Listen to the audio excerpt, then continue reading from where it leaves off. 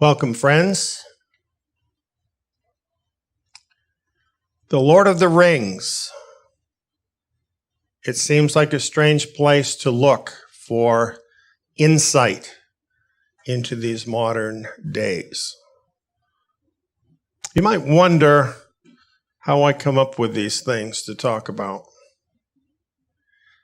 The truth is, I'm doing these presentations quite often, and where they usually start is in the middle of the night. And I'll get a picture in my head. And sometimes I'll have a dream. Sometimes during the day, something will flash into my head. And I see in pictures a lot, pictures and symbols, and they speak to me. And then from those pictures and symbols, my rational mind takes over. And I start looking into them, thinking about them. And that's kind of how these things happen. That's how this happened. Towards the beginning of the week, in the middle of the night, it just occurred to me that I needed to do a presentation about the Lord of the Rings. Don't ask me why, but I did. And some things about that occurred to me.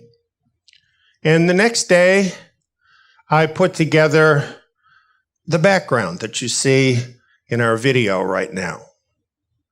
And I had that together. And that's what my presentation was going to be about. Of course, I still didn't have it all fleshed out. And then I started looking at things, and very soon I came across this.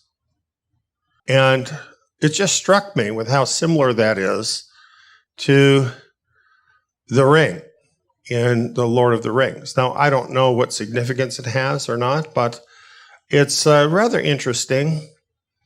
I found this article in the Daily Star on June 18th. And it says, Ring of Fire eclipse could be a sign of the apocalypse, sending darkness over the Holy Land. The year's first solar eclipse with a ring of fire this Sunday will be the deepest one this century and coincides with the summer solstice, fueling doomsday believers' fears the end is nigh. And I think to people who are not believers, this all just seems superstitious and crazy that anyone might wonder if this is some kind of a heavenly sign. But for those who are Bible believers, there's a very good reason why we look at things that are happening in the heavens. Luke 21, 25, and 26 is a place where Messiah is telling us about the last days. And he says, there will be signs in the sun, moon, and stars, and on the earth, anxiety of nations, in perplexity. That rings a bell. Men fainting for fear and for expectation of things which are coming on the world, for the powers of the heavens will be shaken. So it really isn't too crazy that in such a time of anxiety and perplexity in the world, that people might think this ring of fire solar eclipse over the land of Israel might mean something.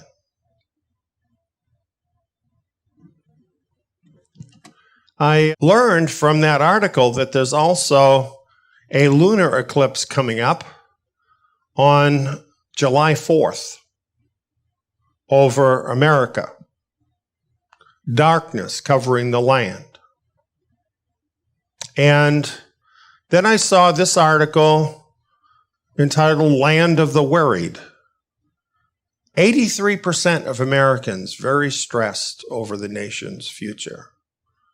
New survey shows 7 in 10 Americans agree that 2020 is the lowest point in the country's history that they've witnessed. The year 2020 feels like a crossroads for the United States. This was from Harris Poll Studies. This is a dark time in America and in the world.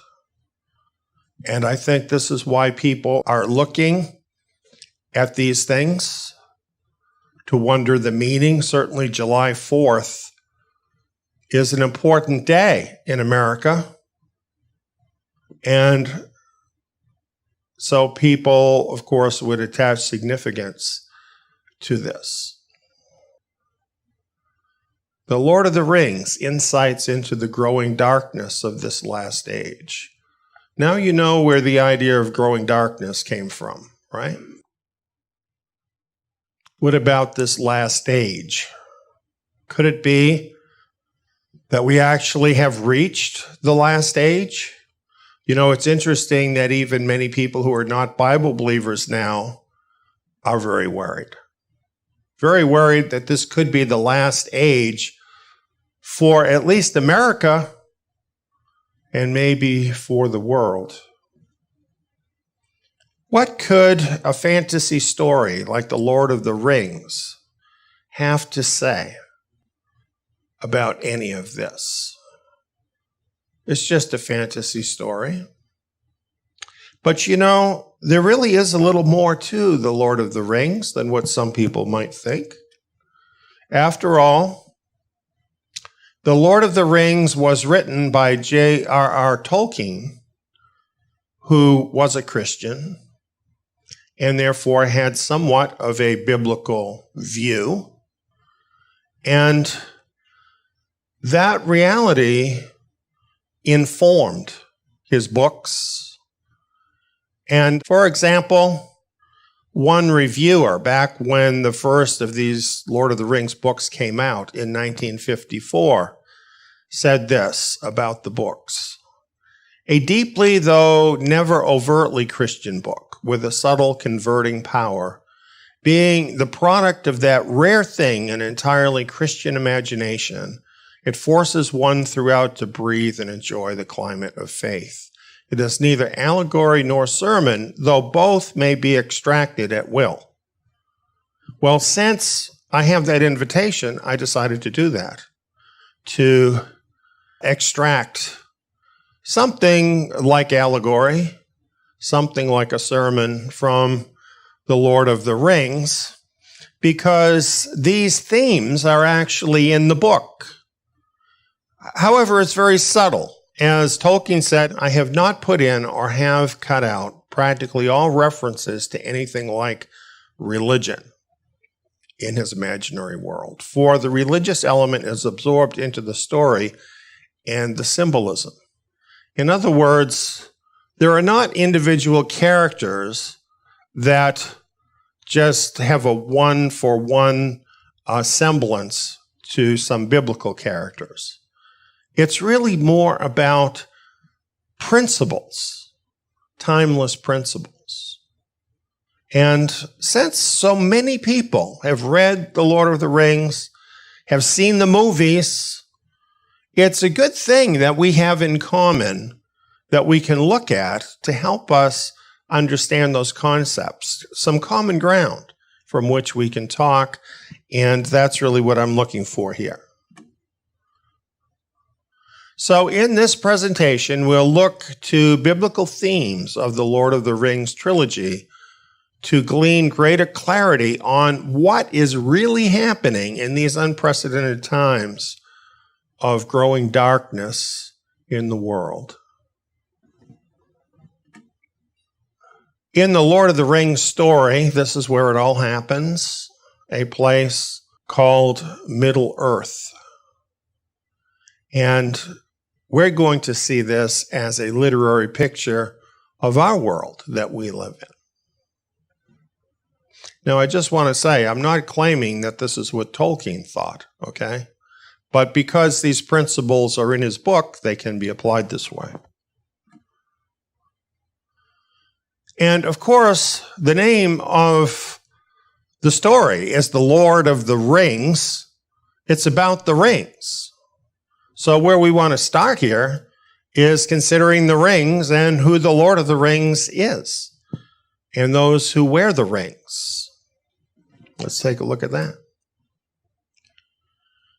We have the one who is behind all of this, who has the one ring, who created all of these rings, actually had them created. He's called the Dark Lord Sauron in the stories. And he's a clear Dark Lord. And who do you think of when you think of that term? Sauron, Satan, pretty close, right? So this first ring, the one ring, number one, I have it marked here, is the ring of Sauron. And you know that mystical looking inscription on the ring? That's elfish. And this is what that inscription says. One ring to rule them all. One ring to find them.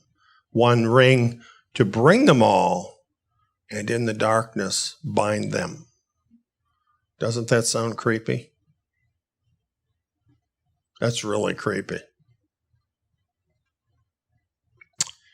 That's because in the story, the Ring of Sauron embodies all of the evil powers of the Dark Lord Sauron, which he utilized to satisfy his insatiable greed to dominate the minds of all others. Sauron is the control freak of control freaks. He must control everything. All of these mind control rings come from him. You see, people don't always get that when they watch the movie or read the books, even though that's what the books are about, is mind control. That's what they're about. Mind control. That's what the rings are about. Mind control. And all of this mind control comes from the character of the Dark Lord. You know, there's no problem, really, in looking at Sauron, looking at Satan, and seeing the correspondence. It's all about mind control. And what are the mind control powers resident in the Dark Lord and in the ring? Well, these powers include temptation, deception, coercion, emotional hooks of many kinds, and supernatural powers that people often call magic, but I'm talking about the real magic.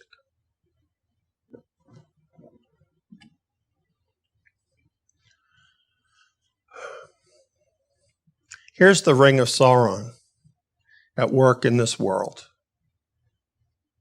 All kinds of mind control. An entire system full of mind control. 2 Corinthians 4:4 explains what this is all about. The God of this world has blinded the minds of the unbelieving. Friends, that's mind control. That the light of the good news of the glory of Messiah, who is the image of God, should not dawn on them. All of the smoke and mirrors to guard and build up his kingdom and keep people from finding and entering the kingdom of Messiah.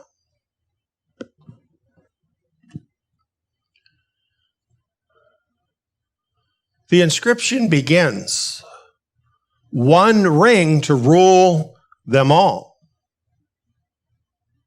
That means to rule all the other rings, rule all the people. But the rings are important because the rings define a certain order. And that's what's so interesting about this. The Ring of Sauron, embodying the evil character and powers of the Dark Lord Sauron, rules all the other rings. once under the power of a ring from him, those wearing the ring are in his service, using the powers he generates, thinking they are serving themselves while actually serving him. The rings actually picture something. They actually are like a visual representation of the things that the Dark Lord uses to attract and control people. And that's something different for different people. You know, for some people, it's fame. For some, it's glory. For some, it's power. For some, it's gold. For some, it's other things which might seem very esoteric to you or me, but are the thing that is important to that person. And what is amazing is how these hooks that the enemy can get into people can rule them and turn them into servants of the enemy, unknowing many times, thinking they're just serving their own lusts, not realizing that that's really serving the enemy.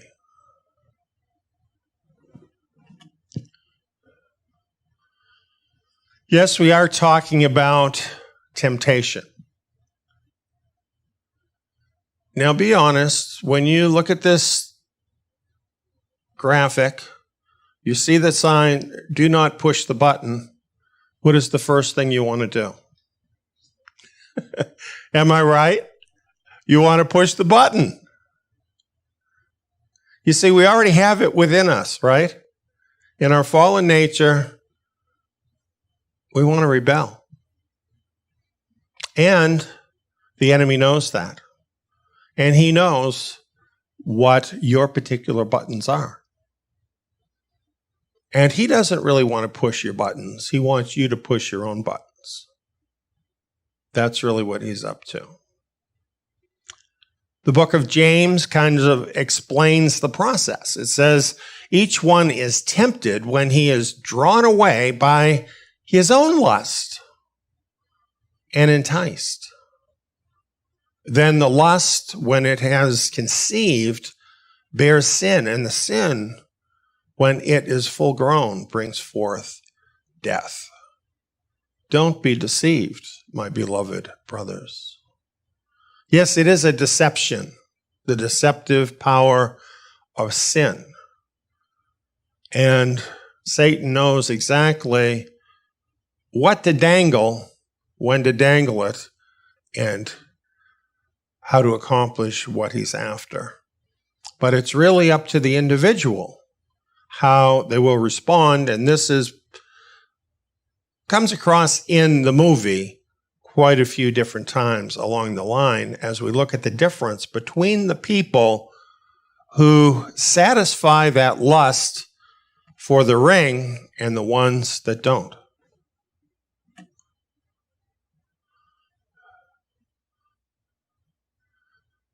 One ring to find them. The Dark Lord Sauron takes the form of a giant eye of fire. And when you see it in the movie, it's really scary. And when you see one of the characters put on the ring, and then Sauron knows as soon as that happens and finds him. The Dark Lord Sauron takes the form of a giant eye of fire. He is not all-seeing, but he wants to be. His mind control rings allow him to see all who wear them so that he can then exercise his powers over them to control them and through them others. Compare what he's doing with the all-knowing, all-seeing creator of the universe. He doesn't need all this. the creator of the universe, because he is omnipresent. He's everywhere at all times, knows everything at all times. It's his universe, so there's nothing wrong with that. The Dark Lord, who has risen up to compete with him, has to find another way, because he is not all-seeing or all-powerful. So he has done it through technological means. He's done it through the order of the hierarchy that is building up, and he's never been able to see more than he can see right now, because technology has so far extended the sight of those who serve him, and then through that going back to the enemy. So he is absorbing so much. He is finding people. Amazon, Microsoft, Google, Facebook, and on and on. He's finding us to feed all of us his mind control. Those raised up in this internet age feel its influence the most. They don't know another world. This all seems so normal to them, to have these huge internet conglomerates controlling so much of what they think, so much of what they do.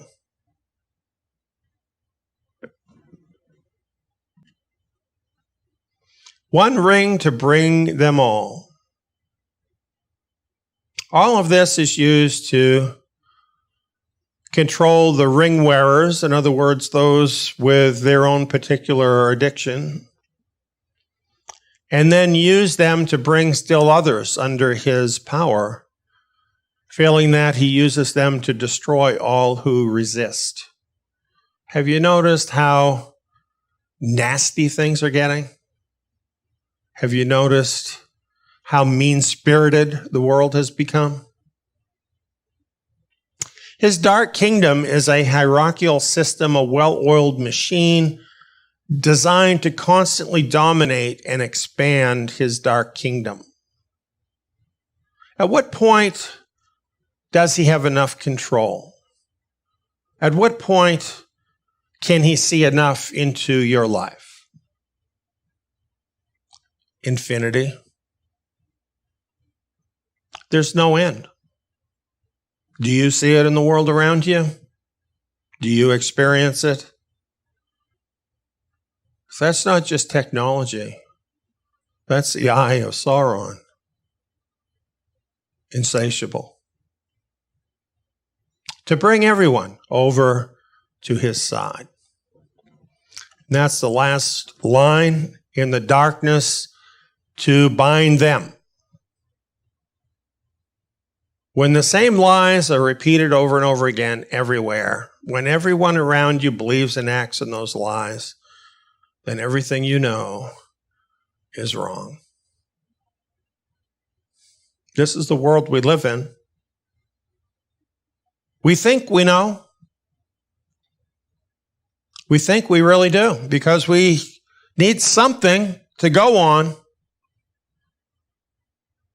But what do you know? What you read in the papers, what you see on TV, what you see in the videos.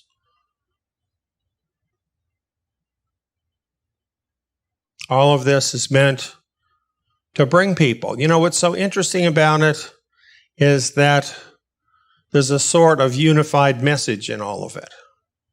And that's because the big five conglomerates control the majority of the media.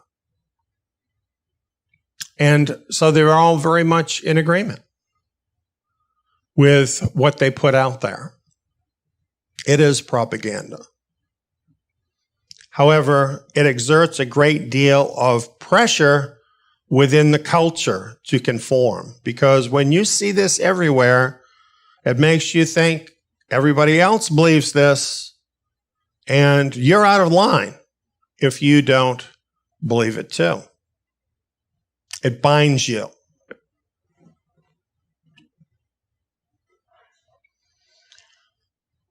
Once one has been brought under the power of the Dark Kingdom, the Dark Lord Sauron binds one in place, using the considerable powers of the system, as well as temptation, deception, coercion, emotional hooks, and supernatural powers. The system. He binds us into the system.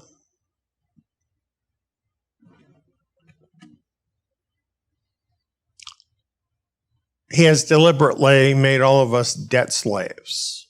That's what he's tried to do. Why? In fact, for instance, I live in the United States. Our whole country is a debt slave to the tune of trillions of dollars.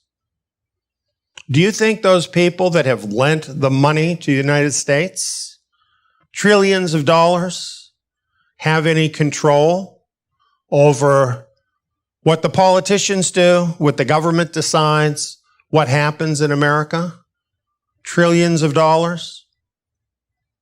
Do you think that trickles down to affect your life? And what about you? How many people spend the biggest part of their day every day doing stuff they hate? Being miserable. Why are they doing that? Debt. They must do it to live. That's all they know. That's all they've learned. Does the system own you? What does that make you?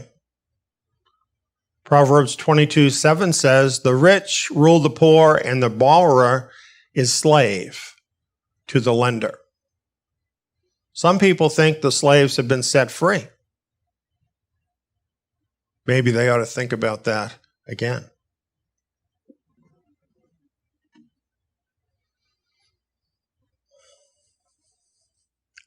So we go now from the one ring of Sauron to the 9 rings that are worn by the Nazgul. And these are some really nasty creatures in the movie. They are the invisible elite servants of the enemy. They're his top elite. And those who used the 9 rings became mighty in their day, kings, sorcerers, and warriors of old. They obtained glory and great wealth, yet it turned to their downfall. They fell under the thraldom of the ring that they bore and of the domination of the one which was Sauron's. And they became forever invisible, save to him that wore the ruling ring.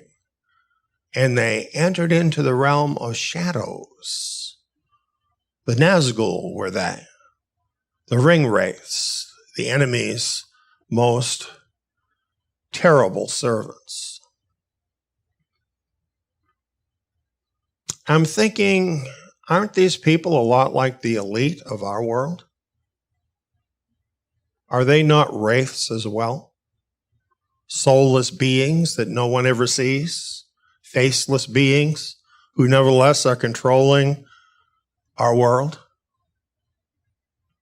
Interesting, isn't it?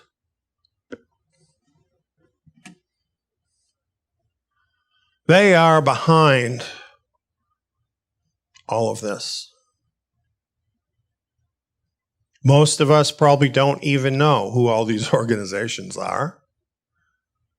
So I'll use a little shorthand. This is all the organizations of the global elite, established by them to set the standards for the world, to set the direction of where the world is going, to control your life and mine, and to get all of us to agree to it, which so many people, unfortunately, do without even realizing the opinions they hold are not their own. They have come from the invisible elite through the channels of communication that are all around us, then echoed through the culture in this echo chamber that we all live in. which then changes us all into the course, the direction, and the way in which the elite would have us go. You know, things that used to be considered conspiracy theories now are coming to light, and more people see it because the evidence is actually so great as to where this has all come from. And yet, most of these people who are involved are nameless, faceless people, even though they have so much power.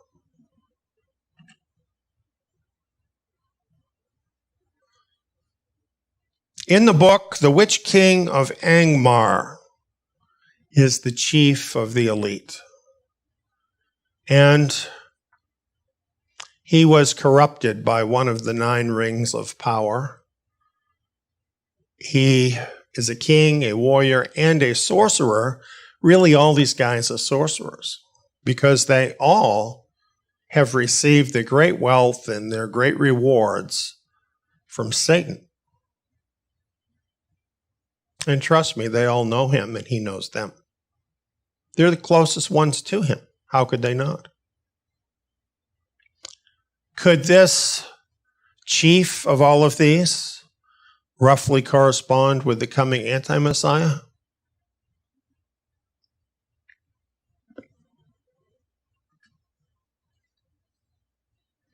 Thessalonians 2, 9, and 10 talks about him, the coming anti-Messiah.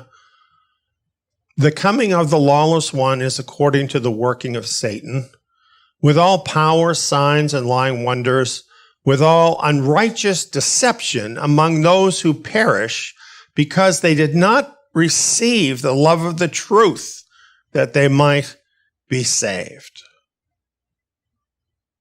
Oh, he comes in sheep's clothing, at most by that outward presentation, just like the world system.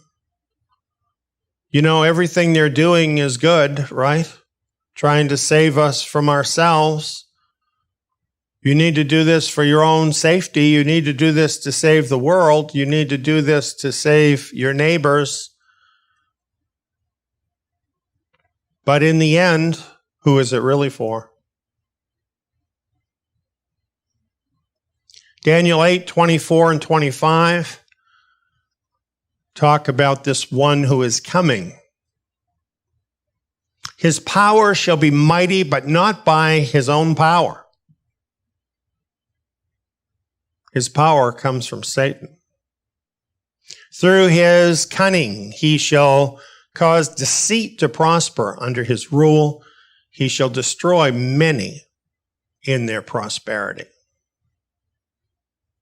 He'll have a lot to offer, and people will be lining up to fill their pockets, and they will be destroyed by what they receive.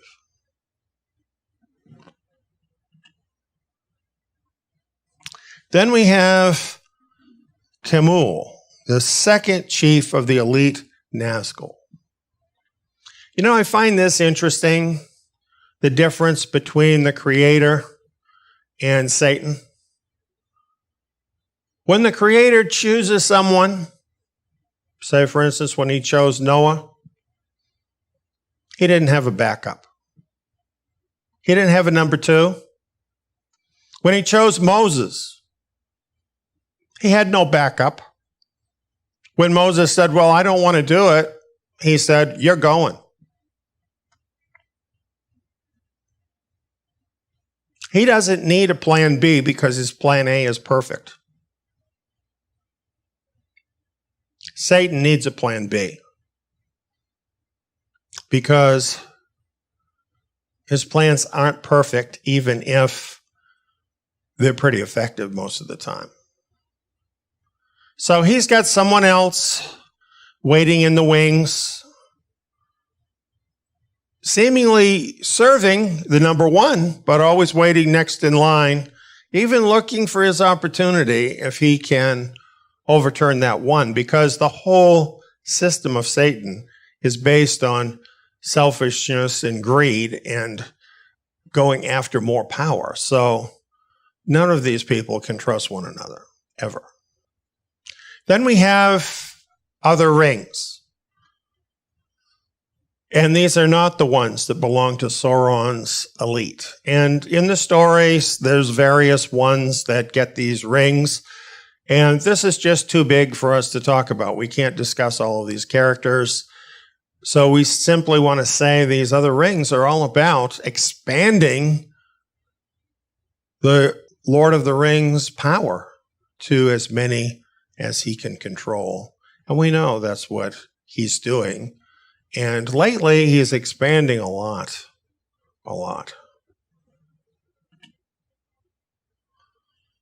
The Dark Lord controls the masses through the same methods he uses on everyone.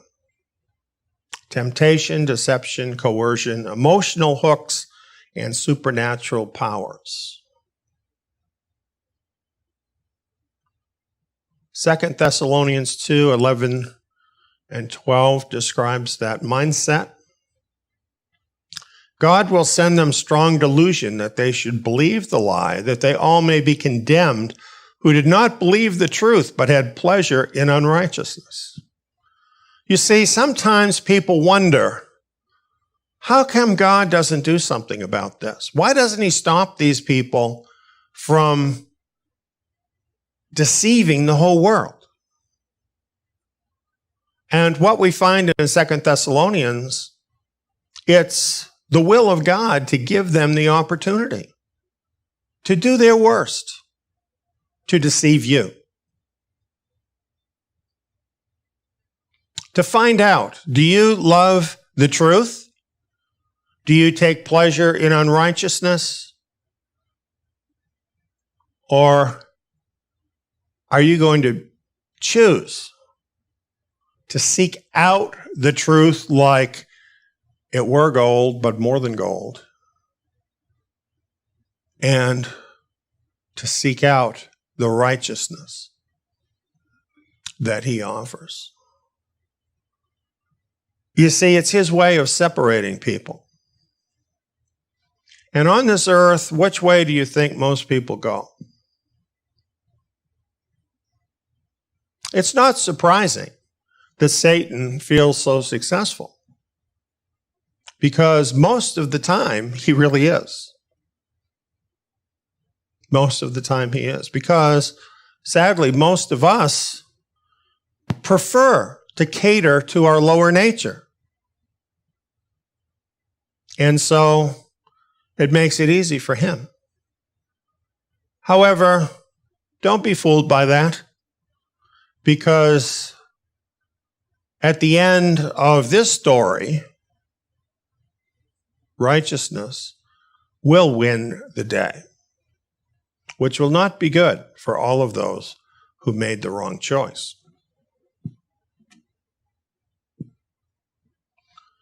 Well,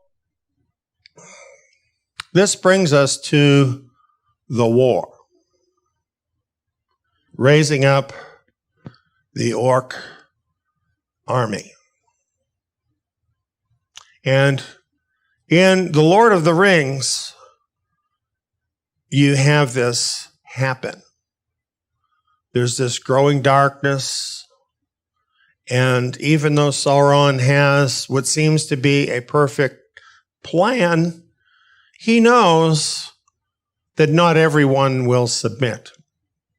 Not everyone will be tempted. Not everyone wants those things and wants to be in servitude.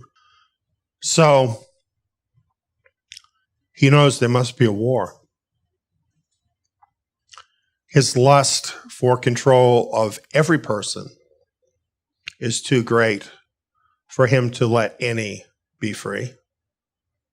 And this brings war on Middle-earth. Where will he find the army for the war? For this, he would turn to the race that is forever young, the elves. Here they are.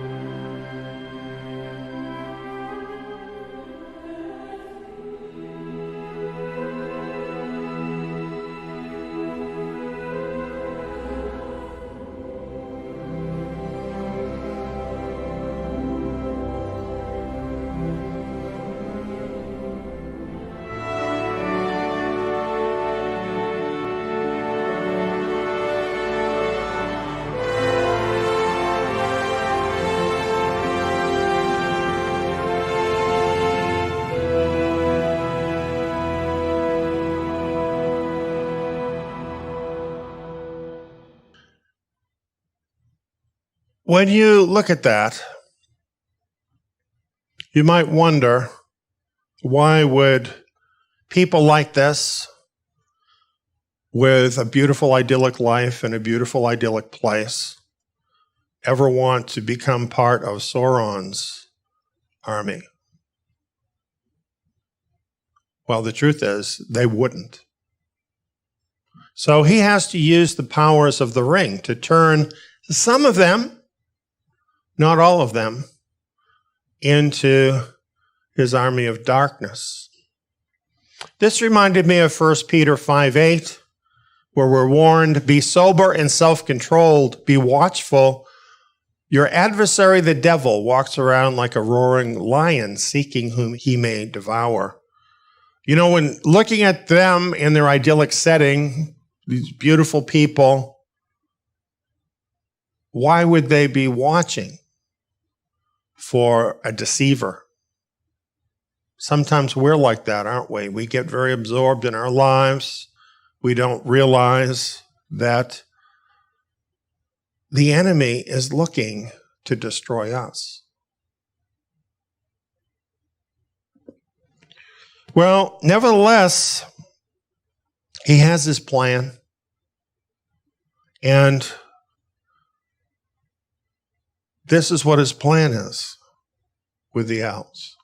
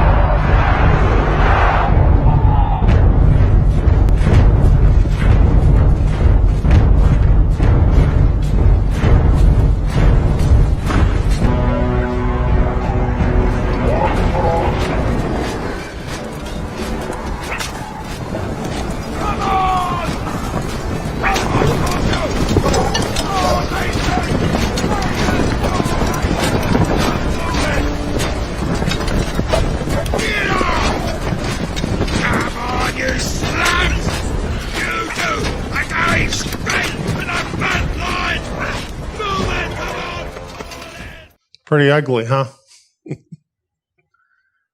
You know, this is the thing about a fantasy or a movie. It depicts inner realities in something you can see with your eye.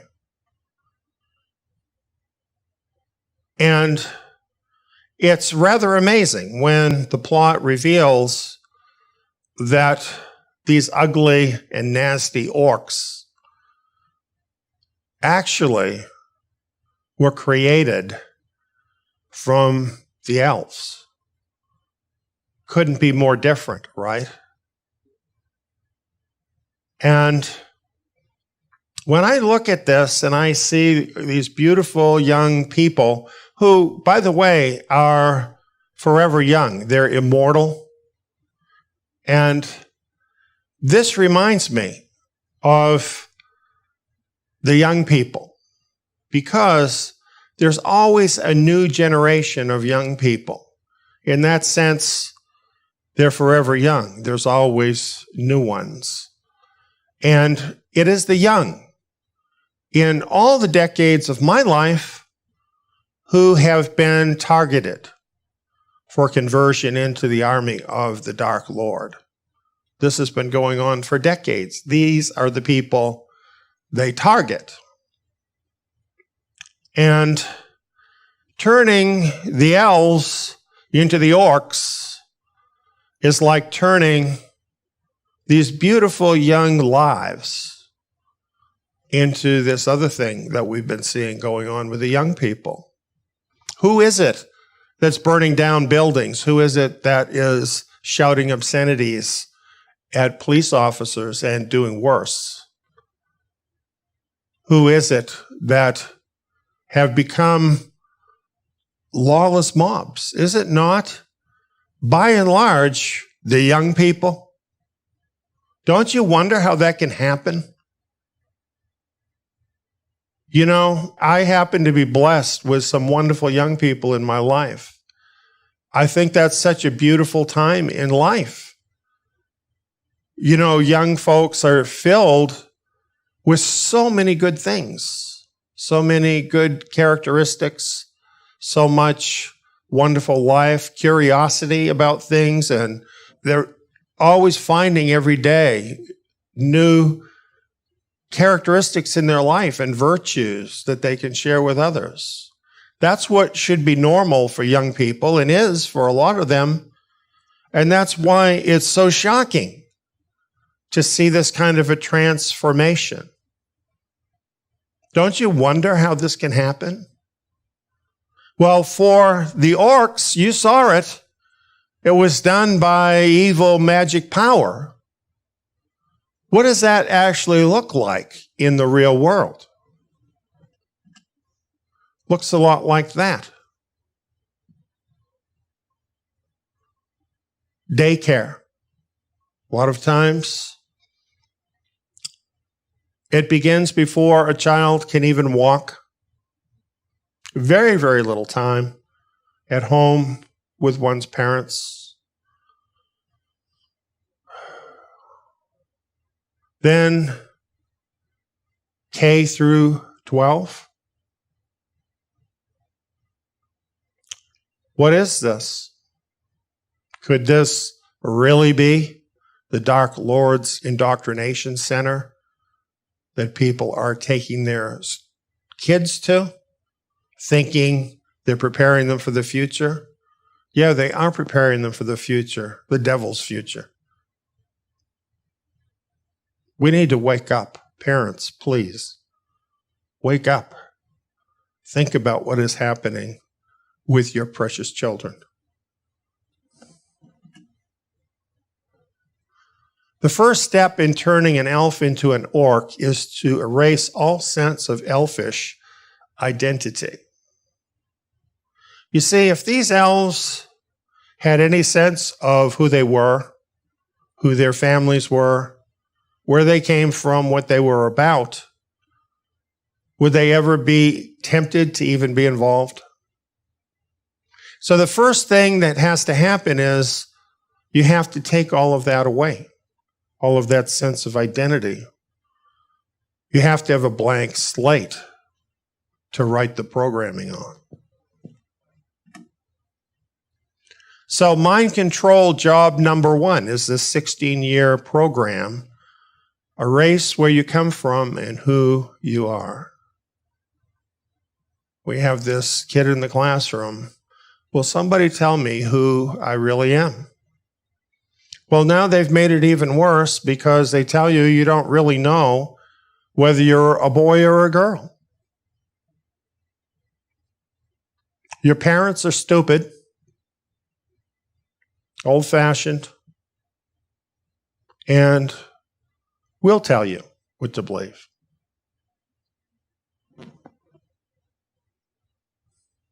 Proverbs 22, 5 through 7, I think, is a good verse to think about while we're going through this. It says, "Thorns and snares are in the path of the wicked. Whoever guards his soul stays from them." What a good principle. Stay away from the wicked. And I would add, keep your kids away from the wicked. Even a bigger thing. Train up a child in the way he should go, and when he is old, he will not depart from it. That's your job as a parent.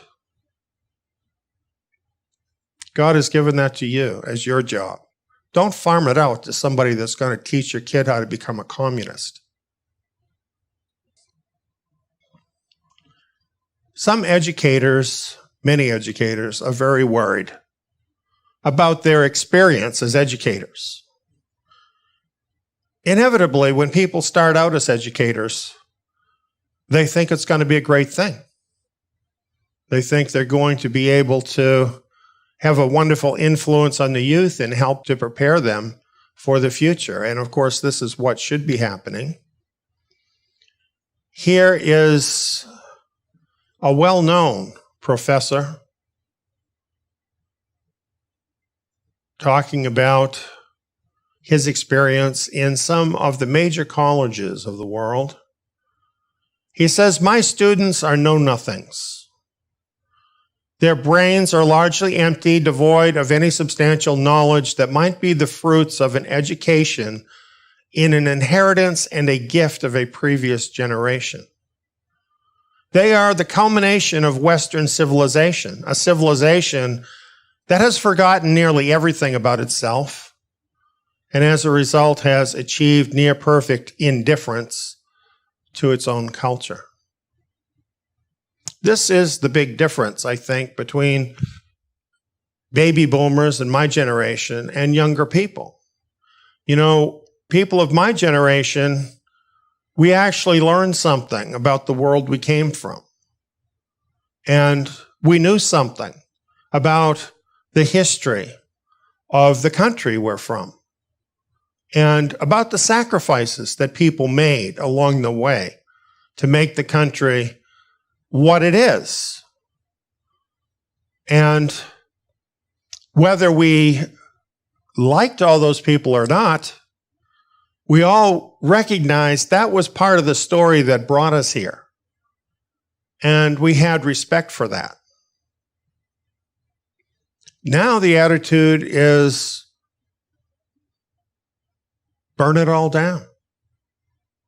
It means nothing because the generation that is being pushed in this direction doesn't have those kinds of connections. They don't have a historical past. And what historical past they do have is so distorted that they are ashamed of it. And so just feel even more like burning it all down. This man is taught at Princeton, Georgetown, and Notre Dame. These are not thought of as like Berkeley or something, right? He goes on, "We have fallen into the bad and unquestioned habit of thinking that our educational system is broken, but it is working on all cylinders." Do you get that? It's doing just what it's planned for it to be doing. So we're seeing our kids, so many of them, graduating from high school, and they can't even effectively read, let alone tell you anything about history. What our educational system aims to produce is cultural amnesia. It's all about diversity, social justice today, even though they don't really know what that means either. It goes on, our students are the achievement of a systematic commitment to producing individuals without a past, for whom the future is a foreign country, cultureless ciphers who can live anywhere and perform any kind of work without inquiring about its purposes or ends. Perfect tools for an economic system that prizes flexibility. The current fad of diversity signals thoroughgoing commitment to decultured and relentless homogenization. Is this not exactly what you would want out of a mindless slave? The system is giving the elite exactly what they're paying for.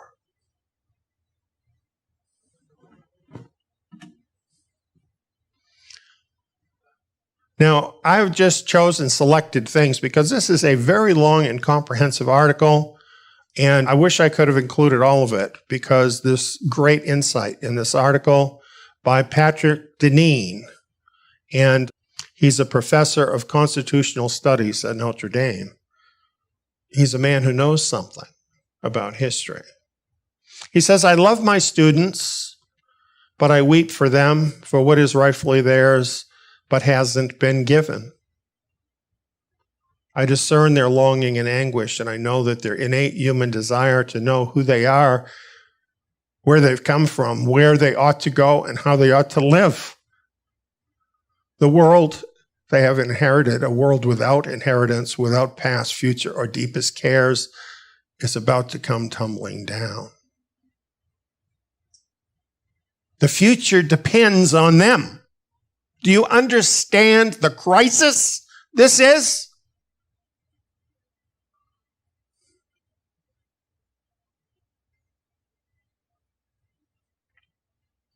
It has been a long-standing principle in every culture of the world for thousands of years that the older generation passes on to the younger generation who they come from, what they're about, what their history is. Can you imagine this? To hold that back and even distort it, leaving generations of young people without a sense of who they really are. This may be the biggest crime of the world's elite.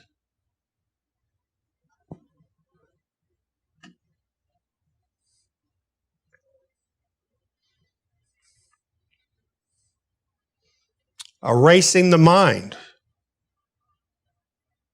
denying that sense of understanding of where one comes from and who one is. That was job number one. Job number two in this mind control plan is to teach your children, you're smart, your parents are stupid.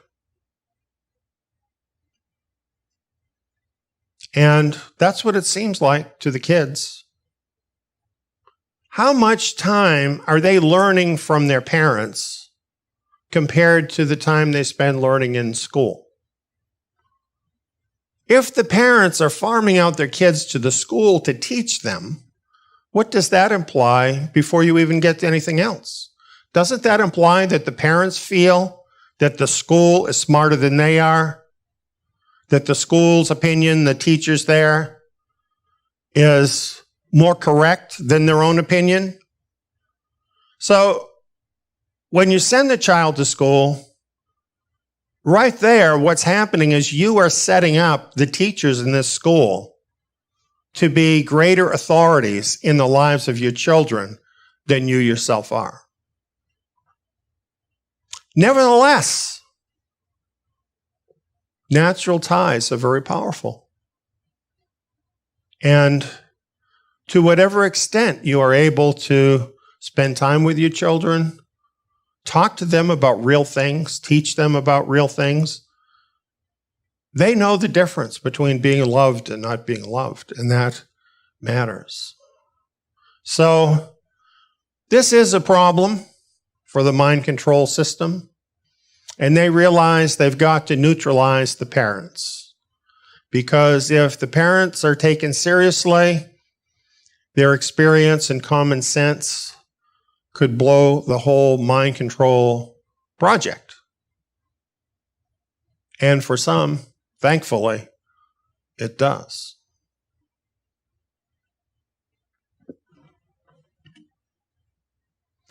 Mind control job number 3. Fill the void with globalist propaganda. See, once you have a clean slate, then the mind is looking for something to fill that space.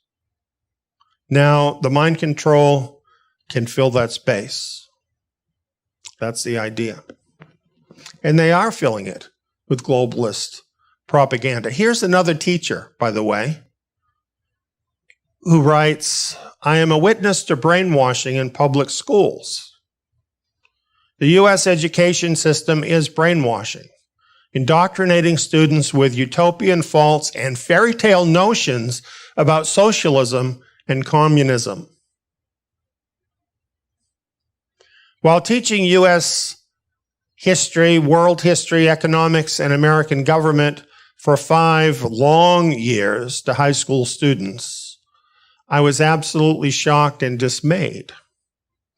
In both of my experiences, the state standards which dictate the curriculum were chock full of pro-socialist, anti-capitalist rhetoric.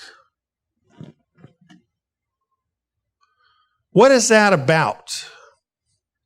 That is about making Western civilization hate itself.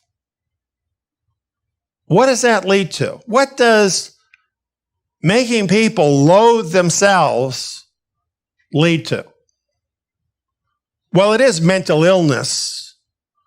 And at its worst, it leads to suicide. Is it any wonder we're watching Western civilization willingly walking off a cliff right now? Because they all hate themselves. They all hate where they're from. And they feel like they got to pay the price.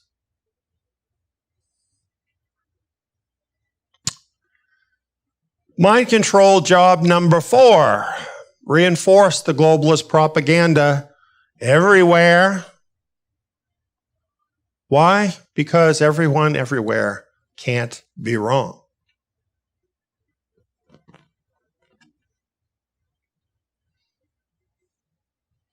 Everything you know is wrong. It's all mind control. But it seems like it's right because it's all you ever see, it's all you ever hear. And everybody else believes it. And most all of this is targeting the young. So people grow up into this big deception. And in this kind of situation, the pressure to conform is immense. But it gets worse. It gets a lot worse than this. Mind control job number 5. Send them out as activists for the globalist cause. Look at these kids in school. These are a bunch of high school students. Who do you think is encouraging them to do this? You know, as I look at this, some of these faces,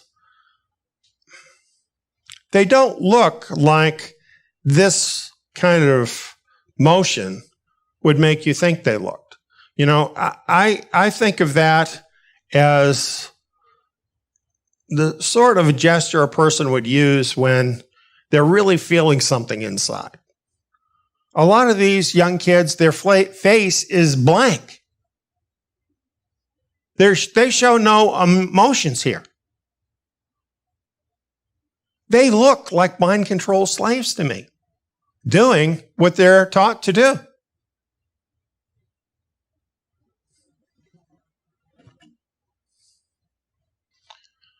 Now, in talking about all of this about school, all of this about mind control, I don't want to be misunderstood, because I don't mean to be criticizing the young people.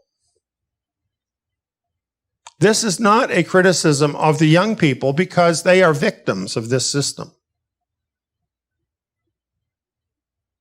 It is a condemnation of globalists who are using these young people, who are doing this to them. And personally, I resent this deeply. I think we all ought to.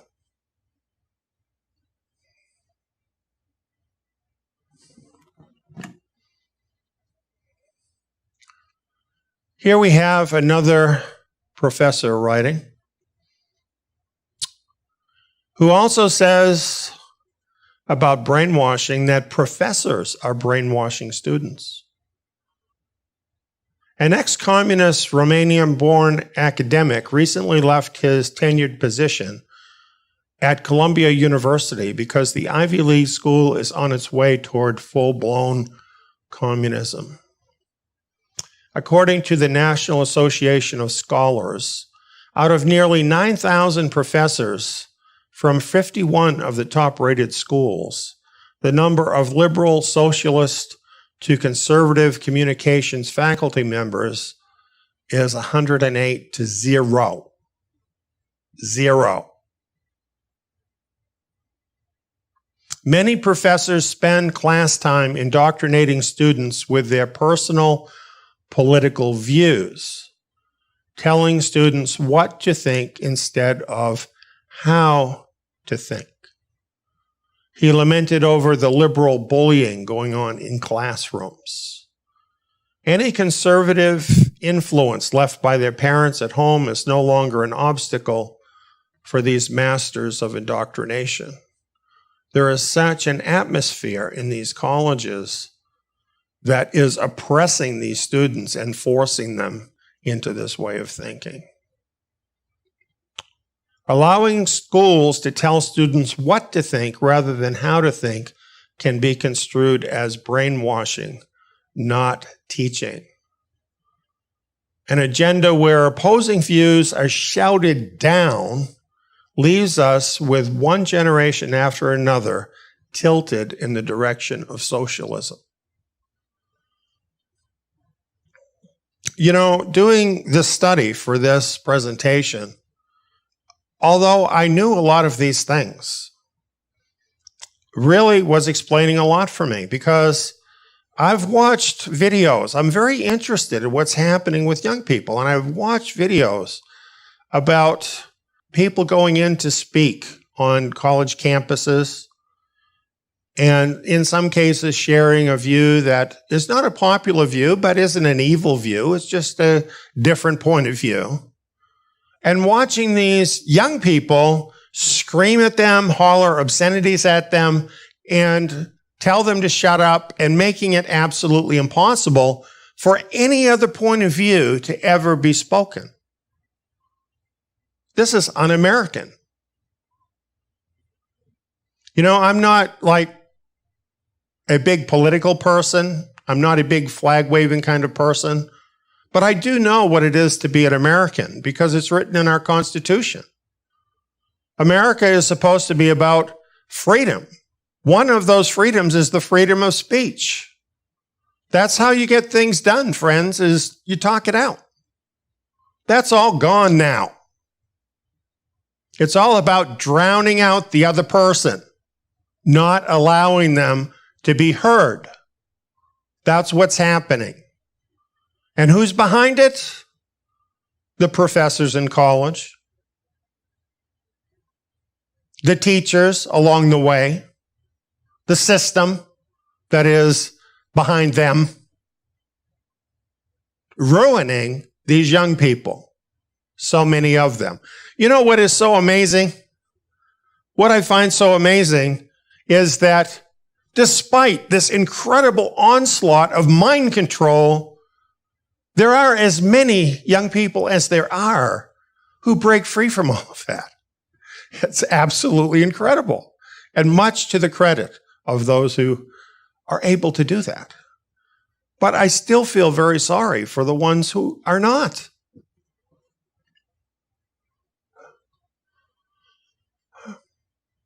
So I just want to stress again, none of this that I'm sharing is a condemnation of those young people who are victims of this system. It is a condemnation of the globalists who are behind all of this to turn them into slaves to work their system, an army they can use to bring in their global government. So we wonder, after these decades of brainwashing the young, just how successful has the Dark Lord been in raising up his mind-controlled army? Pretty successful. This, as I said, is not all young people, but it is more than enough for the elite's purposes. The mindless grunt army of the globalist elite is complete. They have managed to ruin enough beautiful young people that they can get them to go out there and echo their mind control to the world. And how have they done it? Google, Microsoft, Amazon, Facebook, everything else. Look at the crowd here. If you look closely at this crowd, what you'll notice is they're all young people with very few exceptions. Why? Because it is the young people who are most affected by the internet. They grew up in it. They don't know anything else. Where do they turn to when they have a question? Google.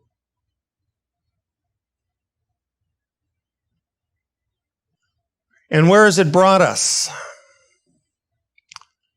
Well, here's what I found looking at studies about this.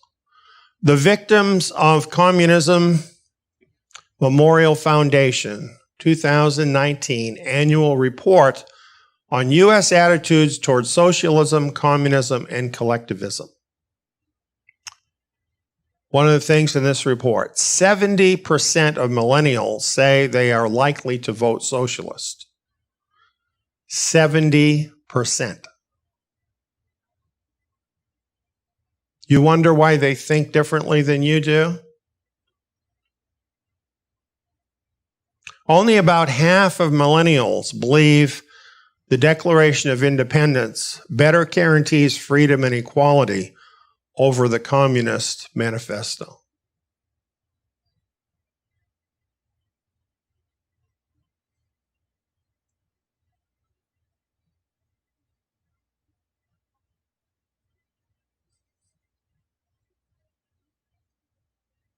That's just shocking, isn't it? I'm glad there's still about 50% that think the Declaration of Independence is better. But how deep does that go in the direction that all of this is working? How did so many millennials and post-millennials become so favorable to globalist propaganda? As we've seen, they've been mind-controlled slaves all their lives. All their lives. And we, their parents, we've been debt slaves all our lives, which is why we have allowed this to happen. We've needed a place for our kids to be so that we can go out and take our part in building wealth for the elite, just to get by. You know, this modern world that's supposed to be so great, it's a horror. It's a horror show.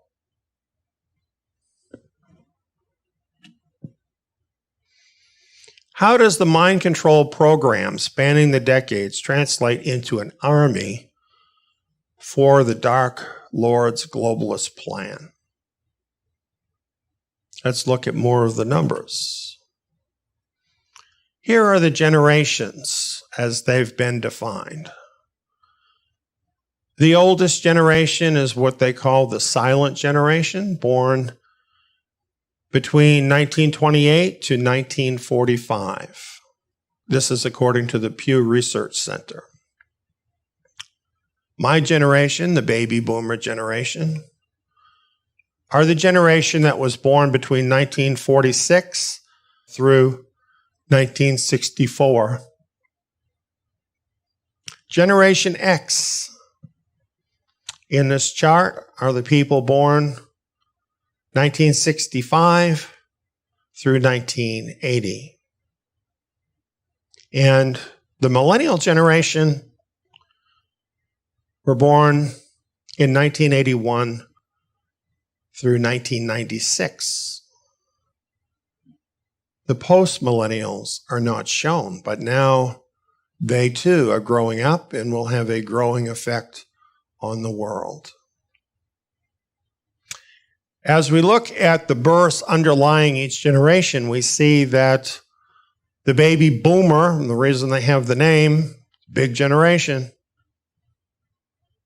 and the other generations, Generation X, is less. Probably because during that time there's a lot of emphasis on women going to work in the workplace. And that reduced time in the family. That ended up reducing the number of children. The millennial generation rebounded in size. And then we have the post-millennials, which is roughly the same as the millennials in size. Now, here's the interesting thing that I want to bring to your attention. In America, and this really reflects other countries too, a demographic tipping point was reached in 2016. In that year, the number of millennials surpassed the previously dominant baby boomers, putting the millennials in the most dominant position within the culture. Have you noticed much of a change since about that time in the culture?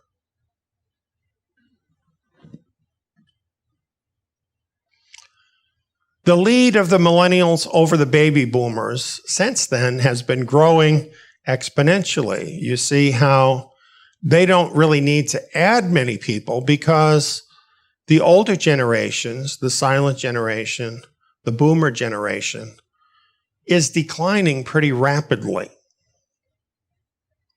The millennials and Generation X together already form the dominant bloc in society. And this is without even considering the post-millennials, the young people who are just now entering adulthood. So that means this bloc, the younger bloc who has been more affected by this mind control program that has been perfected more and more through these years, have come into this dominant position and are going to be dominating more and more in really every sense. It is this block of young generations that now determines the trajectory of the decade ahead and beyond. Now, again, I don't want to be taken as being negative towards all young people, all millennials. I don't really believe that because I have millennials in my life who are awesome people. And they don't reflect the things that we've learned that so many people, so many young people have absorbed through this mind control program. They have bucked the system in order to choose a different way. And I have great respect for that. But my point in showing this is realizing that there is such a majority among the younger people who really have been greatly affected by this mind control means that the world is dramatically changing because of this tipping that is happening, this demographic change.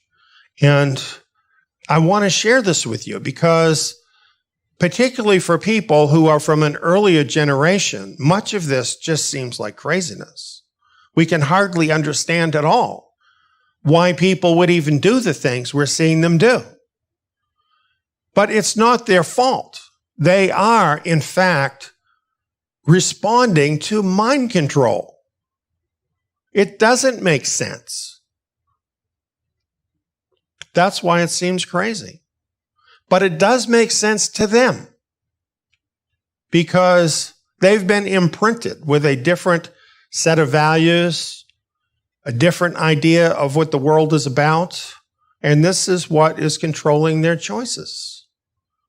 Now, hopefully what will happen is that the same thing will happen for them that happened for us in our day, that some of the things that we believed, perhaps things that we had been indoctrinated in, were shown up to be wrong just through life.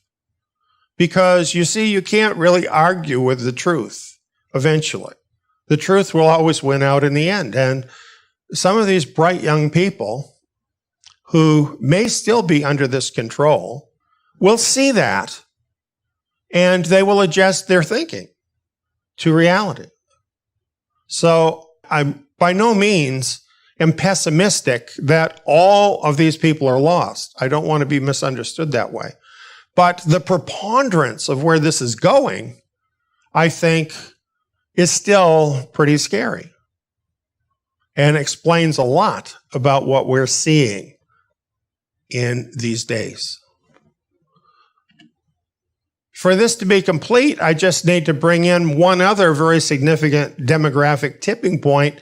See, there's a lot that's changing all at one time, and that complicates the situation even more. What this chart shows, now we're focusing on young people. On the first day of 2020, whites under the age of 18 were already in the minority.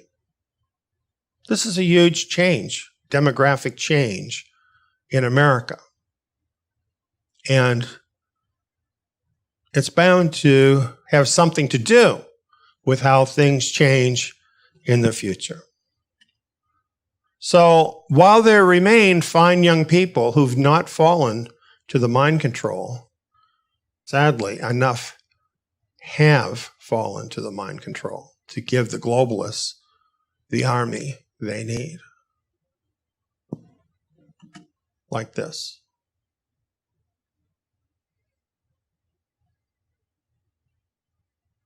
These ads have really been run. In some of these riots, one of the things that was in the news is that in each of these cities, there were piles of bricks delivered into place. That's not cheap. That costs a lot of money. It takes a lot of planning. Now that they have created their anarchist army, what do you think? Do you think they're going to stop? Who has the real power in America? What does it tell you that nothing has been done significantly to stop these riots or to change the trajectory that all this is headed in? Who has the power? I watched a presentation the other night by a very frustrated commentator, well known, who was really angry at the Republicans because they're all too afraid to stand up and do anything about the lawlessness, the violence, and even the murder that has been taking place during these riots. Who has the power? The elite army. Clearly, is occupying the superior position at this point.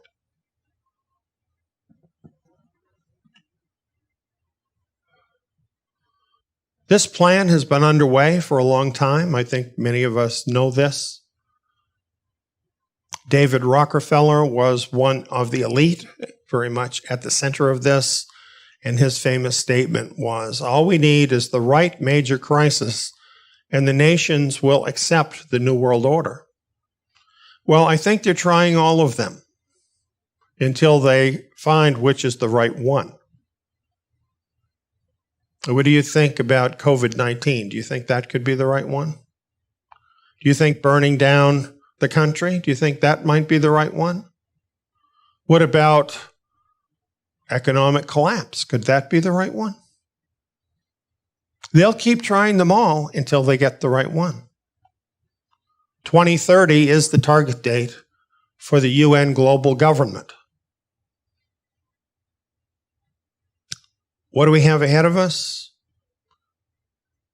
A rising darkness, very similar to what we see in the Lord of the Rings stories. A rising darkness. A horrible decade is ahead of us, culminating in an even worse time. Boy, I'm so cheery, aren't I?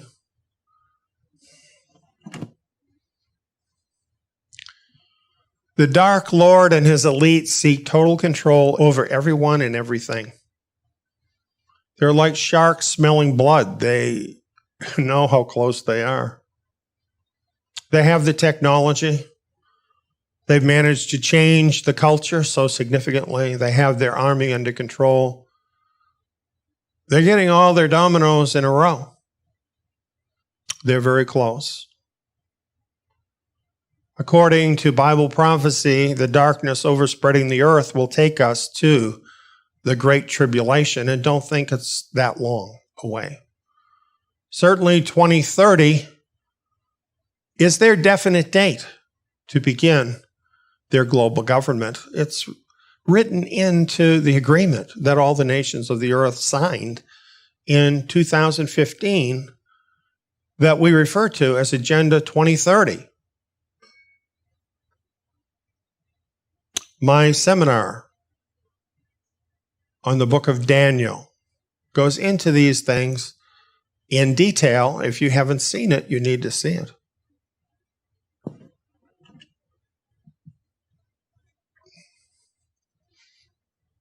What will you do in the face of the growing darkness? Will you just ignore it and think your life is going to go on as normal? Or will you realize there is a battle between white and black? I don't mean that in the racial sense. Light and darkness. I mean that in the spiritual sense. What side are you on? What side will you be on? What will you do about it?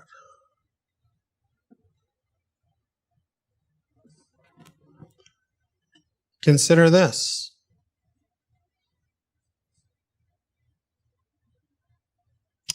I am not a wizard.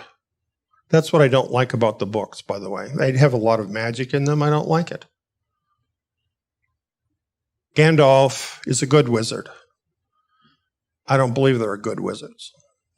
But nevertheless, he occupies a certain place in the book of a person that sees what's coming before it gets there. Who knows what to do? And in that respect, Messiah has given me sight to see what others don't see. I've seen these things ahead of time. I saw what's happening now decades ago, back in January, at the beginning of the year, when articles were coming out saying what a fantastic decade we were entering into. In my newsletter, I had a picture of a roller coaster going into fire, telling you just how rough this was going to be, that we were going to be facing a series of shocks. Then what happened? Exactly that. I see things before many others see them. I saw this time decades ago, wrote about it, and now it's here.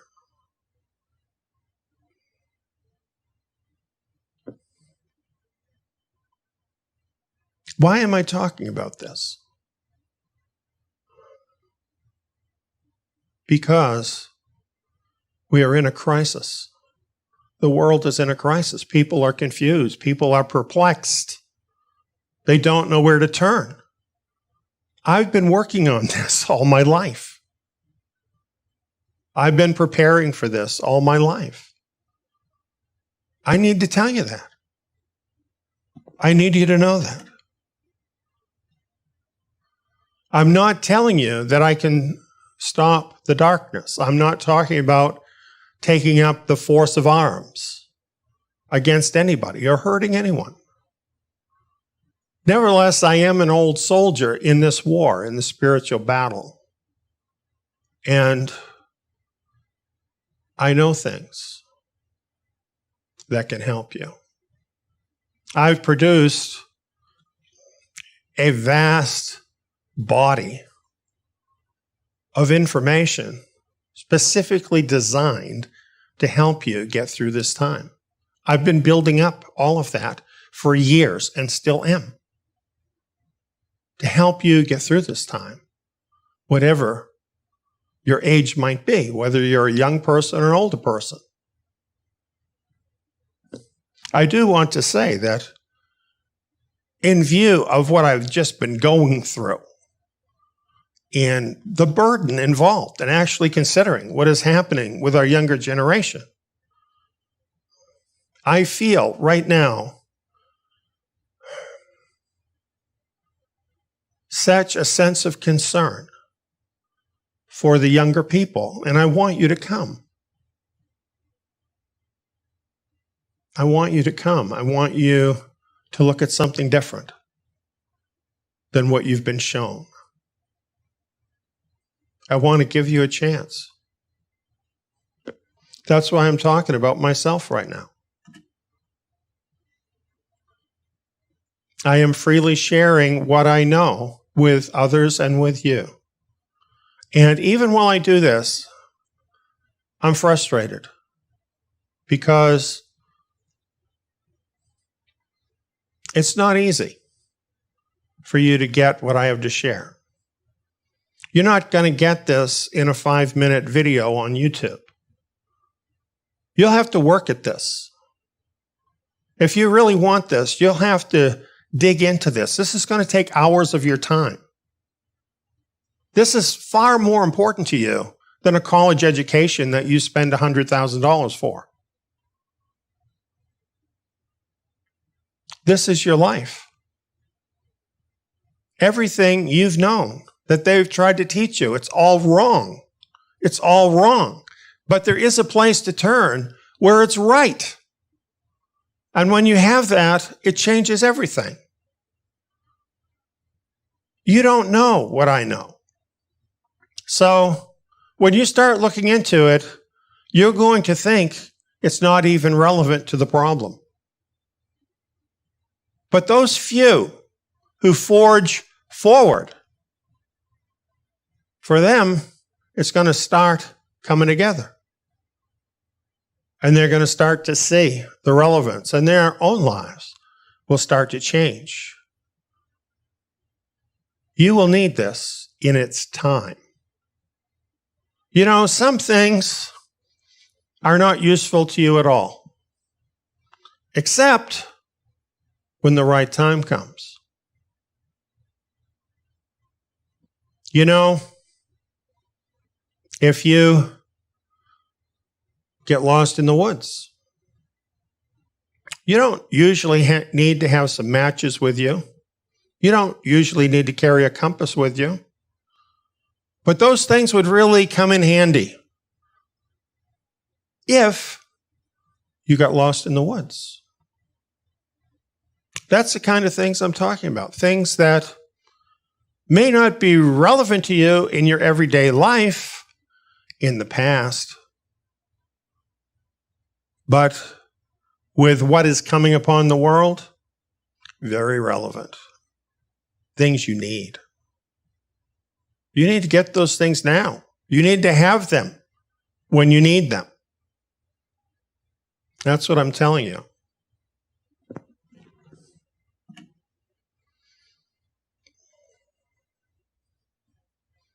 You know why I'm doing this? Do you know what? I'm an old man, okay?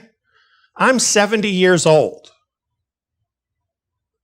Why aren't I out on the golf course playing golf? Why aren't I sitting on my rocking chair? Do you know? It's because I care. And it's because you need me. Because I've spent my whole life to bring me to this point. So I have a place in this battle that can make a difference for others. And I have a motive. I'm committed to the one true king, the real king, who will come to win this war. So I'm under no delusions that I can win it, that I'm that person that's going to save the world. No, I'm not that person. I am the person that can help other people make it that far to be here when that happens. I can't guarantee that, but you'll have a lot better chance if you come with me. Kind of like the Terminator movie. If you want to live, come with me. Do you have any idea how many people are going to die? It's a whole other issue.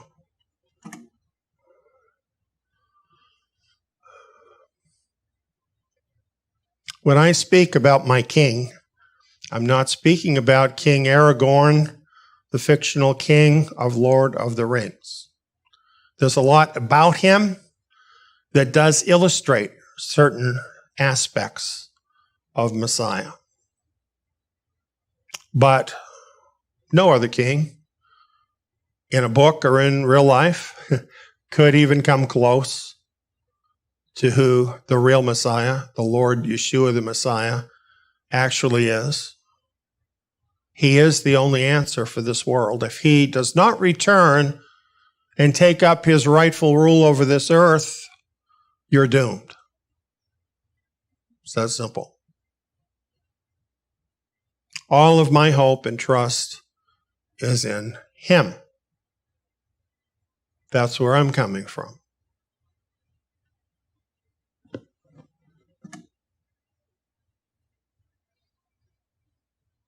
Here's the final reason you should listen to me and take this seriously.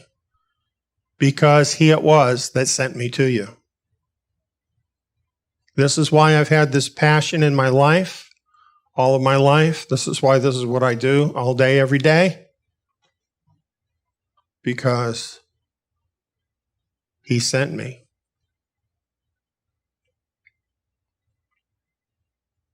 Daniel 12, 9 and 10 are of interest. For the words are shut up and sealed until the time of the end. Many will purify themselves and make themselves white and be refined. But the wicked shall do wickedly, and none of the wicked shall understand. But those who are wise shall understand. Are you one of the wise or one of the wicked?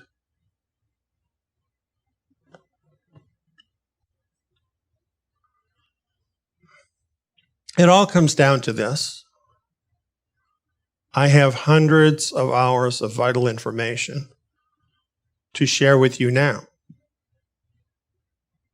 Hundreds of hours.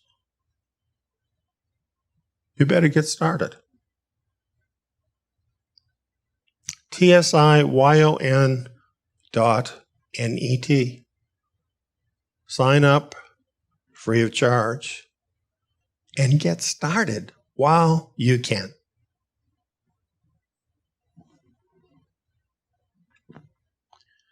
That's the Lord of the Rings, insights into the growing darkness of this last age.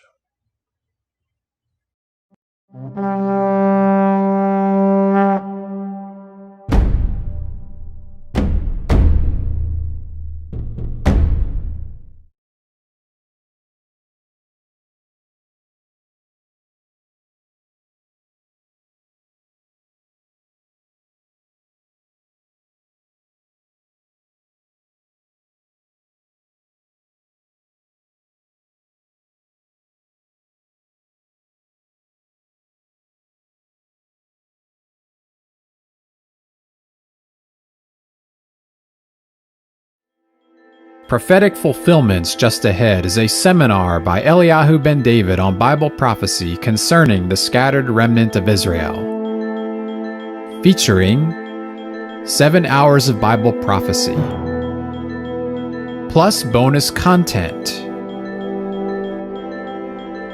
Understand prophecy about the last days. Discover lost truth about the remnant. Order your copy today at truthpoint.info.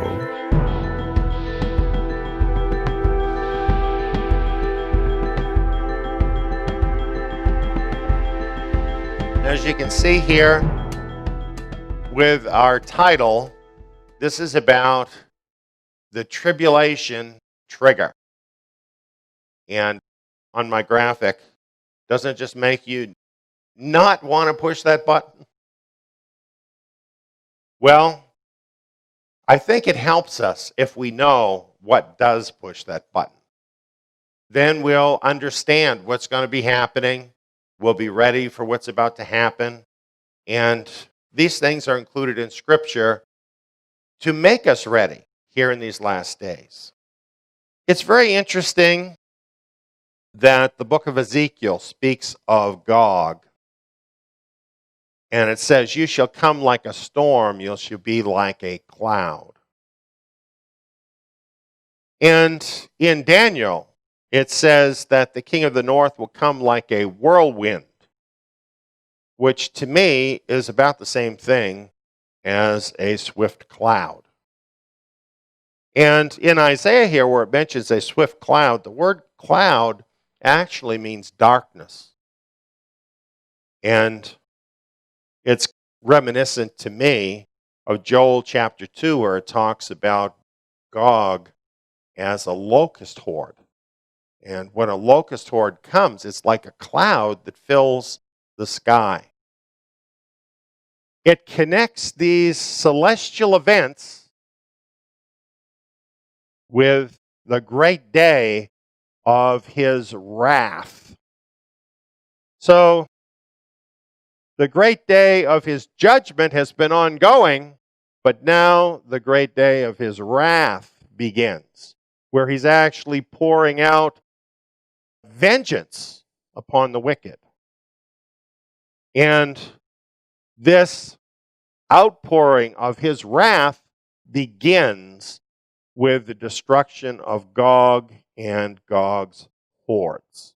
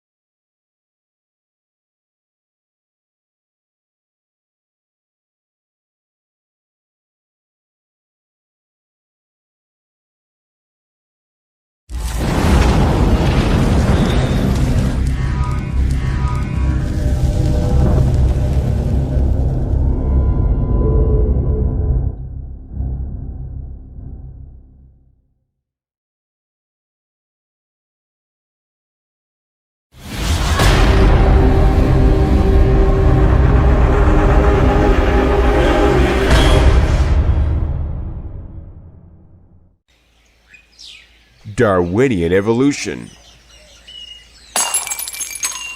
Junk science.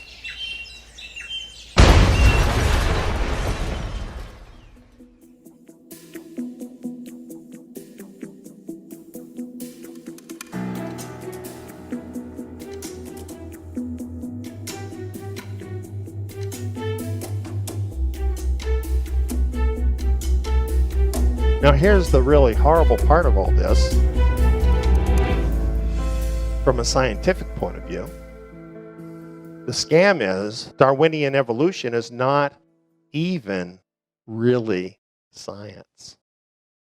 Claims to be science, it's not science. Now let me tell you a little bit about that.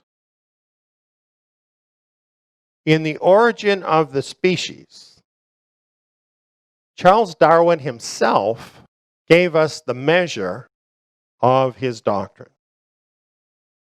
He said, why, if species have descended from other species by insensibly fine gradations, do we not everywhere see innumerable transitional forms? Why is not all nature in confusion instead of the species being, as we've seen them, well defined?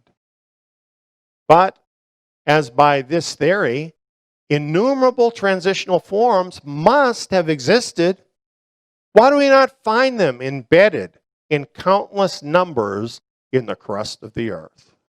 Why then is not every geological formation and every stratum full of such intermediate links? Geology assuredly does not reveal any such finely gradated organic chain. And this perhaps is the most obvious and gravest objection which can be urged against my theory. So basically what he's saying, if natural selection is true, then there are species that are changing into other species all the time by his process. So even in the living world, you should see this going on. You should see some species turning into other species in a very confusing mess. And when you look at the geological strata, you should find intermediate forms of one thing turning into something else. And he says, we don't have any evidence of that. That doesn't exist. And he sees that as a problem. But you know what he thought? He thought as time went by, then we would find that. We would find those transitional species. And that would prove his theory.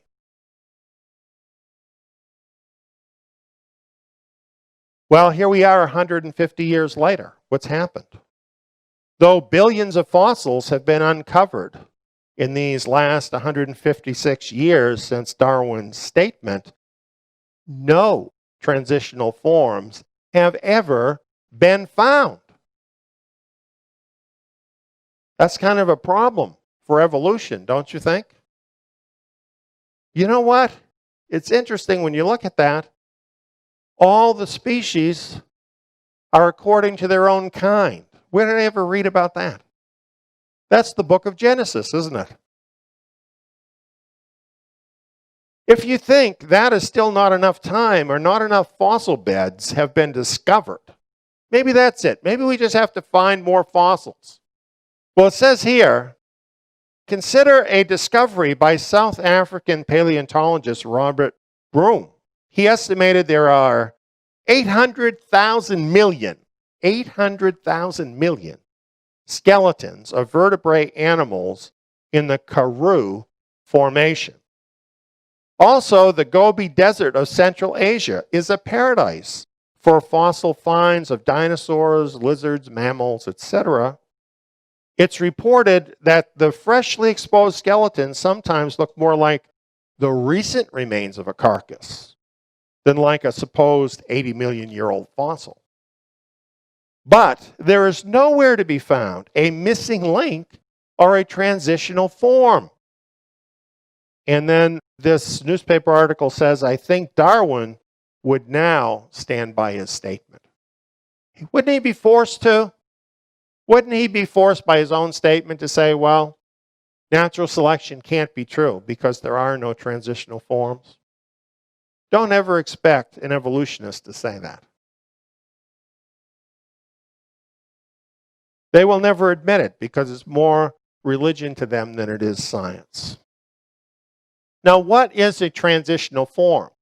A transitional form would be something like a fish having part fins and part feet, sort of in between. Or a bird having part scales and part feathers.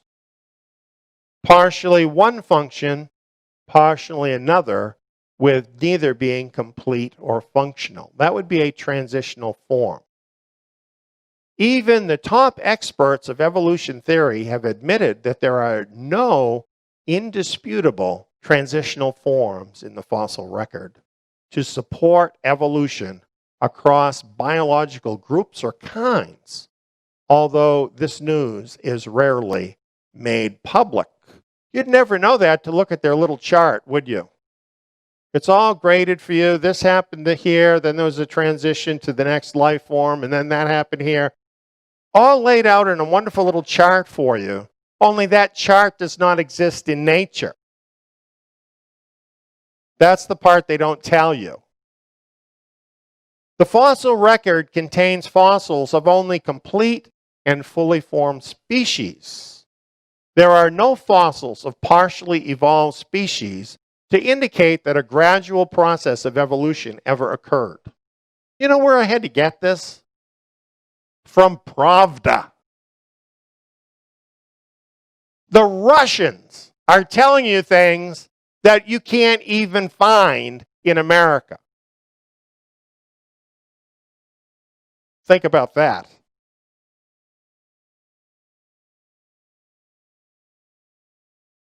In fact, again, from Pravda, all of the fossils with their fancy scientific names that have been used to support human evolution have eventually been found to be either hoaxes, non-human or human, but not both human and non-human. Yet many modern school textbooks continue to use these long disproved fossils as evidence for human evolution. Evolutionists once reconstructed an image of a half ape and half man.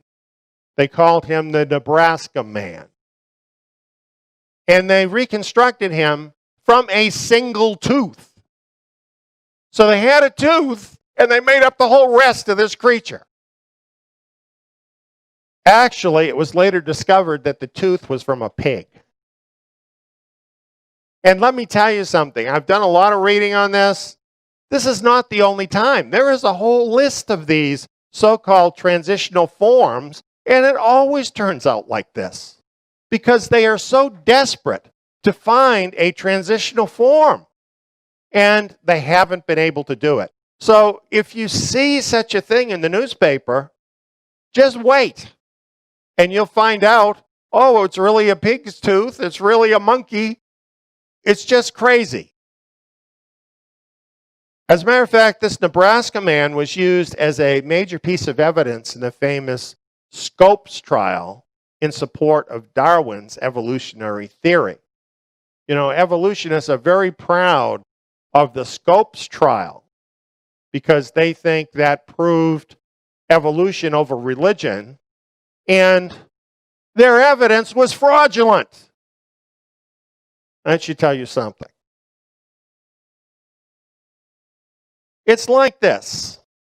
We have two pictures here. A lot of times, people will say, well, evolution is observed in nature. And have you heard them mention the fruit fly? They always mention the fruit fly. You have this picture here. You notice it has the three different fruit flies. And it has 2 points that are called speciation events. But at the end of those events, all you've got is fruit flies. They don't turn into something else. Just different kinds of fruit flies. And this we find in nature. There's a lot of variety in nature. So, like there are different kinds of dogs, there are different kinds of cats. There are different kinds of pretty much everything. That is not unknown to us in nature. What you don't find is the transitional forms. So you can observe these differences within a kind, but what you don't get is this other chart. You know, you have the common ancestor on the bottom. Then somehow from the common ancestor, you've got the insects, then the fish, then the amphibians and the birds and so on, all the way to humans. And the entire thing is a myth. It's all fictitious. They don't have one transitional form of any of that. They can't prove any of that. None of that has been observed. They can't create that through an experiment. So you have an animal transition from one kind of animal into another has never been observed. And we have the definition to be science. It must be based on facts learned through experiments and observation. Therefore, Darwinism is not science because it's not based on observable facts. Therefore, it's a myth.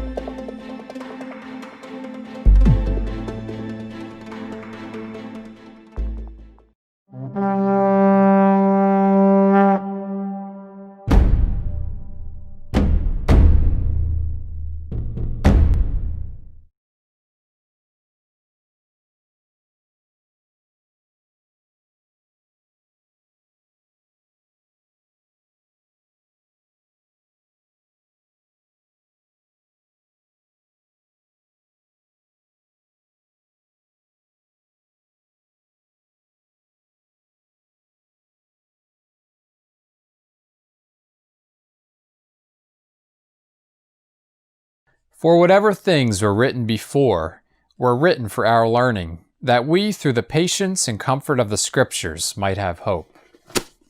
You know, the apostles, they were Torah scholars. This is why I'm doing Zion Academy.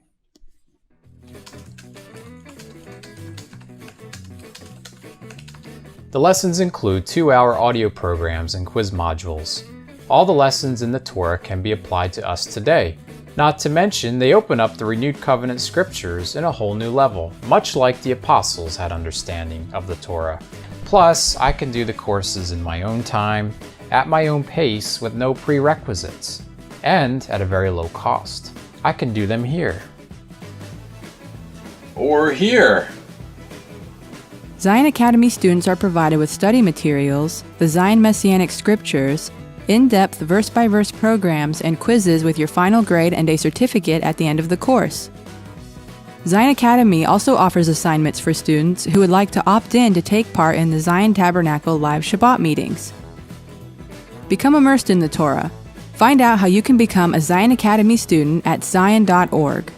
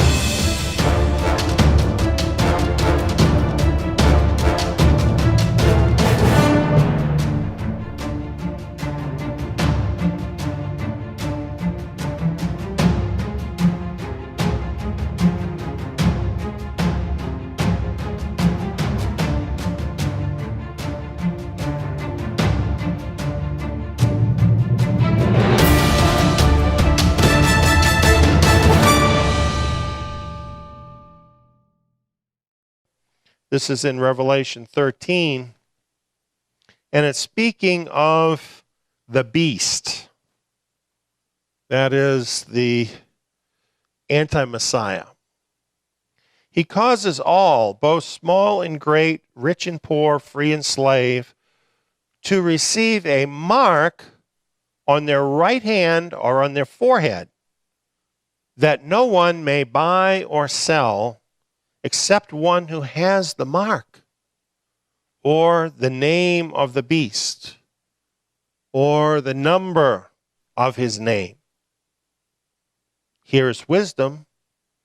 Let him who has understanding compute the number of the beast, for it is the number of a man.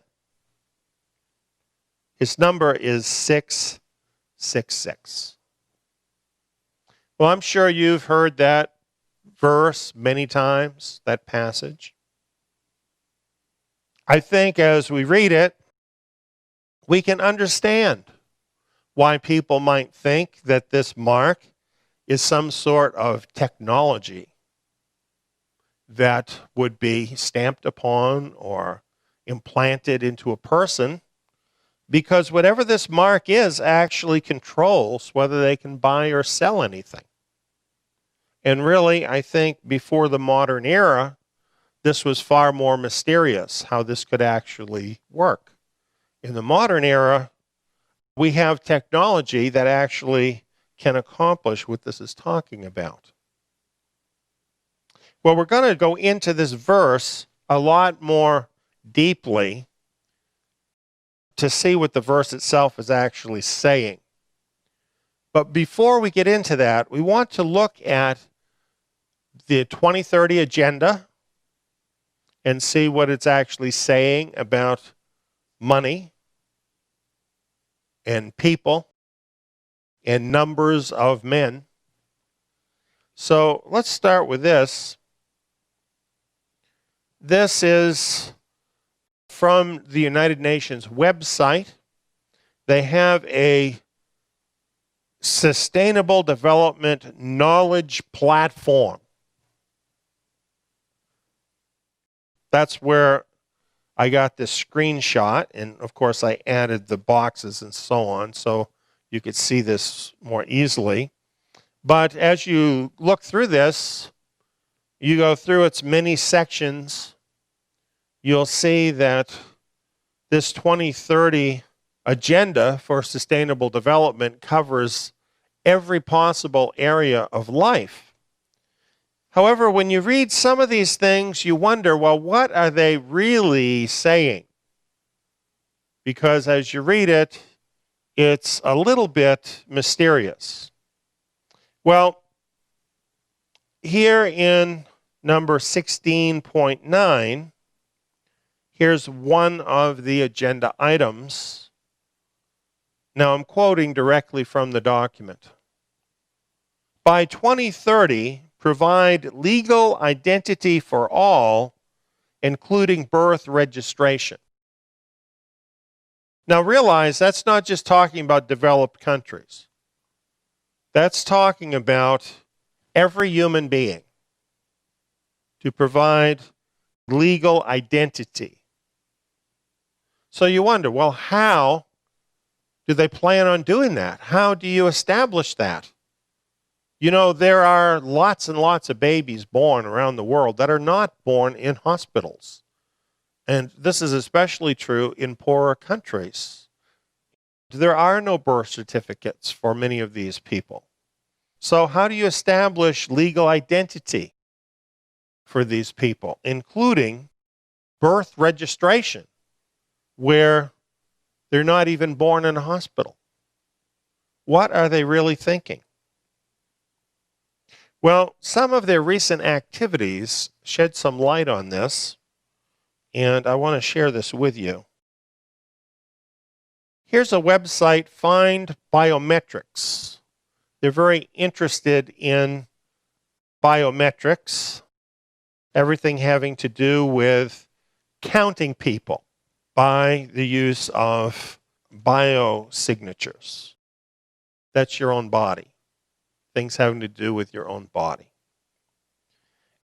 They're very excited about the fact that the United Nations High Commissioner for Refugees plans to use biometric technology to identify and track refugees, and has entered into a vendor partnership with a company called Accenture, an international technology service. Now, in the seminar, the Daniel seminar, you might remember we covered Agenda 21. Now this is carried forward to Agenda 2030. What we found there is that the UN makes partnerships with businesses and governments and NGOs. And then together, they accomplish the UN's agenda. So that apparently is what we have here, the UN teaming up with a biometrics company. And what they're doing, it says, is identifying and tracking refugees. It says that using this technology, they can collect facial, iris, and fingerprint biometric data. And it says that this information, once collected, is sent back to a central database in Geneva. Did you know that the UN had a central database in Geneva where they are collecting people's biometric data? This allows the UN officers all over the world to effectively coordinate with the central authority in tracking the refugees. Now, when you read this, I think in many respects it sounds reasonable in the sense that when you have refugees, they have no documentation or anything. So using biometrics, they can assign an identity to them that will be a permanent identity, and it's a way of dealing with the refugees. Some people would say that that's quite reasonable. I think, though, that the interest is in biometrics. That's of interest to me because this has to do with people's bodies. The UN actually has been involved in this for a while. This is from 2010. It's talking about a project in India with which the UN was involved to ID 1.2 billion people. This involved fingerprints and other kinds of biometric data, collecting a massive database of unique IDs. India turned to companies like Google, Yahoo, and Intel in order to provide technology for this.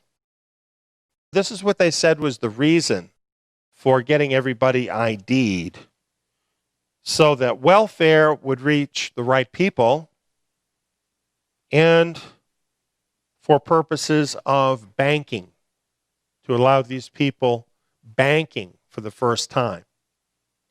Well, this is interesting because where you see biometric data being brought online to identify people, what happens is you always see them mentioning banking. This is what I found in researching for this. This apparently is the real purpose, among other things, for wanting to identify everybody in the world. Now, here's a real solid proof of what I'm talking about. This is actually a photocopy of a document I downloaded from the World Bank online.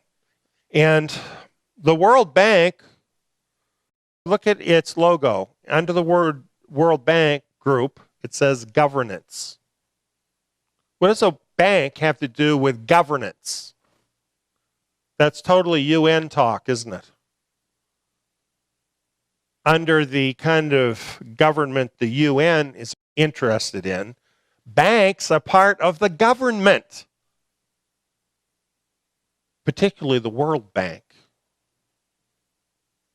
Well, they have a program called Cross-Practice Initiative Identification for Development. And here's their overview of their program.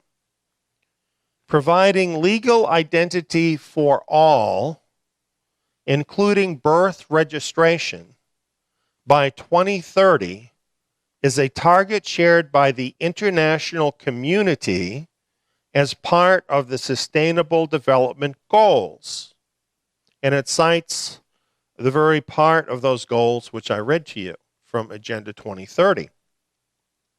It goes on, the World Bank Group has launched the Identification for Development Cross-Practice Initiative to help our client countries achieve this goal, and with the vision of making everyone count, ensure a unique legal identity and enable digital ID-based services to all.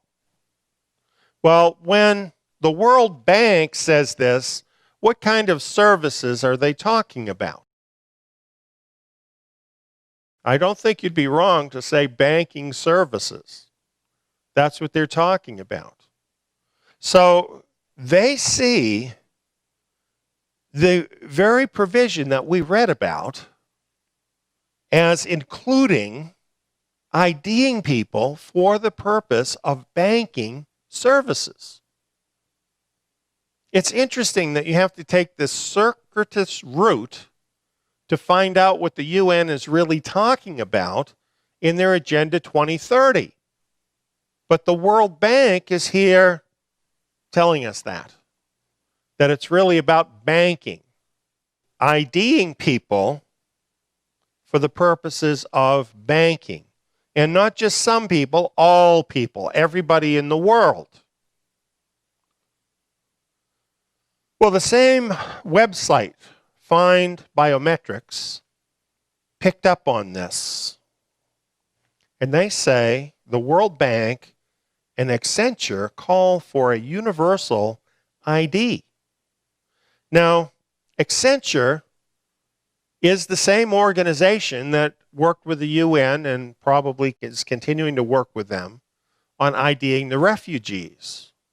And when we read about that, it seemed like it was limited to the refugees.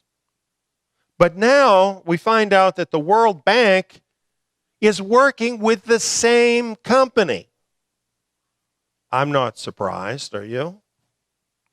And here, they're not just talking about IDing refugees. They're talking about a universal ID, identifying everybody, having a positive identification for every person. It says here, a report synopsis notes that about 1.8 billion adults around the world currently lack any kind of official documentation. They want to get all of those people officially documented. Now, it then talks about IDing refugees in various places, and it goes on to say, the nature of the deployments has required an economically feasible solution and has demonstrated that reliable biometric ID cards can affordably be used on a large scale. So even though they didn't tell us it was just an experiment working with the refugees, now we see that's what it was. It was just an experiment working with the refugees to see if they could do this with everybody. This is what they do. It's like this creeping thing that you cannot stop. You know, they just keep pushing the thing forward. They know what they're doing, and they're not going to tell you as they're doing it the real reason. So it was an experiment. Now, here's the kicker on this, okay?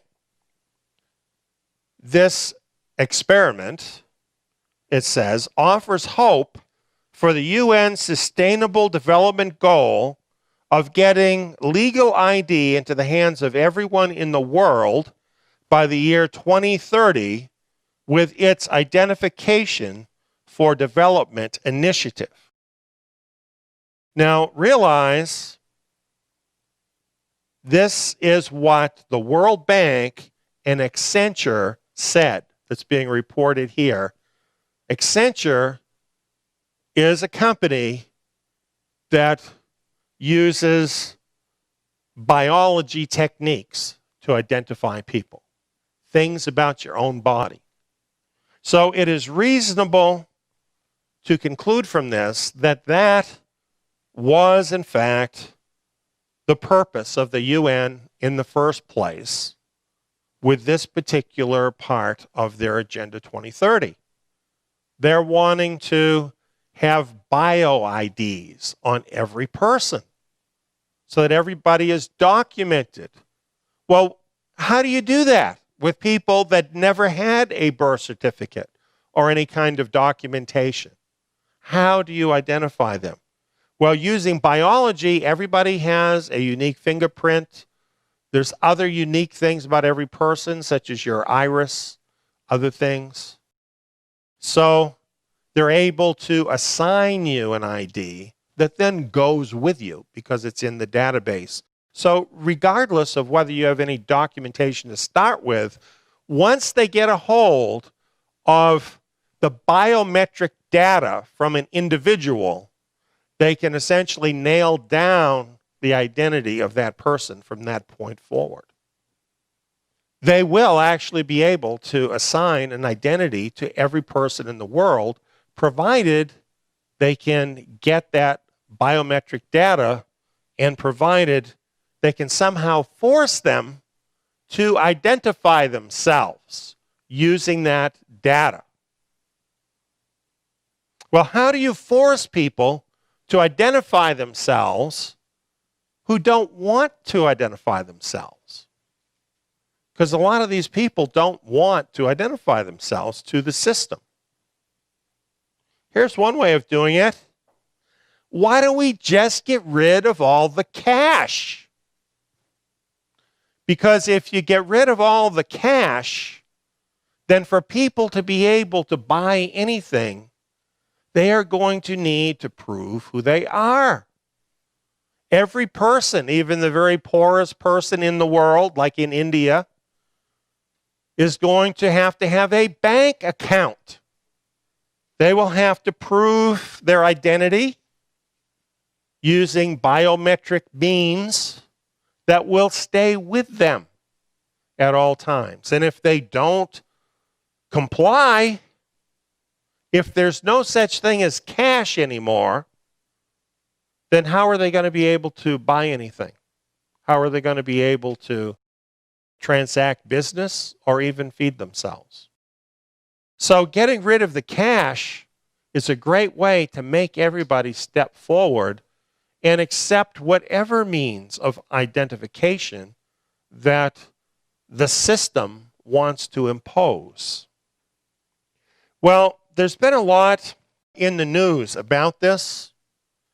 Leading economists and various famous figures and so on have been coming forward saying that essentially we need to get rid of cash and be a cashless society.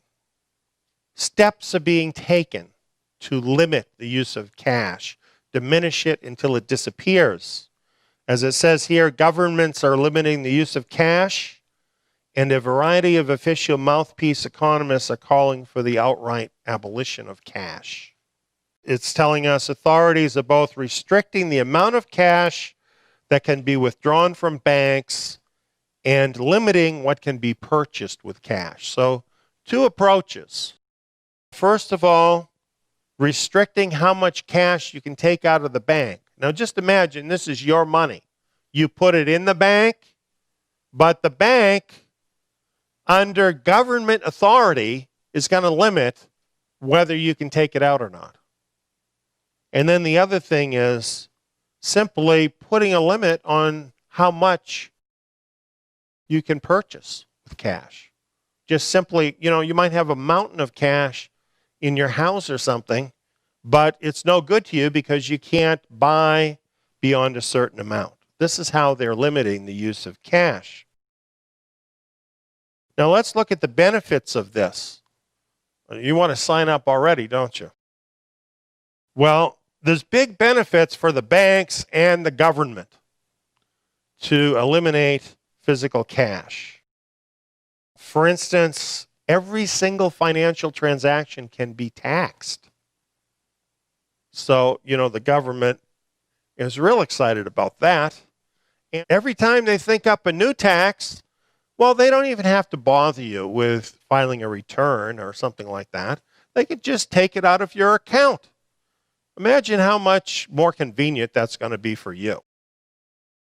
And then, of course, the bankers like it because every financial transaction can be charged a fee. And those bankers, they work so hard for us, providing all this digital money, that they need to take part of it from time to time. And you don't have to worry your little head about it at all, because they can just kind of withdraw that out of your account. No problem. See how convenient that is? And then other unseemly things like bank runs, totally eliminated. See how good this is? Not. And then last of all, of course, the golden rule. He who holds the gold makes the rules. Just imagine you have no more control over money. All of your money is controlled by the bankers and the government. This is tremendous coercive power once they have this kind of control. Here's regulations from the United States for the bankers, which I also copied online. This is to the banks, and this is in America. Some of the things that I thought were interesting here: transactions conducted or attempted by, at, or through the bank or an affiliate and aggregating $5,000 or more, if the bank or affiliate knows, suspects, or has reason to suspect the transaction, have to be reported to the government. Now, it used to be 10,000, now it's 5,000. That's a pretty low number nowadays. There's a lot of people that pay a lot more than that, for instance, for a car, for other things. There are people who have cash businesses, who legitimately have cash businesses, but they've got to put the money through the bank first before they can make a big purchase. Really, any transaction that might involve potential money laundering or other illegal activity, or is designed to evade the BSA. Money that has no business or apparent lawful purpose, or is not the type of transaction that the particular customer would normally be expected to engage in. That's talking about cash transactions. Those are considered suspect, and you can get reported to the government. Now, people who have absolutely no reason to fear because they're not doing anything wrong, anything illegal, are reported to the government just because they used cash to buy something. And once that report is made, what do you think happens after that? Worst case scenario, that can follow you around for the rest of your life and cause you all sorts of problems. Nobody wants to go there. It's not just criminals that don't want to go there. Nobody wants to have the government having this kind of control over their life. So what is the effect of that on the use of cash? People aren't going to use it, right? Because they know that this is going to happen. In America, this is happening, the land of the free. But then in other countries, it's even getting worse. For example, in France, in September 2015, a new law was implemented that prohibits French residents from making cash payments of more than 1,000 euros. And the last time I looked at euros, but just going on that, for instance, in America here, that'd be $1,500. You can't buy something that costs more than that using cash. It's just plain against the law. Why? Well, the French finance minister explained it this way. It was necessary to fight against the use of cash and anonymity in the French economy. That's a war on cash. This is from an article from the Credit Suisse Bank in one of their journals. The headline is, Sweden, we don't accept cash. The article tells you everywhere you go in Sweden, there are signs up that say we don't accept cash. And then they tell us how this happened. The 6 largest Nordic banks have been gradually weaning themselves, I would say the population, off of cash since 2010. You see, they've been working along with the UN for a while in the UN agenda and the World Bank. And while they may be ahead of other places in the world in implementing this agenda, this is just a picture of things to come for the rest of the world. And why do I say the UN? Well, look at how they sum this up.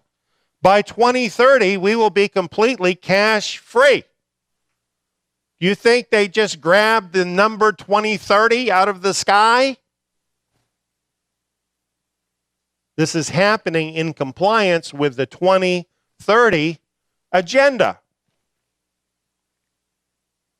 Well, here's an interesting guy. Ajay Banga, the president and CEO of MasterCard. You don't think he's friendly with the UN, do you? Ajay Banga loves to talk about the wonders of a cashless society. Goes on to tell about a meeting he had with all of his senior people, telling them how evil cash is. It's hard to track. It's used for drugs, weapons, and tax evasion. And it's expensive for the bank to make. So, we got to get rid of it. Here's his way of doing it. It's called a smart card. Now, in Europe, a good part of the world, they've been using smart cards for quite a long time. We've had them in America, but they didn't catch on. Smart cards include an integrated circuit, a microcontroller that can store large amounts of data and carry on their own on-card functions. Really, what you're talking about is a little computer that is included in the card that continues to update the information inside the card. Now, this is incredibly useful in terms of controlling people's behavior, because messages can be transmitted to the card as an ongoing, real, live thing. The use of the card can be monitored, which gives much greater control to the merchants and the banks. And smart card technology conforms to international standards. So this is the basic level right now of where we're at in terms of a cash-free society. Smart cards.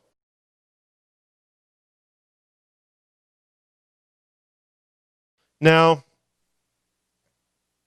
here from Fortune magazine, from an article interviewing Carolyn Balfany, a vice president from MasterCard. It explains that 1.2 billion credit and debit cards in circulation in the U.S., of that many, some 70% will have chips by the end of 2015. So the American consumer has not wanted to use the smart cards, so they haven't.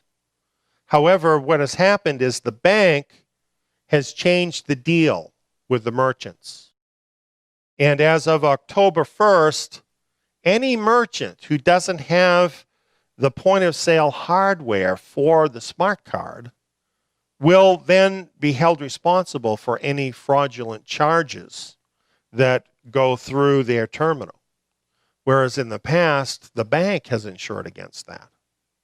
So the merchants aren't going to be willing to take that risk of having to pay up for fraud. And so they are massively upgrading to these chip-capable terminals and massively refusing the old kind of cards. America is being essentially forced to go onto smart cards whether they want them or don't want them.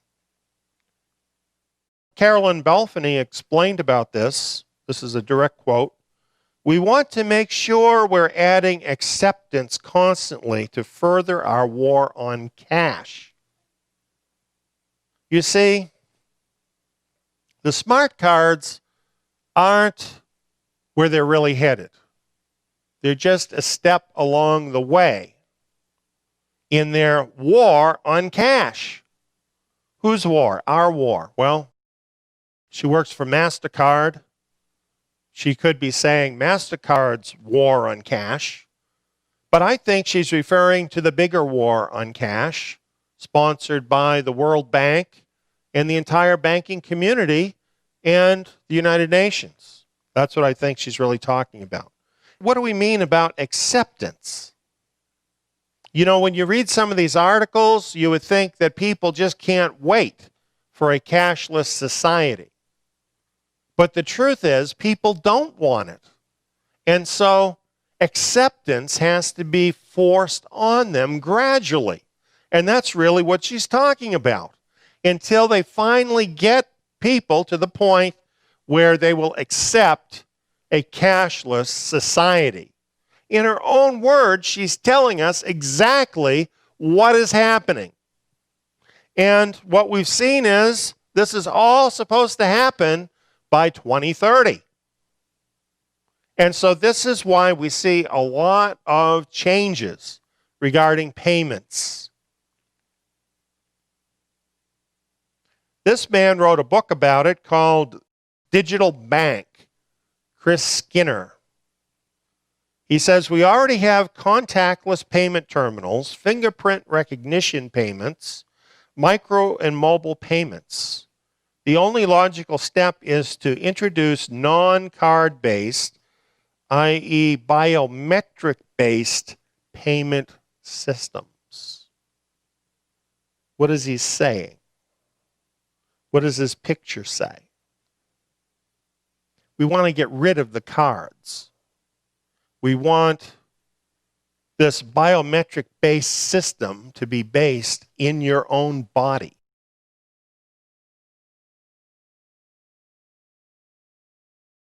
This was kind of an interesting article in Time magazine from last year. And the title's interesting, Never Offline. This is from the magazine. How wearable tech will change your life, like it or not. Will make people and computers more intimate. You want to be more intimate with your computer? I'm thinking not. Will bring us one step closer to human-machine symbiosis. That's the human and the machine becoming one. This is Time magazine talking. This is not the Sci-Fi Channel or something. They're telling us where they're going with all of this, and they're telling us that it's going to happen whether we like it or don't like it. There will be computers that are actually attached to our bodies. That's what they're saying. Now, they're going to be used for a lot of different things. They're going to be connected to the internet all the time. which means if you have human-machine symbiosis, meaning that you are one with the machine, that means that you personally will be hooked up to the internet all the time. And we know how the internet works. It's a two-way thing, isn't it? You can get information off of the internet, but the internet can get information from you. How much control could the system have over you if you were forced, like it or not, to have something like this connected to or even essentially a part of your own body? You were augmented, as they say, with a computer. Doesn't this sound crazy? You know, as I'm talking about this, I'm thinking, nobody's going to believe this because this is crazy. But, you know, it is Time magazine. And the truth is, some things have happened this year that I would have thought would never happen 15 years ago or even less. And they did happen.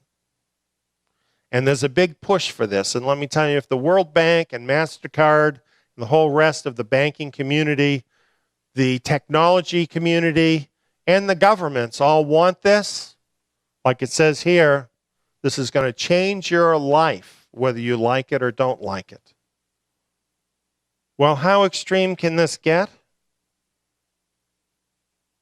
How about this? A flexible electronic tattoo directly embedded onto human skin. That's not just a decoration, but it can have a decoration over it. There's pictures of these, and they look like a tattoo, like they'll have somebody's face or something like that. But here's one up a little closer. It's really very complex. And they can do all kinds of different electronic tasks with these. Interestingly, they are powered by your own body. They tap right into your body in order to power the device. They have various kinds of sensors that can sense what your body is doing. Photo detectors, gauges, wireless communication. Again, totally hooked up with the internet to hook you up to the internet. Well, what do you think? What is life going to be like when there's no cash? There are no credit cards because they won't service them anymore. And they tell you, what we do now is we have this tattoo. You have to put that on.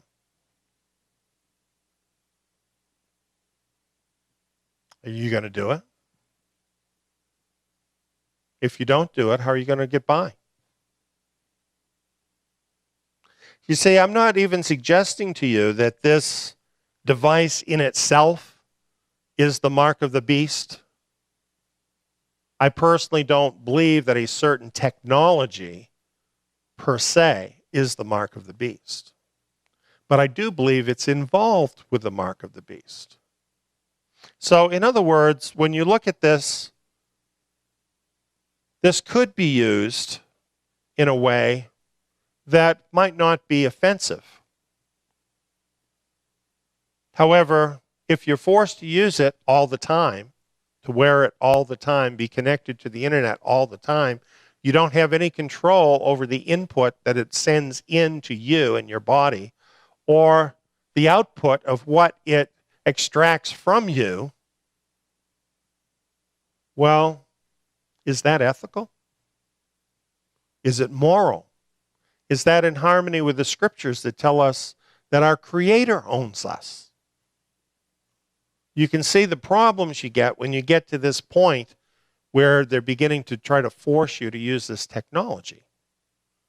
And I think this is why a lot of people in America have resisted the smart cards. And you know, for a while, people thought that barcodes were it. Myself, I never believed that. But you can understand why people thought that, because it involves numbers, it involves a mark that identifies something, and no doubt it is or was a precursor of whatever the technology is going to be that will be used by the New World Order, the one world government. There's been other things, the transmitters that they inject underneath the skin. There are quite a few people that have those right now. This, however, is on the surface of your skin, but it connects to your body. And it has a kind of a glue that sort of becomes one with your skin and attaches this to your body. In 15 years, what will we have? What will the technology be?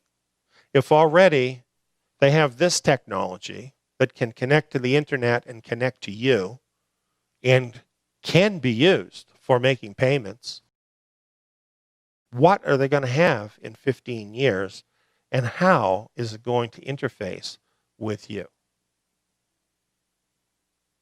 I'm concerned about that because there is a big push towards this. Well, let's get back to looking at the mark. The word translated mark here, the Greek word, means a scratch or etching, a stamp as a badge of servitude. That's really what the mark means. It's some type of a stamp on your body, some sort of an etching or scratch. That really reminds me of a computer chip when I hear that. That is a badge of servitude. Servitude to whom? Well, whoever controls the funds, right? It says, let him who has understanding compute the number. You might think that I added the word compute for effect or something, but I didn't. What you're seeing here is from Strong's Dictionary of Greek Words, and the word that I've translated here as compute, which is often also translated as count or calculate, is actually translated as compute in Strong's Dictionary. You see the word right there, to compute. So this is interesting. This mark has to do with computing. Now, this word, to compute, is related to a couple other Greek words, basically different forms. It has to do with a pebble, which is as a token, as a verdict or a ticket. In other words, it gives you access. Yes or no, you get access. And then the other meaning is verify by contact. I thought that was interesting. Verification. So right within the Greek language that this is all translated from is it's using lots of computer terms. Computing, a ticket, verification. What is this if it's not some sort of an identification involving computing?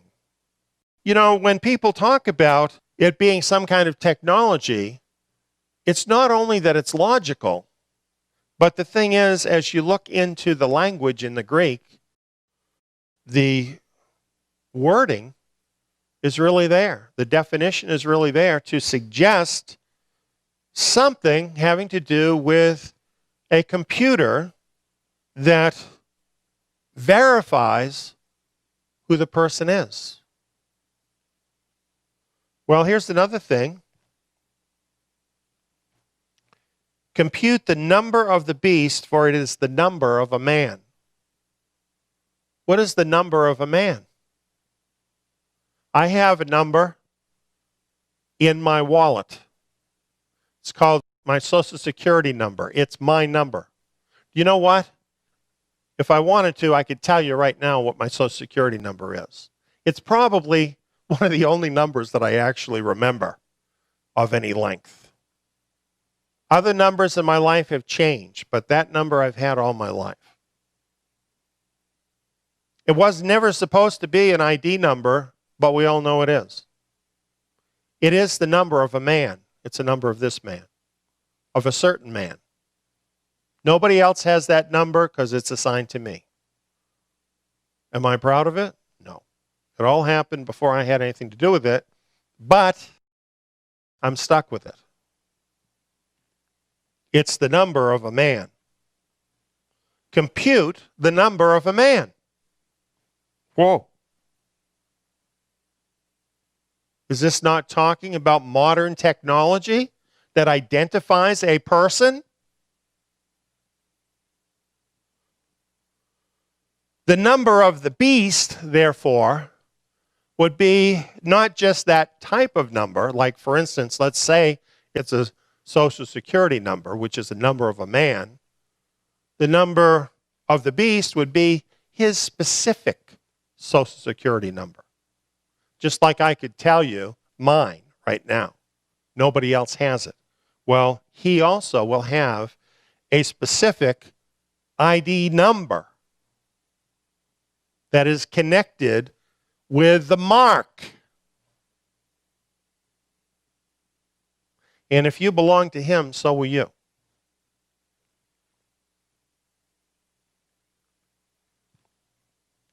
He causes all, both small and great, rich and poor, free and slave, to receive a mark on their right hand or on their foreheads, and that no one may buy or sell except one who has the mark or the name of the beast or the number of his name. So you see, not only do you have in this mark an identification of who you are, but the mark represents a relationship between you and the beast. And it contains, besides your information, the mark or the name of the beast. It's kind of like on money, on a coin, or on paper money. It has the name of whoever mints that coin. It goes back to the time of Yeshua and before, right? He held up the coin and he said, whose picture is on the coin? What's different about the mark is that the mark brands the recipient as the property of the beast. Because this image is not on a piece of paper in your wallet, identifying the piece of paper as belonging to the issuer. This mark is on your body. So it is identifying you as belonging to the issuer, whom in this case is the beast. And we know from other scriptures what the beast is going to do. Paul told us he's going to go right into the temple of God, claiming that he is God. That's what you'll have to buy into to receive this mark. You will have to agree with that to have his name affixed to you. Is that not idolatry? You shall have no other gods before me. So, a person that does this and receives this mark, making themselves the property of the beast, the anti-Messiah, they have stepped over a line, and now they belong to the other side. And there's a lot reinforcing that. Because once a person takes that step and they've stepped across the line and they have accepted that mark, they are now totally dependent on that beast system, are they not? They can be totally controlled because they can't buy or sell unless they have the mark. You see, once you make that compromise, it's very unlikely that you would ever turn around the other way. It's your moment of decision. This is your moment of decision as to who you are going to be and what your eternal future is going to be. This is no small thing. You are taking the name of the beast.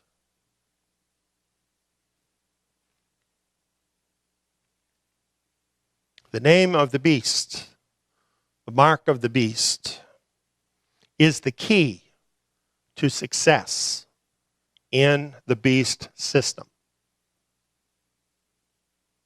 You know, when I read about Mr. Banga and all of the rest of the bankers that get all excited about the cashless society, they are excited about it. A lot of those people, they seem to be a lot more excited about what is coming down the pike and what it means for them than a lot of believers seem to be about Messiah, to tell you the truth. And I'll tell you the reason they're so excited about it, because they're part of the system that will benefit. They know that this is going to be a big thing for them. They're going to make a lot of money. They're going to be a big success in the system.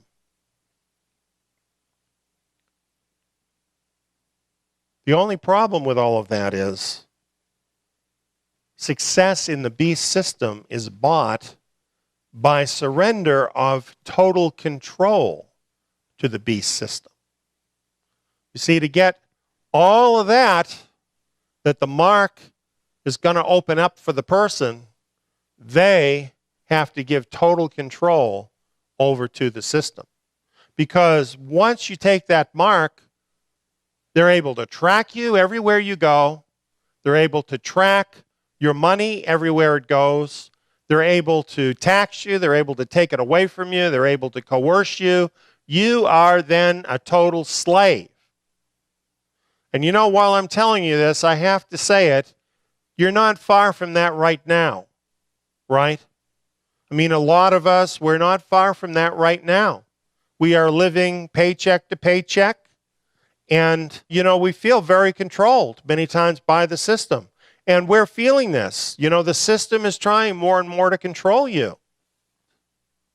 Debt really, really makes it worse.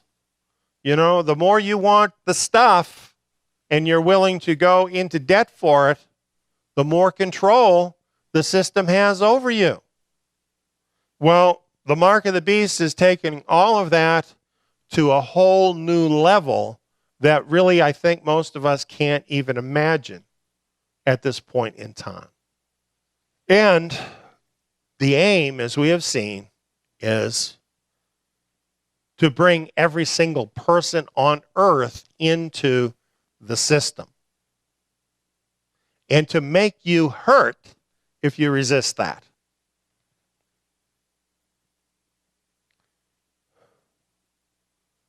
Here's why you don't want to do it. One reason. If anyone worships the beast in his image and receives a mark on his forehead or on his hand, he also will drink of the wine of the wrath of God, which is prepared unmixed in the cup of his anger. It's telling you, if you take the mark of the beast, you're going to share the same fate as the beast, because you belong to him. That may seem harsh. It's not. It's a choice you made if you take the mark. And let me tell you something. You are responsible for the choices you make.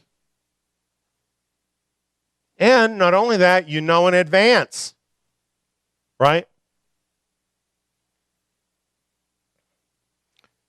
The passage goes on, here is the patience of the holy ones, those who keep the commandments of God and the faith of Yeshua. You notice who the holy ones are? They're distinguished here as the ones who keep the commandments of God. To them, the commandments are not done away with. They are keeping the commandments, including the one that says you must worship no other God. And they keep the faith of Yeshua. And there is no contradiction between the two. So, is this talking about what we think of as Christians today? It clearly isn't, because in most of the Christian world, the commandments of God are out the window. You know, that is talking about the Torah, the commandments. When you say the commandments, what commandments specifically come to mind? Is this not the 10 commandments that form the covenant that Yahweh made with his people Israel? But this is very encouraging, because it doesn't say that these holy ones who keep the commandments and the faith of Yeshua are all going to be killed because they don't take the mark. It says this is patience for them. What do you need patience to do? Isn't it wait? They're waiting for this to all be over. Well, how is that possible? It's because they're in a place of safety.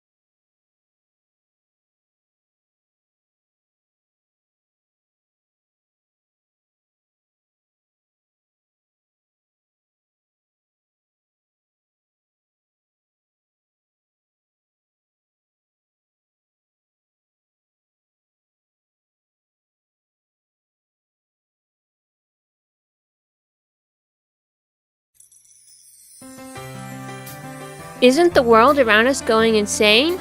Do you want to return to sanity and establish order in your life?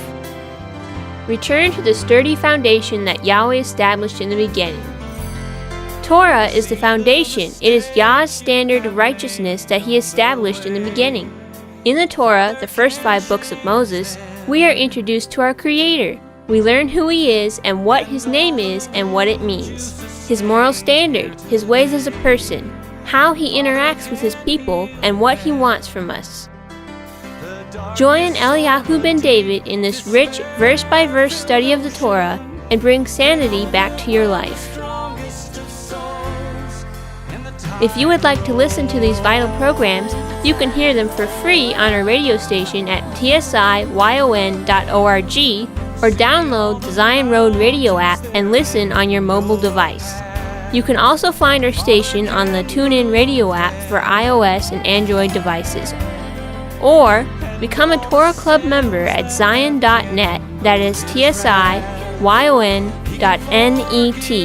for only $12 a month, and gain full access to the Eliyahu ben David Bet Midrash program archives in MP3 format.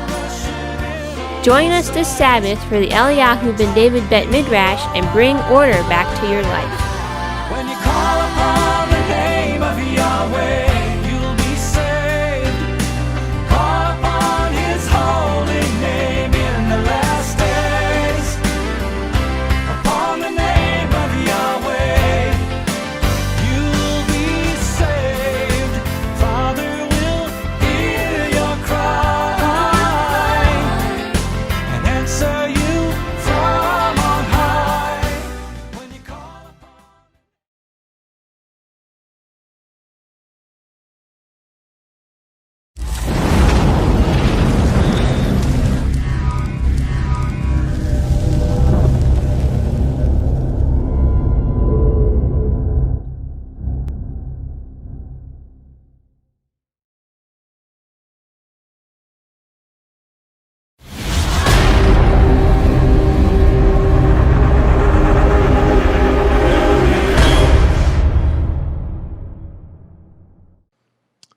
Hello, friends.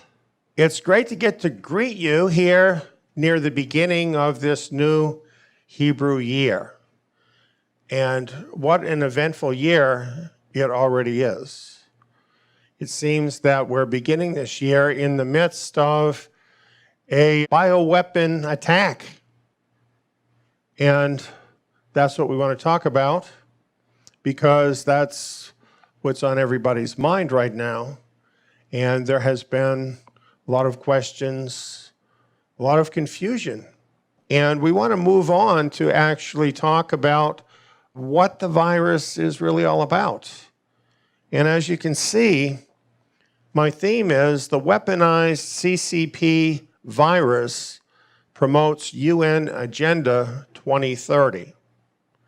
Now, that may not sound like a biblical theme, but actually, if you have followed my messages over a period of years, you will know that this actually is a biblical theme that relates to Bible prophecy. And that's the reason we're going into these details. Now, I want to have full disclosure with everyone that's listening, particularly any new listeners we may have.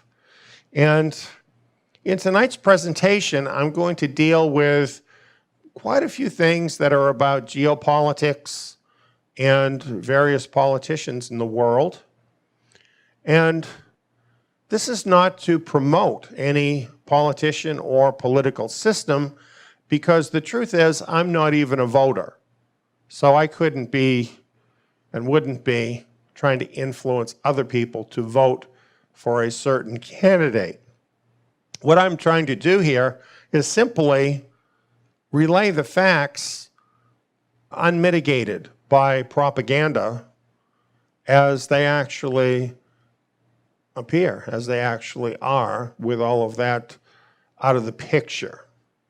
And the reason is because you have to know what is really happening in the world to understand world events as they're foretold in the Bible.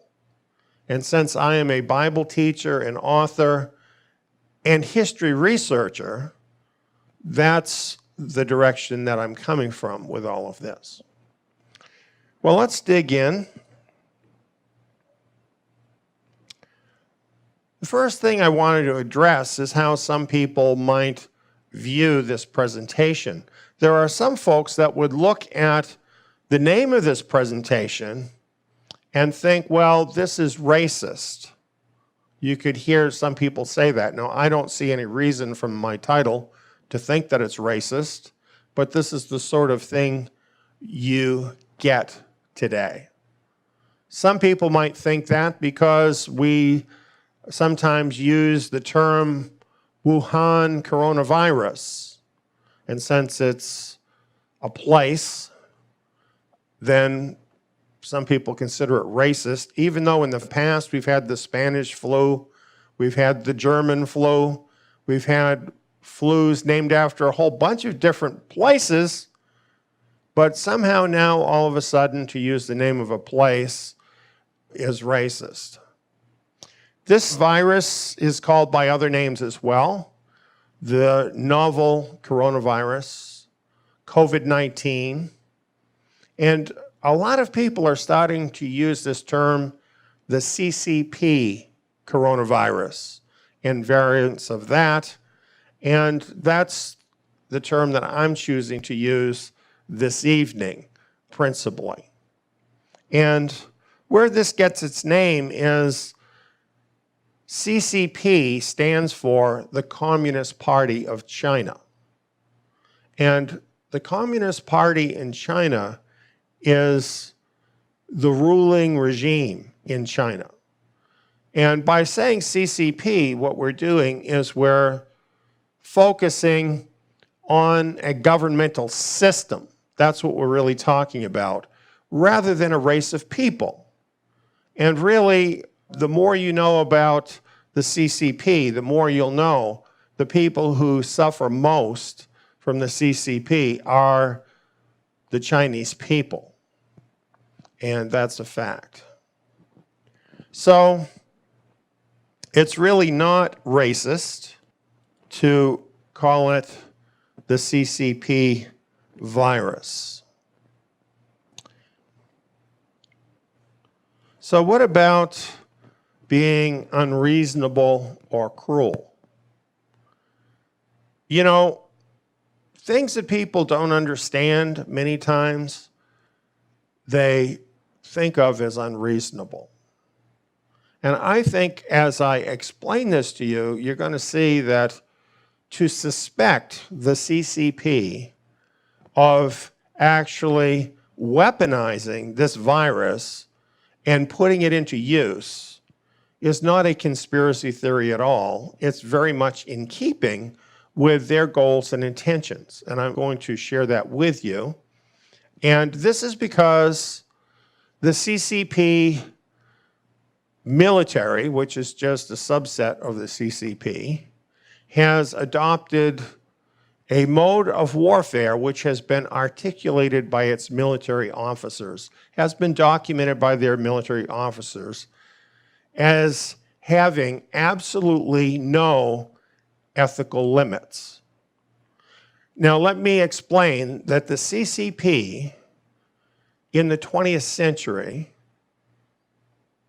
provably murdered somewhere between 1 million and 8 million of their own people in order to promote the goals of the CCP. And this is the same group today. This is the same government today that we're dealing with regarding the weaponization of the CCP virus. It's no different than they've been in the past. And this is how they view warfare. Absolutely everything is on the table.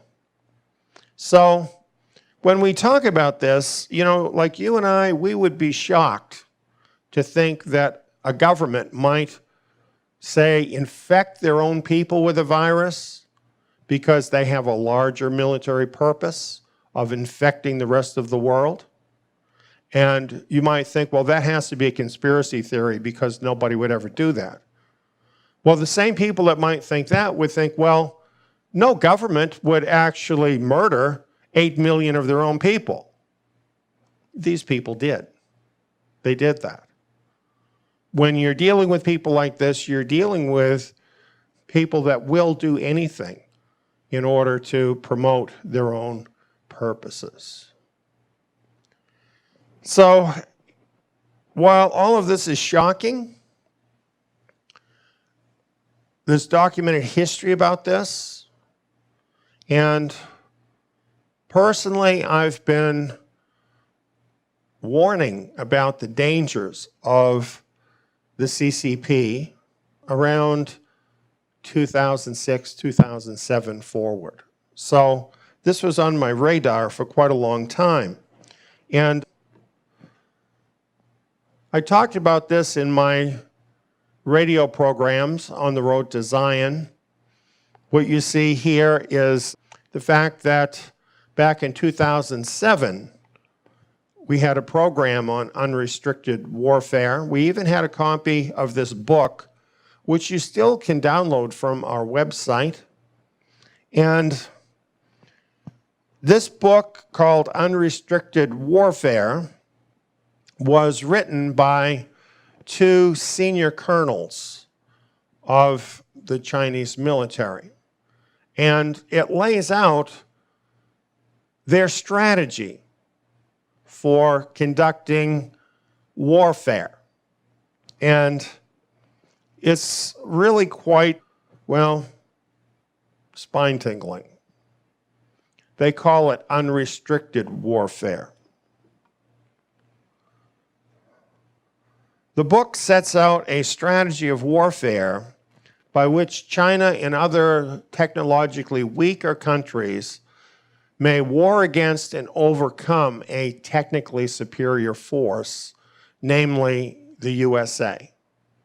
And what this kind of war is about is to avoid overt live fire kind of situations. In other words, it doesn't look like a war because nobody's shooting each other. Instead, what it is what's called asymmetrical warfare. And it's pitting not just armies, but really entire civilizations against one another using absolutely everything. All kinds of various political influence, media influence, terrorists, economic influence, and many other things, actually absolutely anything to win the battle. And the stated purpose of the CCP is to rule the world. That's what this is all about for them. And when we look at this, what we see is that this unrestricted warfare actually kind of goes together a lot with what the scriptures tell us would happen in the last days. And it therefore fulfills Bible prophecy. So back when I was sharing this, back in 2007 and onward, it was to let people know that the CCP was going to be playing a much greater role in the last days. Here we have a list of some of the various ways in which unrestricted warfare is waged. And as you can see, it does include military, but also other things.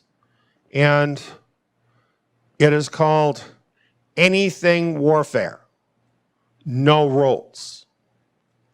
And of course, the biggest thing about this kind of warfare is you deny everything. The whole purpose is to wage the war without anybody identifying that you're actually waging a war. So it involves lying, deception, and denial. That's why you'll never find any documentation where the people who are perpetrating the war are going to tell you they're doing it. You have to understand what's going on from the effects of the war. But the fact that they told us that they're using this strategy means when you see these methods working, even though they deny them, it's still what they're doing.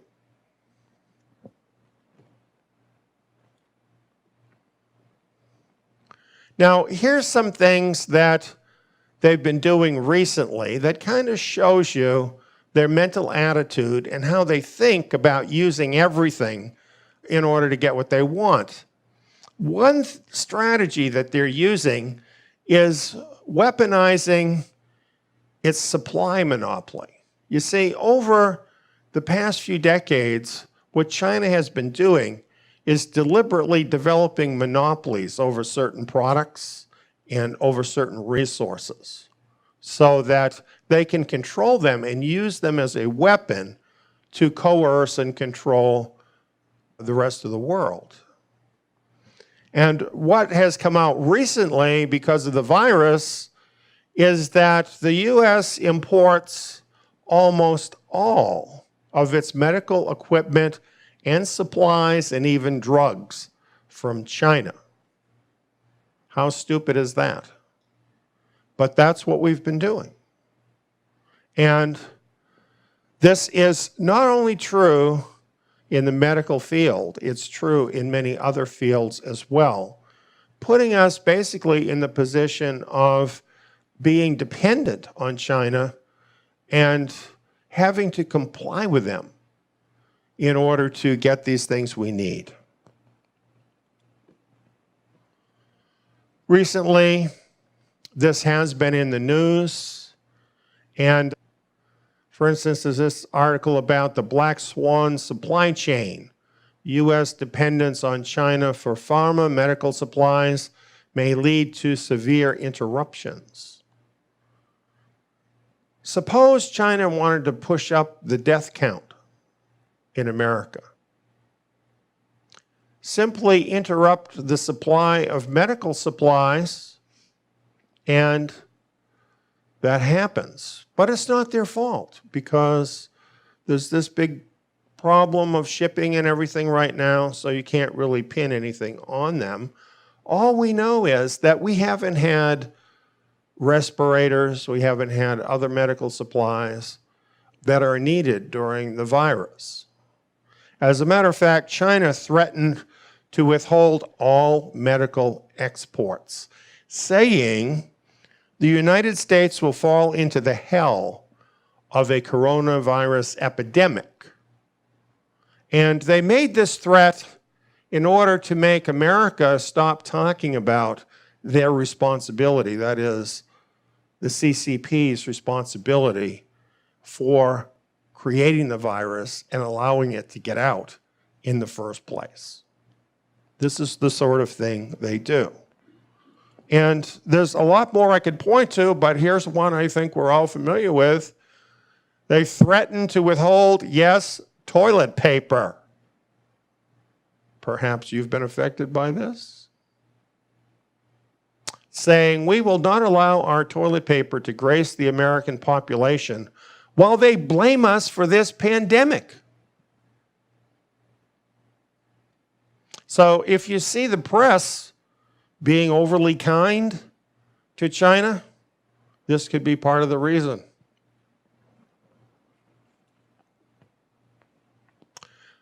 Sadly, even the U.S. military is dependent on the CCP. Now, what kind of deal is this when the military of a country is dependent on their enemy?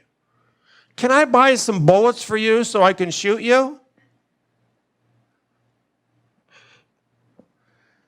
Here's how.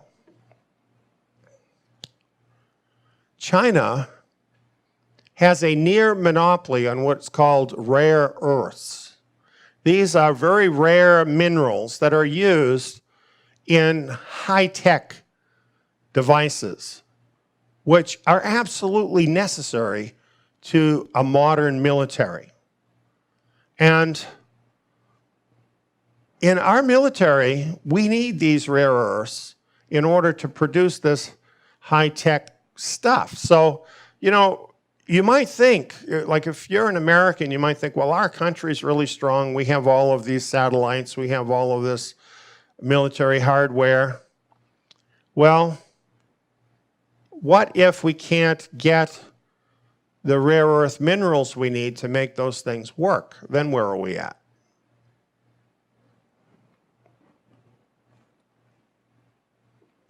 So Recently, we have this article from Reuters. U.S. military comes to grips with over-reliance on Chinese imports.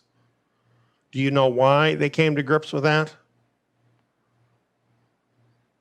Finally, a certain president of the United States came along and told them they needed to deal with the problem. That's why it happened. And much of the technology used by the military depends, as I've said, on these rare earth minerals and other things that come from China and technology that comes from China. And this has been a major problem for us in America. Also, here's something else. China is seeking to dominate large areas of high-tech communications, software, and other sorts of things. And they use this for surveillance. And what you have to understand is that in China, the CCP runs everything. There are no private businesses in China. They're all an arm of the government, every single one of them. The CCP is over everything.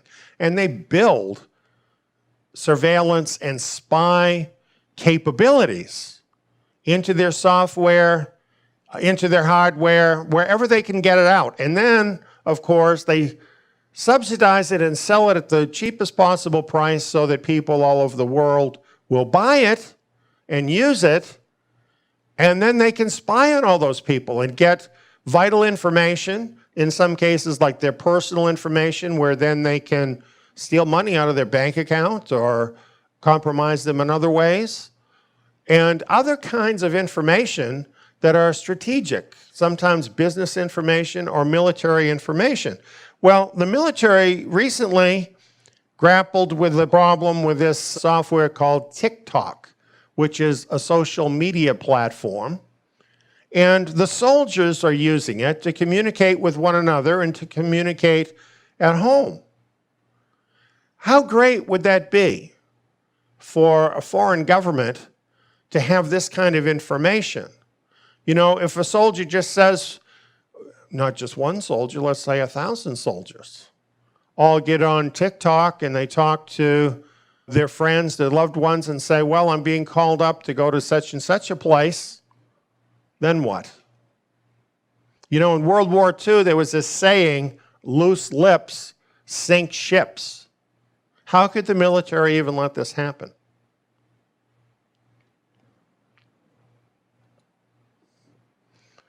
And then we have the problem of hacking, CCP cyber hacking. And you would think there was enough trouble for people right now dealing with the virus, right? But no, this is a perfect time for their hackers to massively hack computers around the world because people are distracted by dealing with the virus problem. Here's an article about it. Chinese hackers weaponize coronavirus data for new cyber attack. And it explains all about these massive cyber attacks that are happening.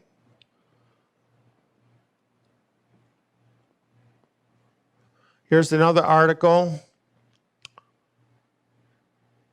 Coronavirus triggers worldwide cyber attacks. I know of what I speak. This is a record from our server. We became aware of these Corona-19 cyber attacks on March 19th, and we recorded the record. On that day, our server logged over 110 million cyber attacks in one day on our server. We're not talking about a bank. We're not talking about some high-level target, like a military target or something.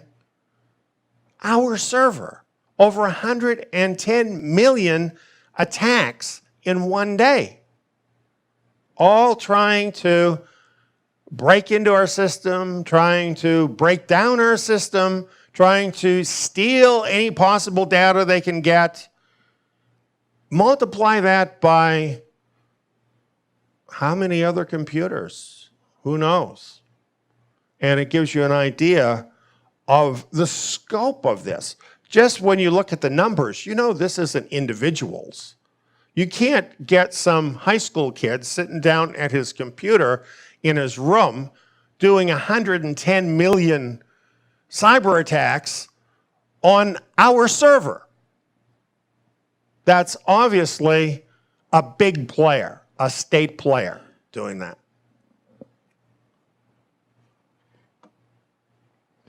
By the way, so far as we know, they didn't get in.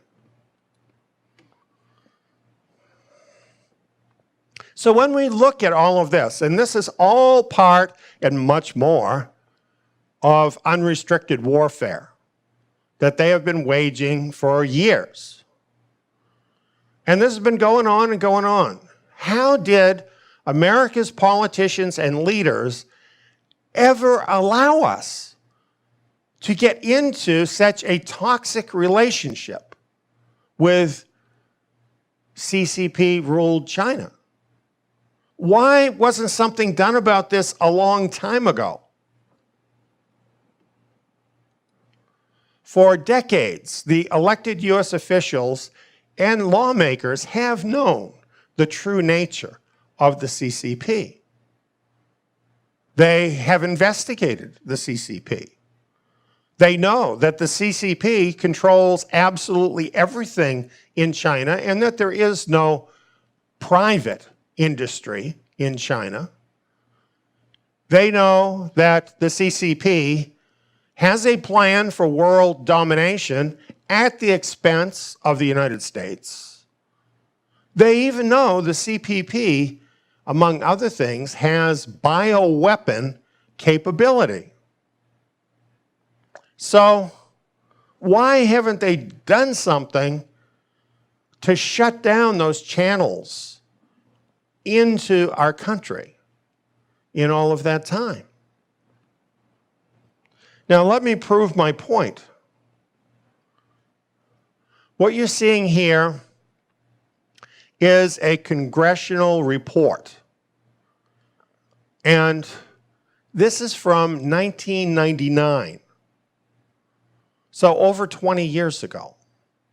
They've had this information all this time. And this report details the activities of the CCP. And ostensibly the reason for the report is so that something would be done about it. But officers of the government who have the responsibility to protect the government have not been able to do that against the CCP because they've been continually blocked by politicians and big business.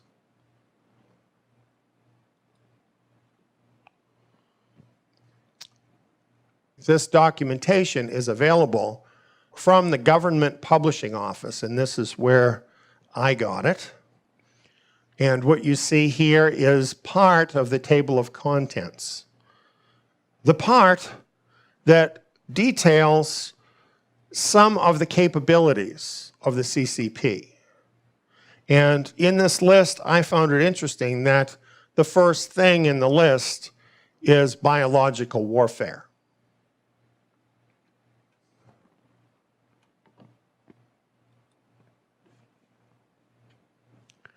Here's a quote from the document. Quote, "The 863 program," this is a CCP program that they instituted in the 80s, "includes a recently unveiled plan for gene research that could have biological warfare applications." There is evidence that gene manipulation was used in order to create this weaponized CCP virus. Here's what it says right on the cover of the report. The CCP's main aim for the civilian economy is to support the building of modern military weapons and to support the aims of the PLA, that is the military, the Chinese military. The entire apparatus is military. And that's in the report from 20 years ago.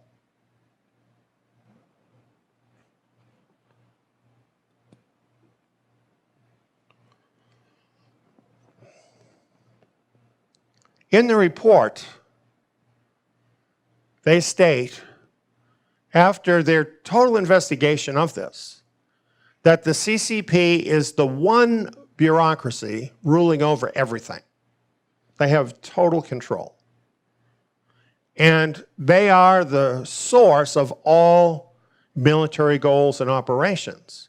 So you see, you have the same people that are controlling their government and the civil aspect of their government, and foreign policy, commerce, all of it, using all of it for military purposes to bring about their goals.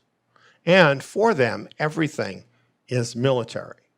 So their entire society has been molded as a weapon against the West.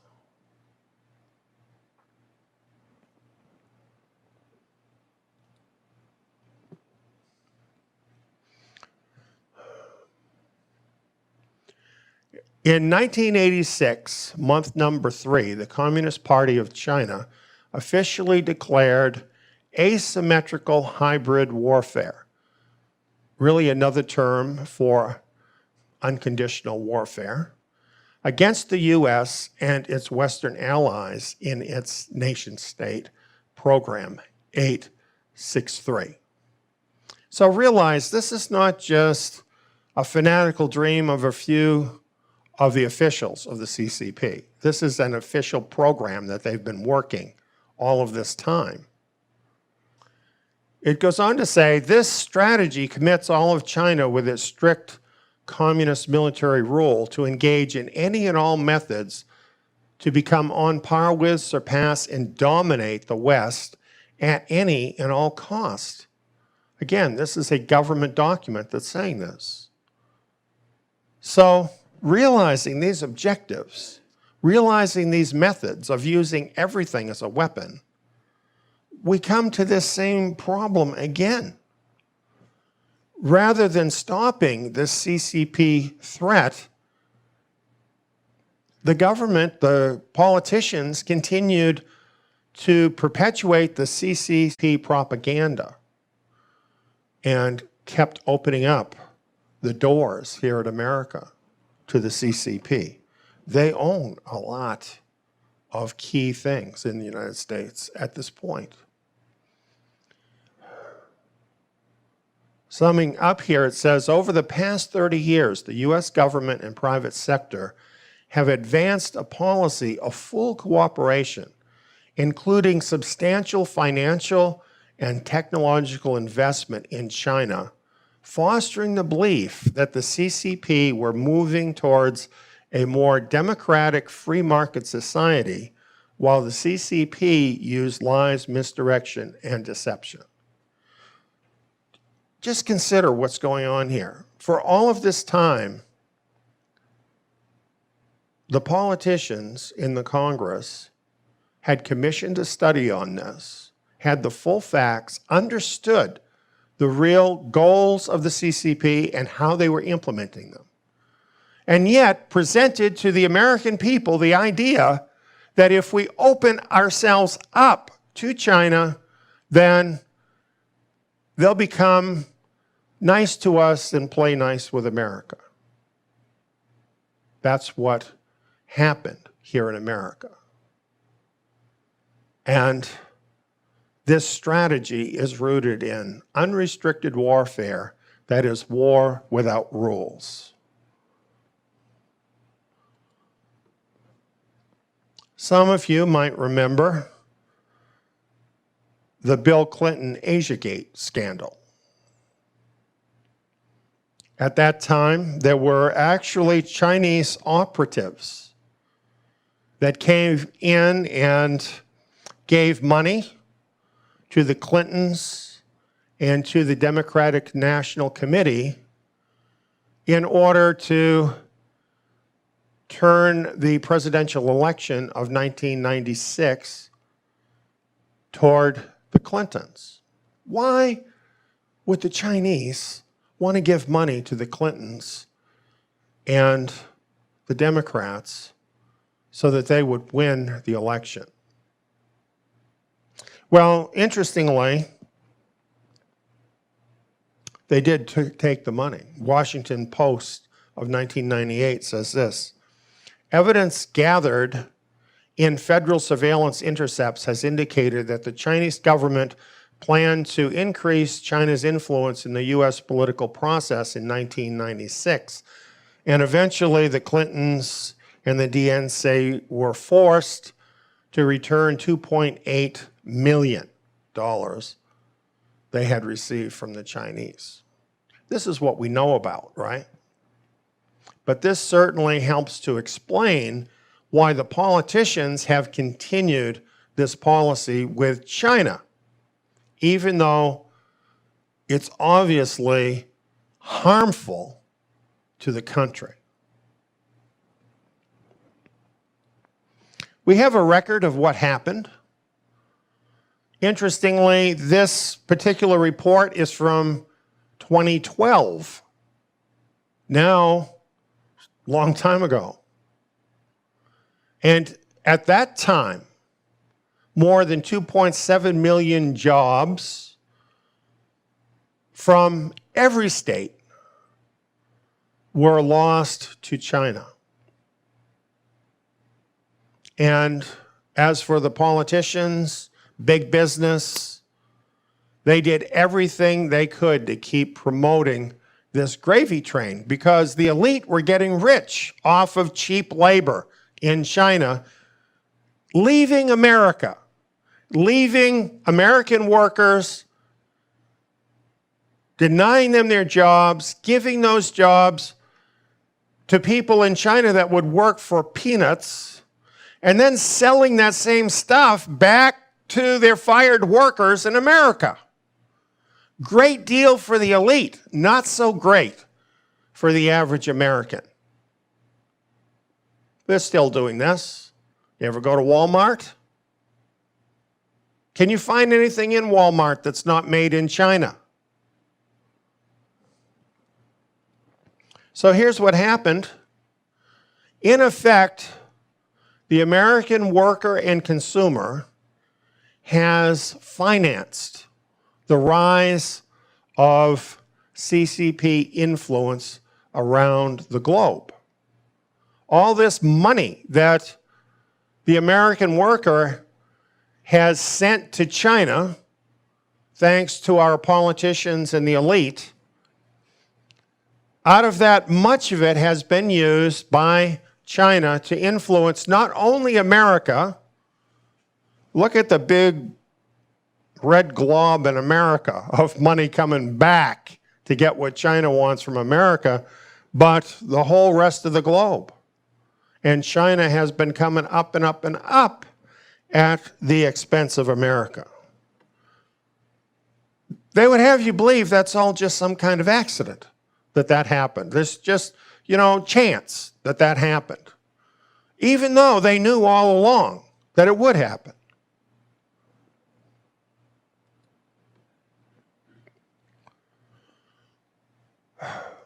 The truth is, the globalists have been partnering with useful idiot politicians and the CCP to systematically destroy the American power bloc. That's what they've been doing. And their wrecking ball has been the transfer of wealth from the American middle class to China. The American middle class has shrunk dramatically in the last 30 years or so. And this is the reason that happened.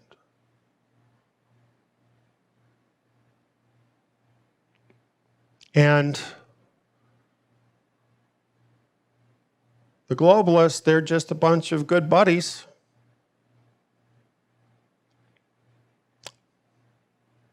You know, they might be Democrats, they might be Republicans, but neither of those titles matter. They're globalists, and that's what matters. And they've been destroying America.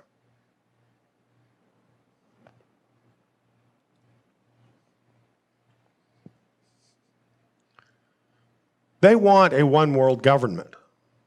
That's what they're going for. But they know that only constitutional America, now by that I mean America as originally envisioned in the Constitution of the United States, only an America like that has the influence around the world to block their planned one-world government. That America was founded on a belief in God, a belief not in human rights, in God-given rights, that the government has no right to interfere with. That's the law of constitutional America. And that stands in stark contrast with a world government that essentially is tyrannical, where you are told what you must believe, you are told what you must do, and you are forced to do it or bear the consequences. Human rights are no rights at all if they can be given and taken by a government body. That's why the constitutional USA and her partners around the world have been systematically undermined from within for years. Yes, there is a battle going on, and it goes right down the middle of America and other countries around the world. It's no more one nation under God. It is a divided country. And civil war is already with us. It's been with us for a long time. The bad guys have been winning for a long time.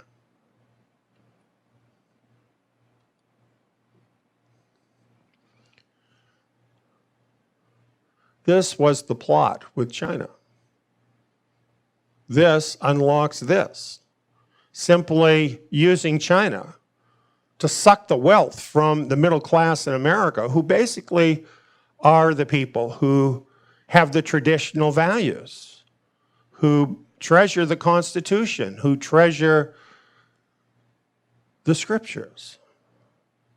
These are the people that this particular plot was designed to ruin, to steal their power, to overturn the country, to bring in global government. That's why this has been happening all these decades.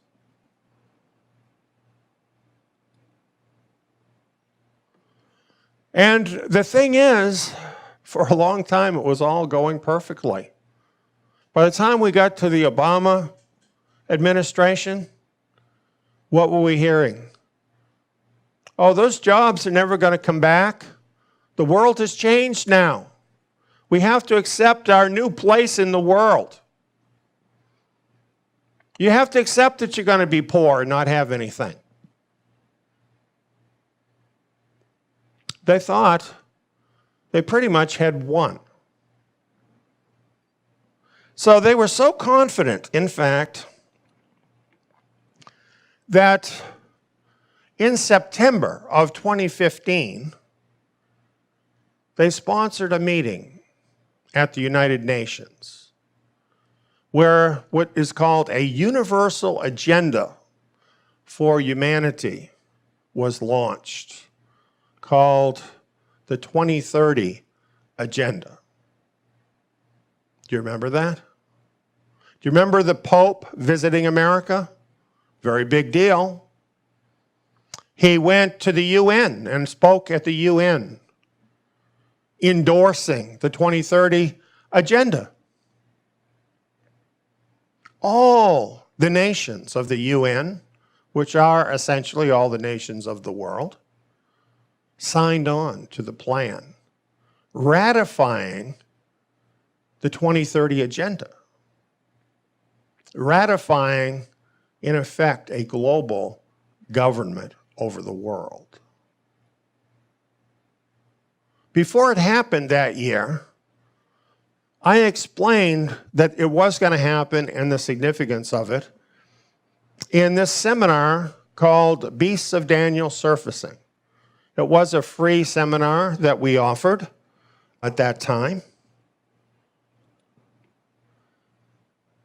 And many people watched it at that time.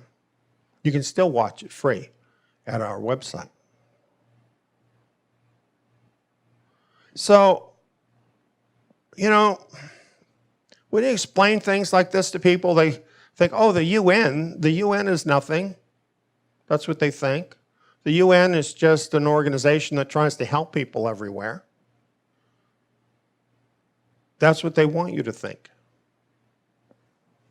The truth is about the UN, this is what history will show you, that the planning of the UN can be traced back to a secret steering committee of a group who are known to be globalists. That is the Council on Foreign Relations, sometimes just called the CFR. And the fact is, the UN was created as an instrument that could be used to establish a global world government under the control of these globalists, this cabal of globalist elite. That's how it all started. And they have a number of different organizations, which by now you probably heard of many of them. The United Nations is the most public thing. The Council of Foreign Relations is over it all. The Trilateral Commission you've probably heard of. Royal Institute of International Affairs. These are all kind of like think tanks and work groups of the elite. The Club of Rome and the Bilderberg Group, where all of the elite get together every year in this big secret meeting. It's the globalists.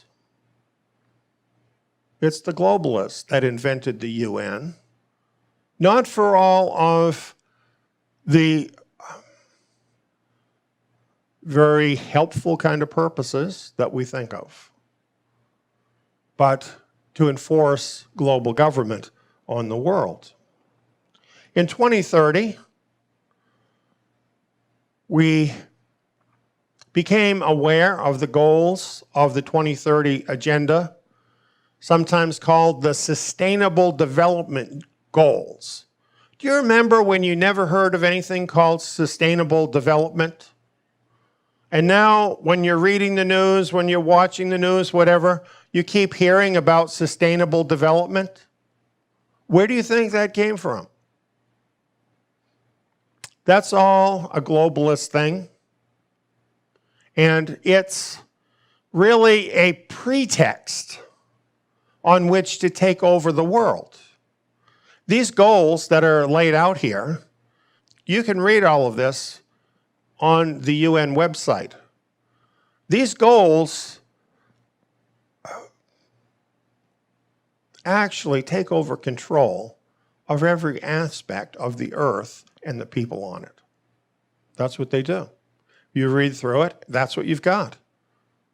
Is a global government over every aspect of the earth and the people on it. That's it. Here's what they say. Now, this is quoting them from their website. The Sustainable Development Goals, also known as the Global Goals, were adopted by all United Nations member states in 2015 as a universal call to action. Goes on and talks about it, and finally it says, everyone is needed to reach these ambitious targets. All of society is necessary to achieve the SDGs in every context. Let's suppose I don't want to do it. Let's suppose you don't want to do it. You know, these goals basically require every human being to live in a big city. I don't want to live in a big city. What's going to happen? Just one little example. This represents massive control over mankind. The 2030 Agenda. You might want to read it.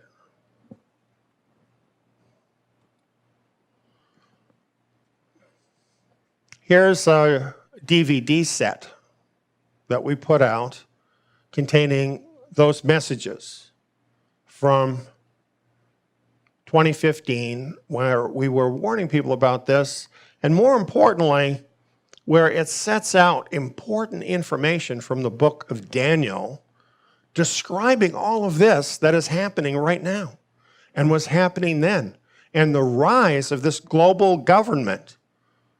It was a historic thing, you know, when all of the nations of the world signed on to this. This was huge. And all of this is explained in detail in this DVD set. And as I mentioned, this can be seen free at zion.net.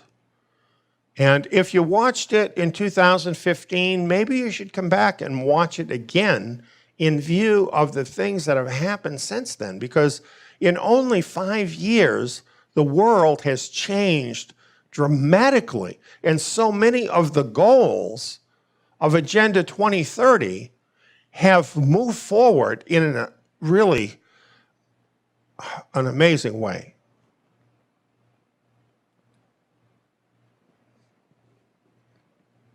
Well, with the globalists making their big play, it was pretty much inevitable that there would be some people who would see how sinister that is and would push back against it. And really, it left a very sour taste in the mouth of a lot of people. That's what happened. So we could expect that there would be pushback, and that pushback came quickly. It came the next year, in 2016. What you're seeing here is another message that I put out back then. It was in July of 2016. So at that time, Donald Trump was not yet president. Everybody was saying that he didn't have a chance to become president. But I believed he would become president. And I wrote about it because he represented that pushback. Will nationalism trump globalism? Was the question. And it turned out he did become the leader of the pushback against the globalist plot to destroy America. And really his rise, Brexit, this whole field of what was going on at that time, this pushback movement against the globalism, signaled a war between nationalists and globalists. Now, realize this. The globalists had been making war on the nationalists for years. For years. But no effective resistance had ever been mounted. There were only like voices crying in the wilderness about it. Nobody was really stopping it. But now that the nations of the world had embraced this concept of a global government, I think that really shook a lot of people up. And so this pushback gained momentum. And Donald Trump apparently sensed that momentum and rose up as the anti-globalist. It's interesting back then that the newspapers, TV news, on the internet, they talked a lot about this war between the nationalists and the globalists. They don't talk about that anymore. They haven't talked about it again for a while. They have tried to submerge that whole view of the issue with a lot of other things, various slurs against those who are contrary to the globalist idea, kind of misdirecting the public conception of what's going on. But you know, at that particular point, it was very clear, if you were really watching the news, it was all about this globalist versus nationalist issue.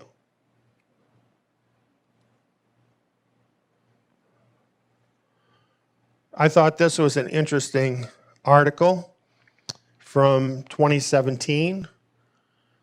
Top CFR globalist warns UN will get hammered by Trump. Now they were worried because now they had a credible threat to their plan. And they sensed that Trump was going to go right for the jugular. And you know what? He did. Here's an article, Trump blocks UN. This was just one thing. He did a lot more in the UN. And here he is at a United Nations Security Council briefing. He knew what they were doing. But while Trump was doing that, and I'm not going to repeat all that stuff you already know that you lived through, while Trump was blocking the UN, what was China doing in the UN? You know, a lot of us in America don't know that. We don't know what China was doing. And you might want to know. Here's a recent article talking about it. It's talking about the World Health Organization, which is one arm of the United Nations. WHO is just the tip of the iceberg. China is taking over the global narrative, one international body at a time. That's what China has been doing, basically assimilating various bodies of the UN, gaining influence, doing what they do, using everything. Here they wanted to take over another one of those bodies, and they got some pushback from the Trump administration. This is an article that was in Financial Times that was actually written by the assistant to the U.S. President for Trade and Manufacturing. And he's outlining what had actually happened in the UN with China. And he points out here that there are 15 specialized agencies of the UN, departments, you might say. And at the time of this writing, China already had 4 of those agencies under its control, when in the past, no country had more than 1. Not only that, but they were moving on to try and get control over another number of these. They already had control, perhaps not at the top, but in an influential level in these, in quite a few more of them. And that's what they've been doing, infiltrating the UN, getting control in the UN. It goes on to say that 3 Chinese nationals have been convicted of bribing UN officials. Those are the ones that got caught using bribery and coercion is what they do. It goes on and says, Beijing offered to cancel debts for some African nations ahead of last year's election of the Director General of the Food and Agricultural Organization. The Chinese candidate won. So they're taking some of the money that they got from the American middle class, and they're using it to bribe UN officials and even to bribe members of the UN to vote their way. This is what they're doing.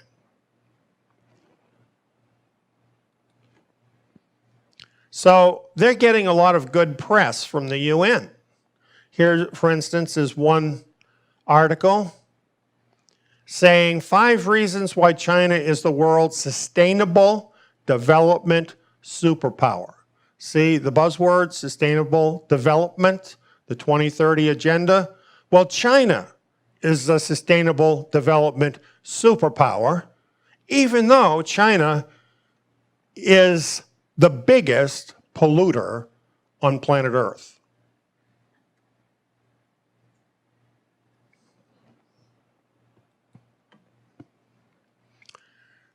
Is it true love, or are they just in bed together? We have this old quote from Sun Tzu in The Art of War. The enemy of my enemy is my friend. So we have this unholy alliance that is formed between the CCP and the UN. Birds of a feather flock together, right?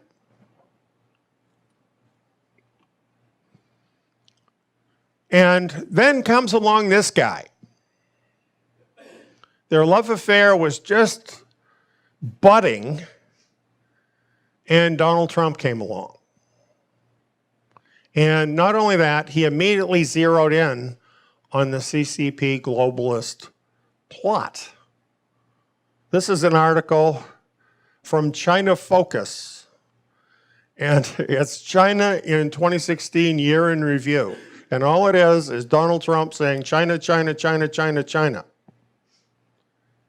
He would not relent about China. We know one big thing is the so-called trade war. And for a long time, there was no war because there were no barriers. And China was just able to keep sucking all the money out of the middle class in America. And when Trump came along, he said, that's not going to happen anymore. And he started putting tariffs on those goods to reclaim some of that money and to essentially return jobs to America. Because you see, by putting tariffs on Chinese goods, he's raising the cost of those goods so that then it's just as cheap to hire people in America as it is in China. And it's a lot easier. And so that's an incentive for companies that have moved to China to come back to America again and hire workers here. Pretty smart, huh? That's what he did. Who was he thinking about with that policy? The American worker. So he was thinking about. This doesn't benefit the elite that he was doing this. They wanted things to keep going the way they were. It benefited the American worker, bringing jobs back to America. He also did this. He slapped controls on Chinese firms who were a threat to national security. It didn't make sense to him that our military was beholden to our enemies. And he decided to do something about it. You know, they use this saying that's connected with their kind of warfare, death from 1,000 cuts. In other words, just a whole host of different things is how you come against your enemy. And Donald Trump, looking at what he was doing, he was stopping the bleeding from all of those different cuts. That's what he's been working at ever since he became president.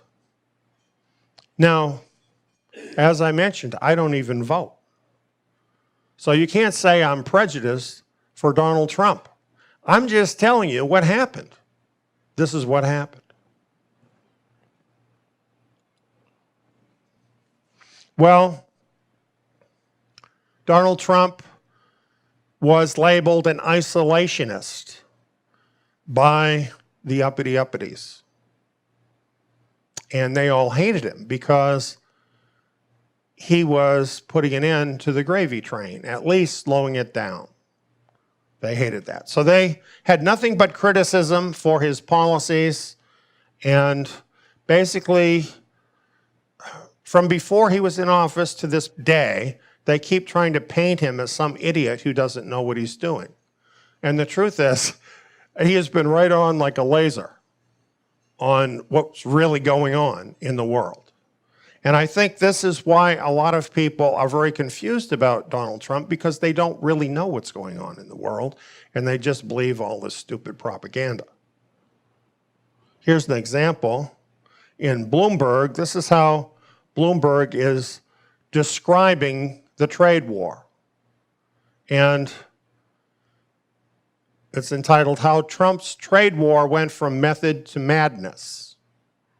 So this is how the globalists approached Donald Trump putting the tariffs on the goods from China. He's just crazy. There's no reason for this. It's just going to hurt America. He doesn't know what he's doing. It's all over the place. It's just crazy. And it's never going to get to a conclusion. This is going to fail. That's what they kept trumpeting. However, here's where we ended up eventually. Forbes had this headline, China is losing the trade war in nearly every way. Apparently, Trump did know what he was doing. And they said China would never come to the bargaining table. However, they did. They did come to the bargaining table. And Trump forced them to accept limitations on what they're doing that put an end to much of the danger that they pose to America and the unfair trade practices. So he did win, like he won in so many different things that he's done.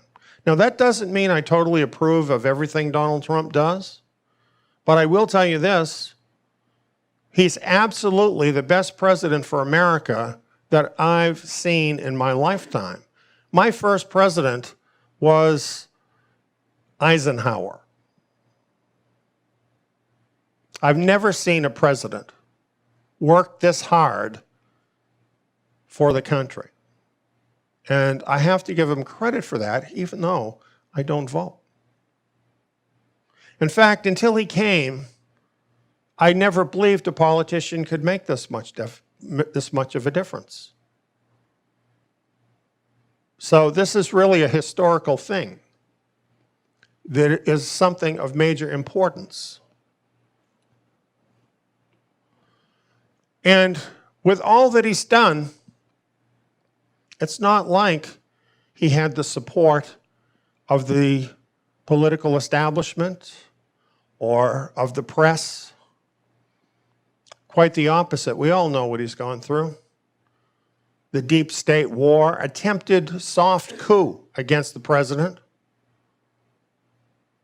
He's got nothing but hate, hate, hate everywhere. From the globalists, the politicians, the establishment, the media.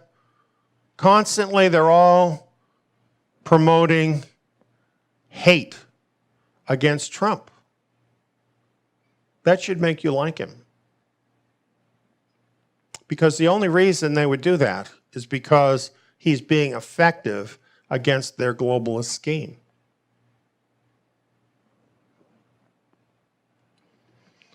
Keep this in mind.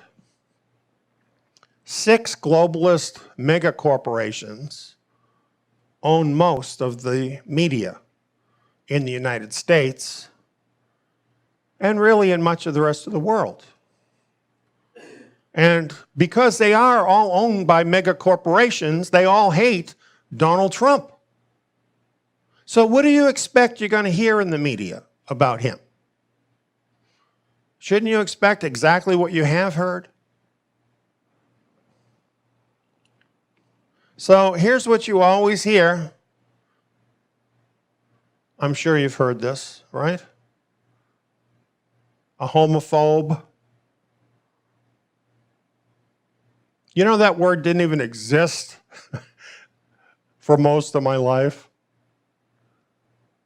A liar, a racist, a bigot, a sexist, and on and on. They've labeled him everything. And of course, they have heaped all kinds of lies on him, which then have been proven untrue. And with all they've done, which you would think, when you look at their reach that they have, all of the media, that they would have a huge influence.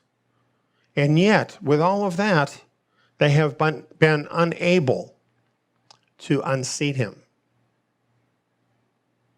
And really, it's been an amazing thing to watch, just seeing this all happen.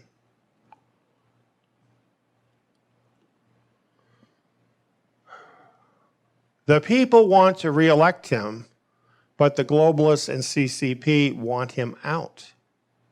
It's not just because they don't like him, but you see, he's being effective. He is actually disrupting their globalist plan. Just by what he's done with China, by reversing that situation, beginning to get a handle on that to stop the bleeding from the American worker, the American consumer, into China, that's a major disruption of their plan to bring down America. And they have to stop that.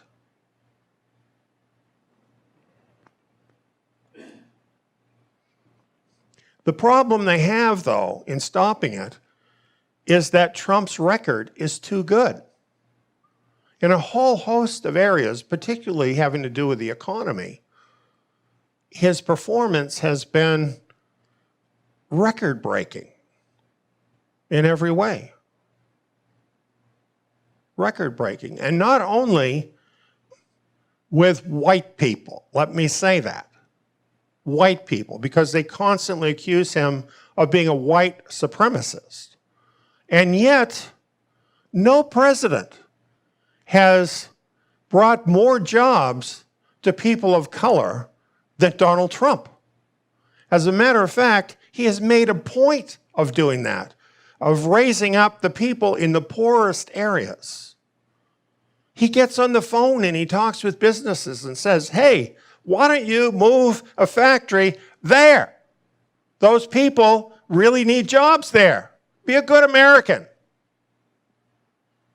And some of them do it. He does it all the time, every day. This is what he's done. How are they going to overturn a person like that when there are a lot of individual people that really owe a lot to what this man has done for their life? So they have a real problem, and they have already tried everything. They have thrown everything they've got in a conventional sense against this guy. And here he is coming up for election, and they've got nothing.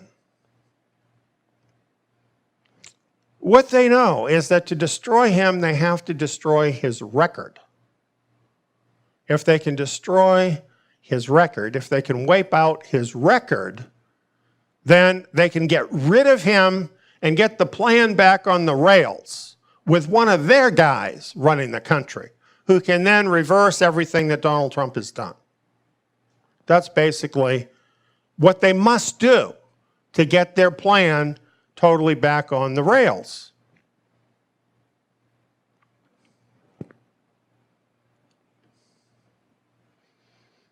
So all of a sudden, in an election year, what happens?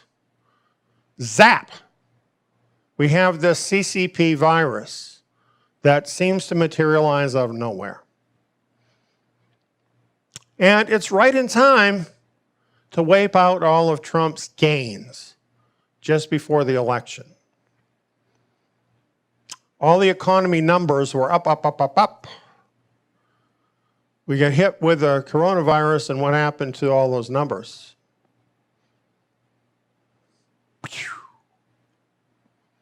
People are worried. People are not happy. What are you seeing in the news about Trump? Oh, what an awful guy he is. Not doing the right thing, not taking care of America, not dealing with the CCP virus. How are we going to feel if this virus goes on till June and people still aren't working? What is going to happen to the economy then? Doesn't it seem like the perfect weapon in order to turn this thing around? A counterattack of the globalists against the counterattack of the anti-globalists. That's what it is. This is the war. This is the chessboard. This is what's happening.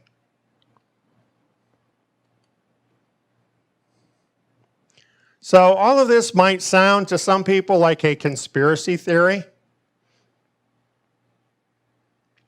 To me, understanding what unrestricted warfare is,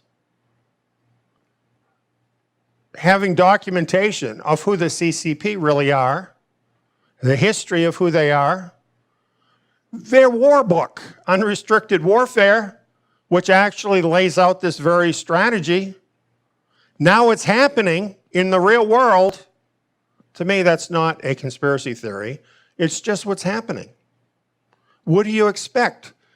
The globalists to print in the paper that they're responsible for a virus that is spreading around the world? That's not going to happen. However, there are credible people who are warning about what's happened.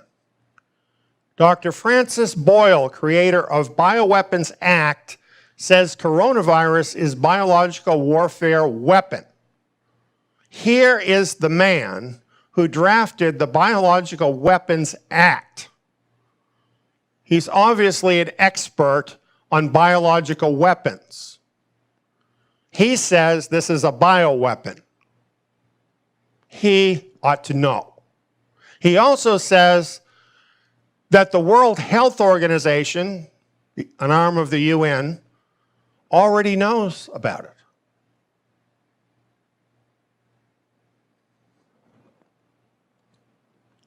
Here's his video on YouTube. Oh, excuse me. There was his video on YouTube. Here he is, a credible expert in the field of bioweapon technology, and he's being denied a voice to tell the world about what's really happening. Should that alone not tell you, you should listen to this guy? He knows. He's telling you the truth. That's why they have to take it down. Apparently, it's against YouTube's terms to tell the truth.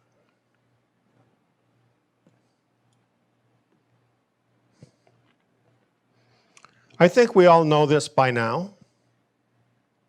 Wuhan, where the virus started, has 2 laboratories linked to Chinese biowarfare programs. And this is a biowarfare lab. It's located in the very city of Wuhan where the virus happened. Yet, what they want us to believe is that that's just a coincidence. This virus, which has very unusual properties compared with everything else, just came from some animals over in this wet market thing, close, 20 minutes away from the biolab. It's just a coincidence, they say. Or is it a part of an unrestricted warfare scheme? That's what makes more sense to me. Senator Tom Cotton says it's a bioweapon.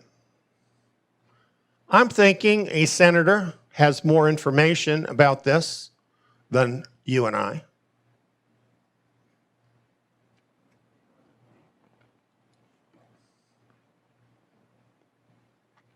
After that, China came out with a propaganda piece that the US created the coronavirus. I wonder why they would say that.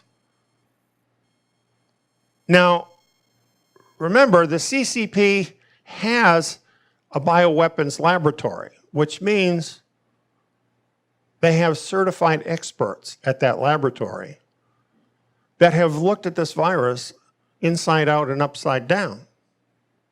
And they're accusing America of creating the coronavirus, which means apparently they know that the virus is a man-made bioweapon.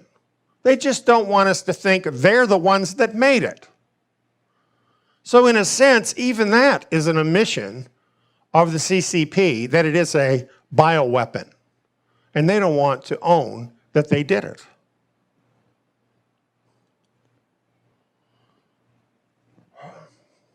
Then we have the WHO, World Health Organization.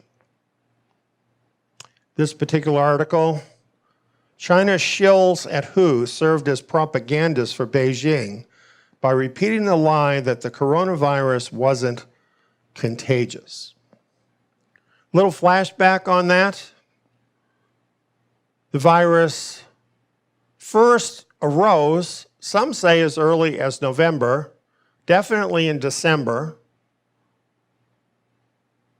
It was reported to the world by China, I believe, early in January. And at the time they said, don't worry, it's not contagious. And they sat on it.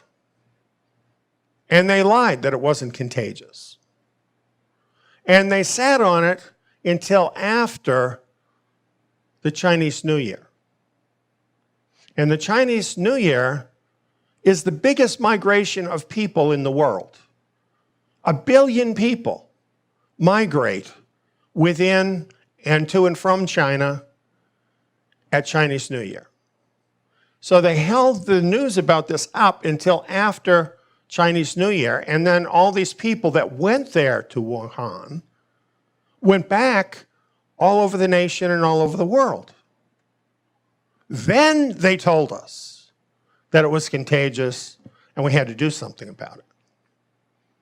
And the entire time that this was happening, they were in communication with the World Health Organization, one of the world's foremost authorities on contagious diseases. And they conferred with the contagious disease experts in China. When you think about this, it keeps getting worse.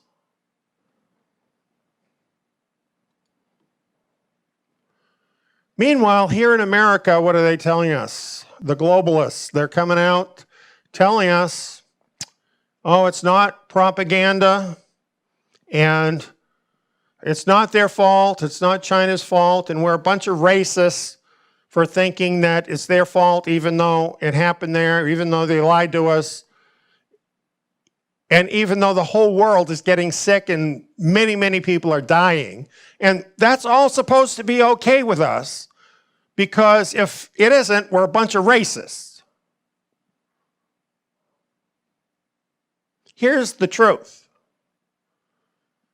Both the CCP and the UN experts have expert knowledge of viruses.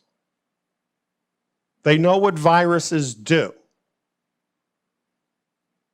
They know how viruses spread. They know what contagion is all about. They had knowledge of this virus very early, before anybody else. That being the case, can we say the fact that they didn't react before sending carriers all over the world was a mistake? that somehow it was just some sort of political ineptitude that this happened. You could say that about people that weren't experts, but these are the experts who are in charge, and they did this. I can't see any other way you can look at it except being a calculated decision that was made for a reason. Do you understand why I'm saying that?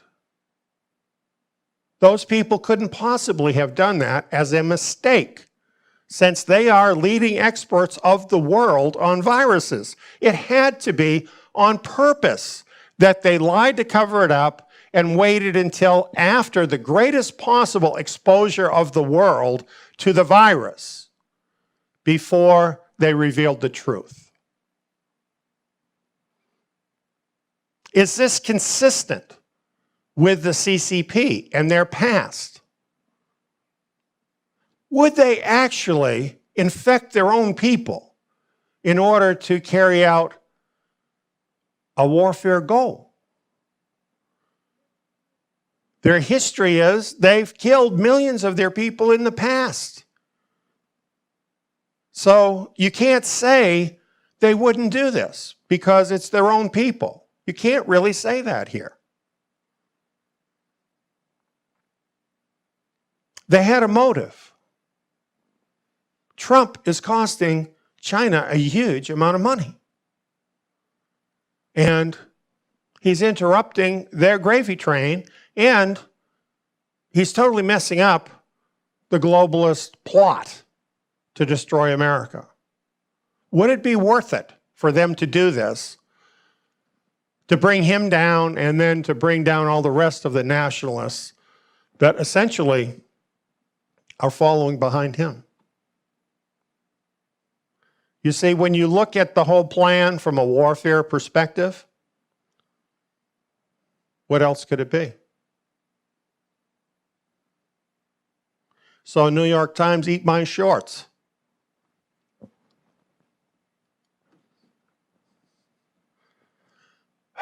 The 2030 agenda. What is happening with that, with the virus? It just so happens the virus is fine-tuned to accomplish 2030 agenda goals in the world, to force people to keep those goals. It's really quite an amazing thing. You know, some folks have said the virus is a hoax, it's no different than the flu. I'm sorry, you're totally wrong about that. It's very different than the flu. As I mentioned, it's fine-tuned. It's fine-tuned to be more contagious, much more contagious than the flu or other contagious diseases. And it's targeted at certain people in the population to kill them. It largely has spared the younger people, and it's getting rid of the older people. And that's exactly what the globalists want to accomplish. They want to change the demographic, essentially, that elected Trump and is really forming the resistance in the rest of the world.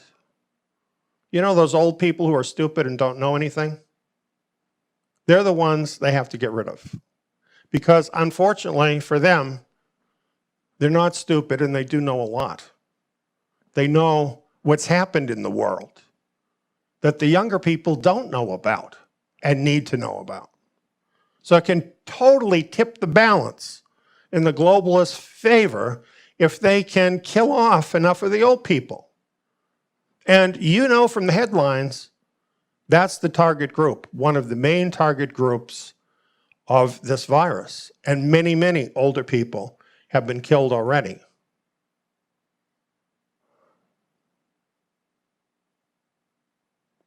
Here's another thing.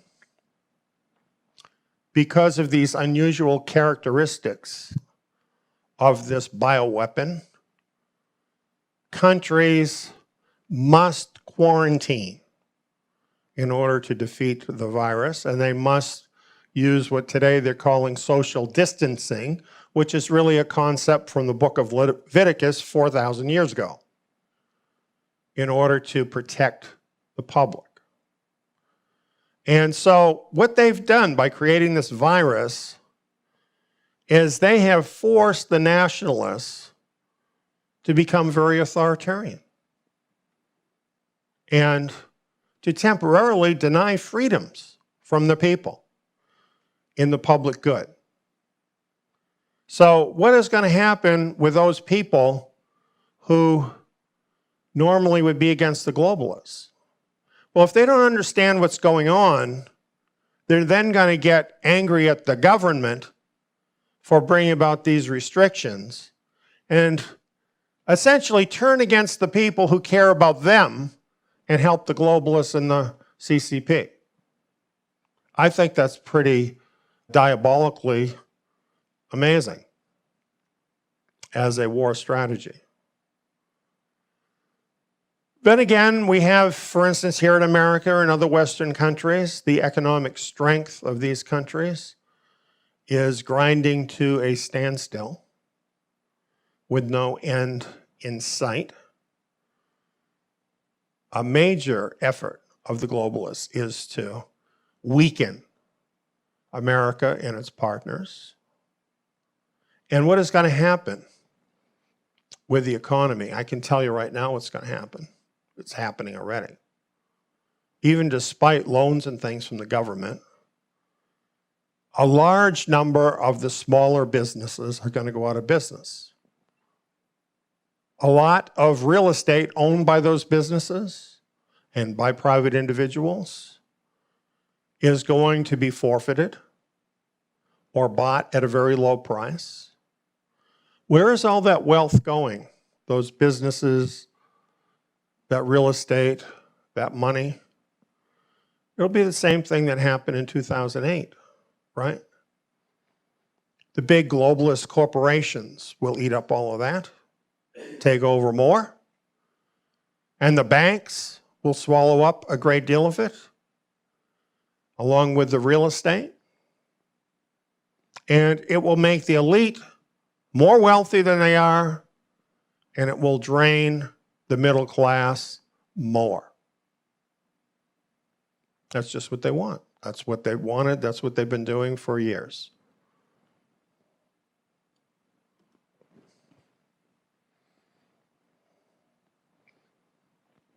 I mentioned about the old people, but what about the fact that up until recently, all of the reports had been that the virus targets men more than women, a lot more men than women. And that's interesting because there's more men that vote conservatively than women. All coincidences. All coincidences. That's what they want us to believe.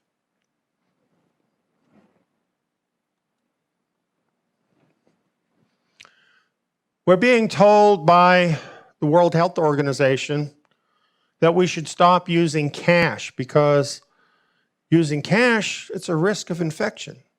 And we need to go with cashless means, such as credit cards. The 2030 Agenda wants to totally do away with cash. They want to form a cashless society. Do you know why? Because if they control all the money, then what? Can they not then control you? Think of what the CCP is doing in the UN, in the United States, everywhere else, about controlling people using supply. You can do that with a money supply on an individual basis. They want a cashless society. People today, they like it because it's convenient. But when someone else ends up having control over your money, you might feel differently. The virus forces governments to take a strong stand on controlling movement and assembly of populations. You know, interestingly, recently I've seen that Some of the mega churches are not obeying the instructions and are having big mega church meetings. And they're probably thinking, well, we're exempt from this because we're a church. And you know what? Legally, that's true. By legally, I mean according to the Constitution. It's true, but it's stupid. And it really isn't loving your neighbor to just be a pool for infection of other people. There are other ways to do it, like we're doing it right now, that keep in mind the needs of your neighbor. But you know, the point I'm trying to make here is that people who tend to be very independent tend not to keep these kind of rules, and they see it as an infringement on their freedoms. And so a lot more of them will die of the virus because of that. And whose benefit does that accrue to? The globalists, right?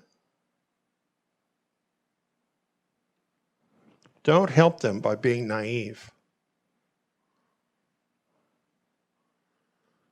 I could go on with all of these things, and I've talked about many of them in the Beasts of Daniel seminar.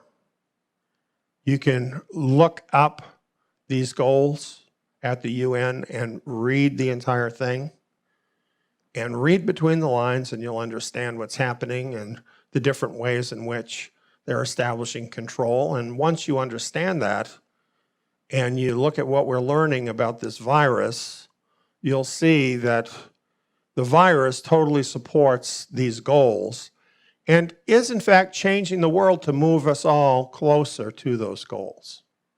That is what is happening. And basically, one effect of this is to undermine nationalist governments, to make people think, no, we need a global control over things because my government wasn't able to protect me from the virus. And if you believe that, then what's going to happen is that you will, probably unknown to yourself, be helping the globalists with their propaganda and not helping yourself.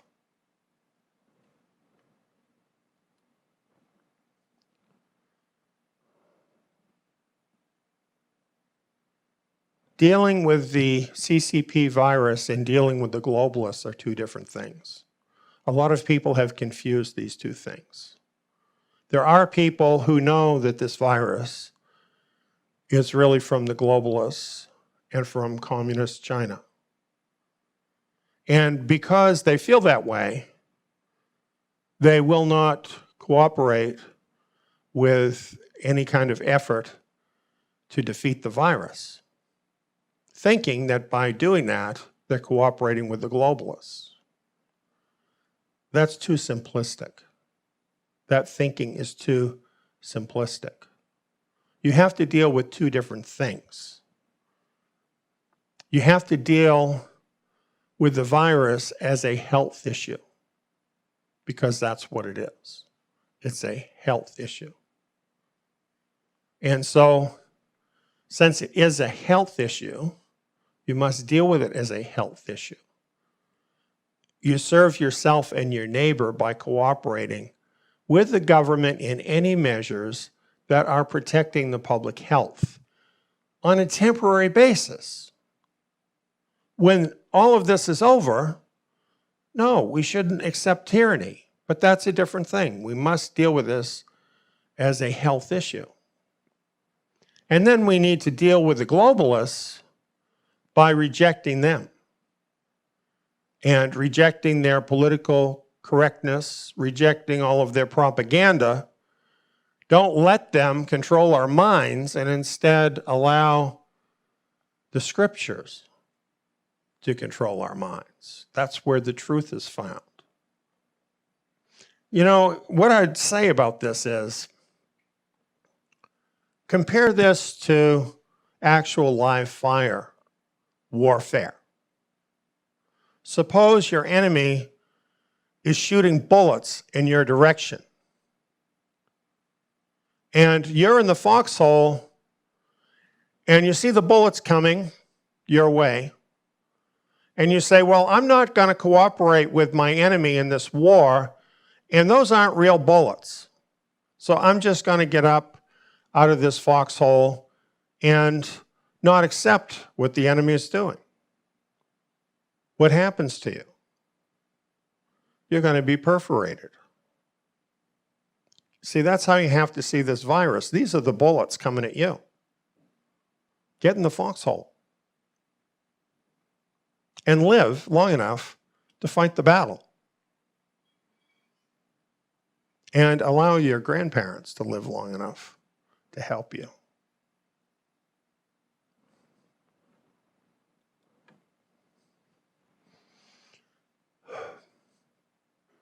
So you might be wondering, if something this severe is happening now in this covert global war, what can I expect after this? One thing you can expect is that the life you knew before is never coming back. Things are changed. Remember, if you happen to be there back then when this happened, when 9/11 happened. After 9/11, everything changed. Do you remember that? Did it ever change back again? Remember the Patriot Act? Before the Patriot Act, you could go into a bank, open a bank account. They didn't even need your Social Security number. You could have privacy in your banking and a whole lot of other things. How long has that been since that happened? Since before 9/11. So many other things have continued, and they're never going back from 9/11. 2008, when the global financial crisis came. Did they ever go back? Did things ever go back? Did the economy ever go back? The middle class was hard hit by 2008,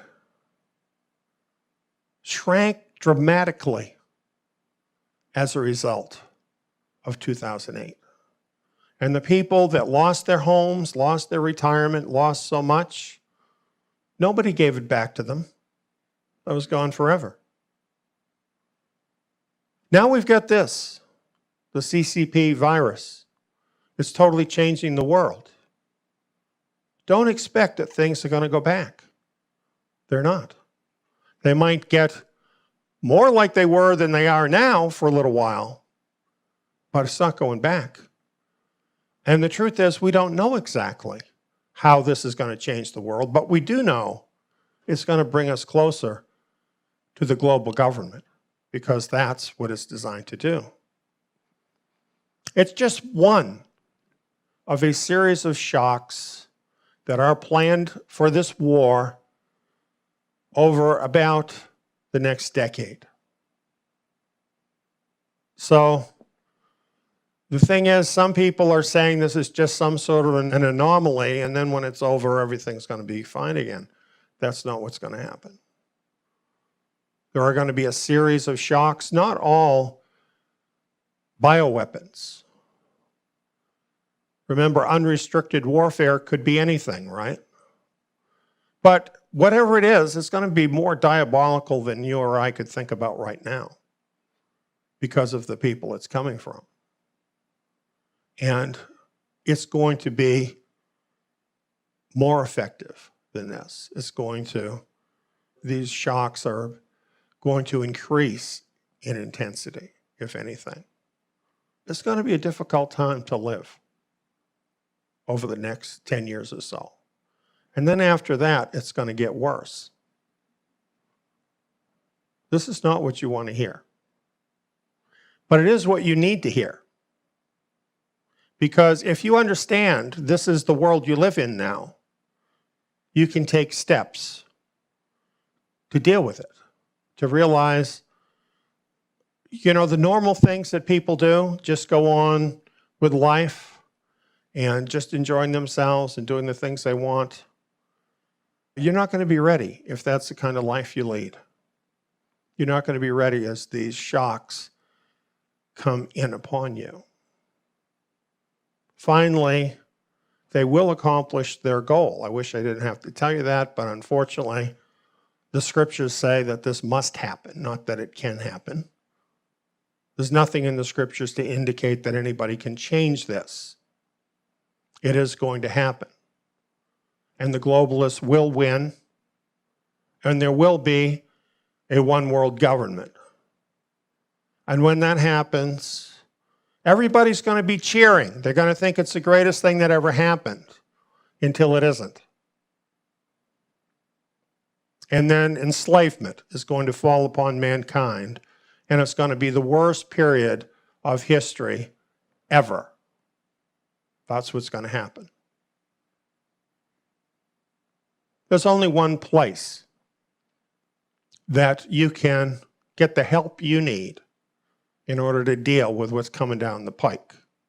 And it's not any place on earth. Your Father in heaven knows all about this, prophesied about it in the scriptures, and is there to stand by those who will turn to him. And that's my best advice for everybody. That's the thing to do. Turn to him. And there's so much more I would like to tell you about this. And you need to understand these scriptures. That's why we did the Beast of Daniel seminar, and this information stands alone. You will not find this anywhere else in its entirety, and it's still the very best information you can find on this topic of the one world government as prophesied in the Bible. And this is being offered to you. The information that is in this 8 DVD set for a low price of $0. $0.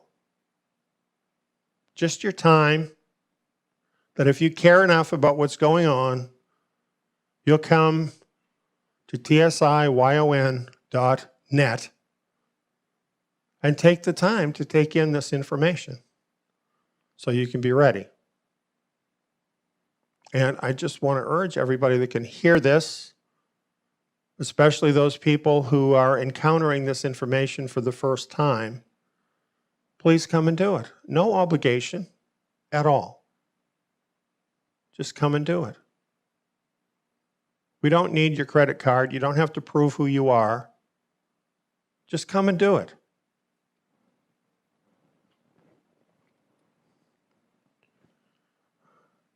Here's a news report that I happened to come across today, just as I was finishing up these slides that I've been sharing with you. And I found this to be so encouraging. This is from the Pew Research Center. Apparently they did a polling just recently. This is from March 30th, so just yesterday.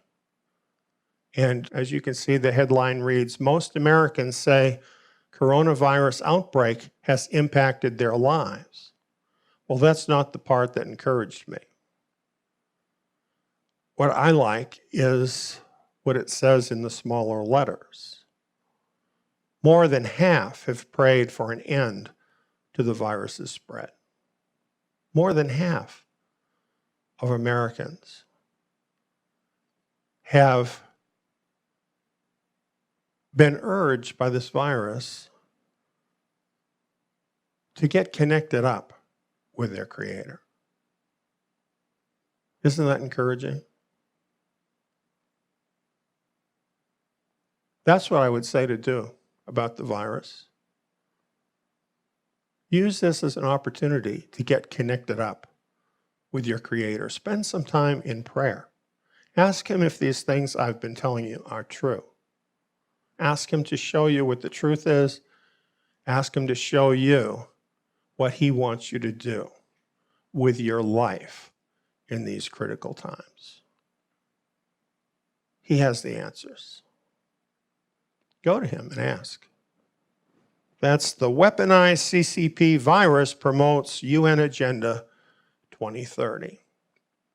I'd like to pray with you now. Our Father in heaven, we come before your throne, knowing, Father, that you have known the end from the beginning, and that you have known that this had to happen, that most of the people would rebel against you and have done that, and that there would be those who would rise up in positions of dominance in the world, and that at the end of days we would have the situation enabled by high technology and super communication abilities where the elite of the world could make this last final push to enslave all of mankind. Now we're seeing the war going on between those who are basically the soldiers for the globalists and those who are resisting against that push. And because of that, what we've seen over the last couple of decades has been really amazing apocalyptic events, which are really moves in this universal war. And now we are being affected by this latest attack by a bioweapon disguised as just one of those things that happens. Father, thank you for opening our eyes to the war that's really happening. Help us, Father, not to be afraid, not to be in confusion, to have your peace in our hearts, the peace that comes to those who know the truth. Father, I want to pray for the honest-hearted people that I was reading about tonight who have been reaching out to you in prayer because of this virus, wherever they may be.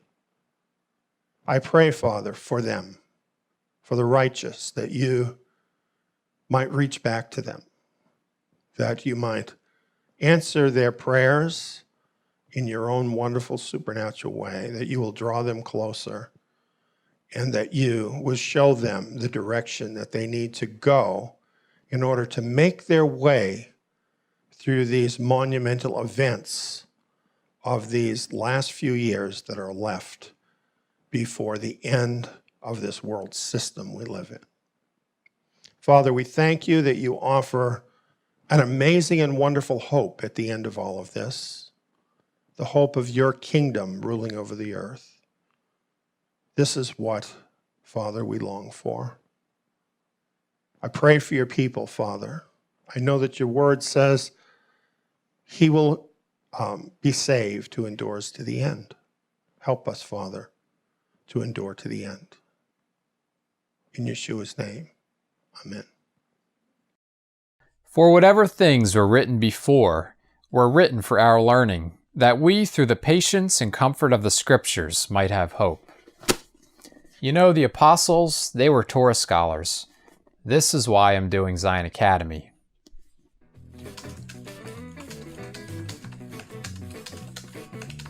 The lessons include 2-hour audio programs and quiz modules. All the lessons in the Torah can be applied to us today. Not to mention, they open up the renewed covenant scriptures in a whole new level, much like the apostles had understanding of the Torah.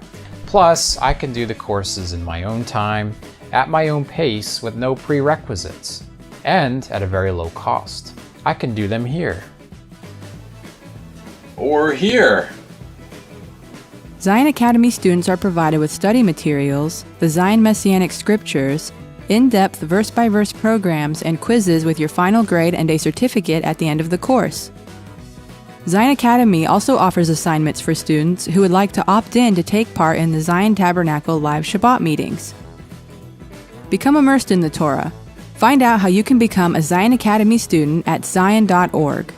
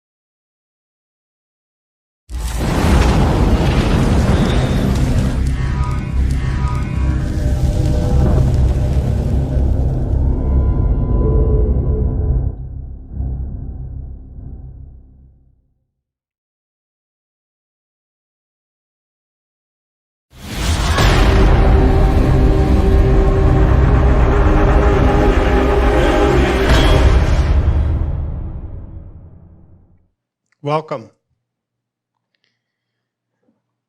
Our theme, the vulnerable world technocalypse. We're asking the question, is the world doomed by technology? No, this is not an advertisement for an old Schwarzenegger film. It's actually a very serious subject. As a matter of fact, this topic is being discussed and sliced and diced by some of the leading minds in the world.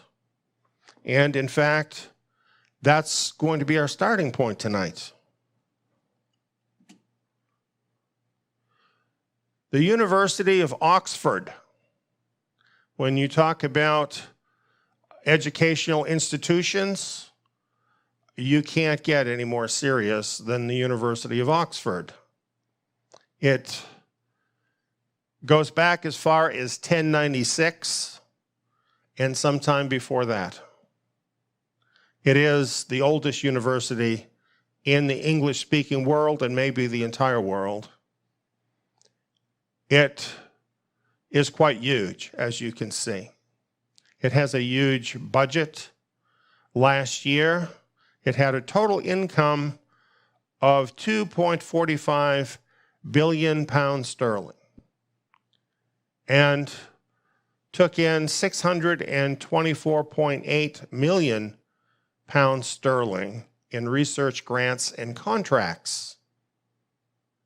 So many of the world's elite businesses, governments, turn to the University of Oxford for enlightenment. Oxford has a wide range of notable alumni,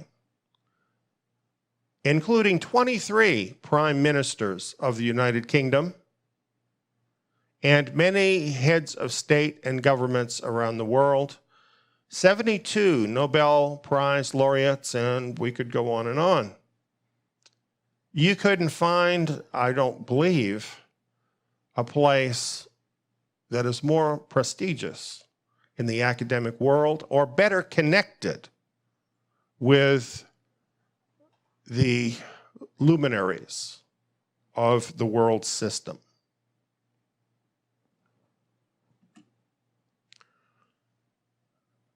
This is Professor Nick Bostrom.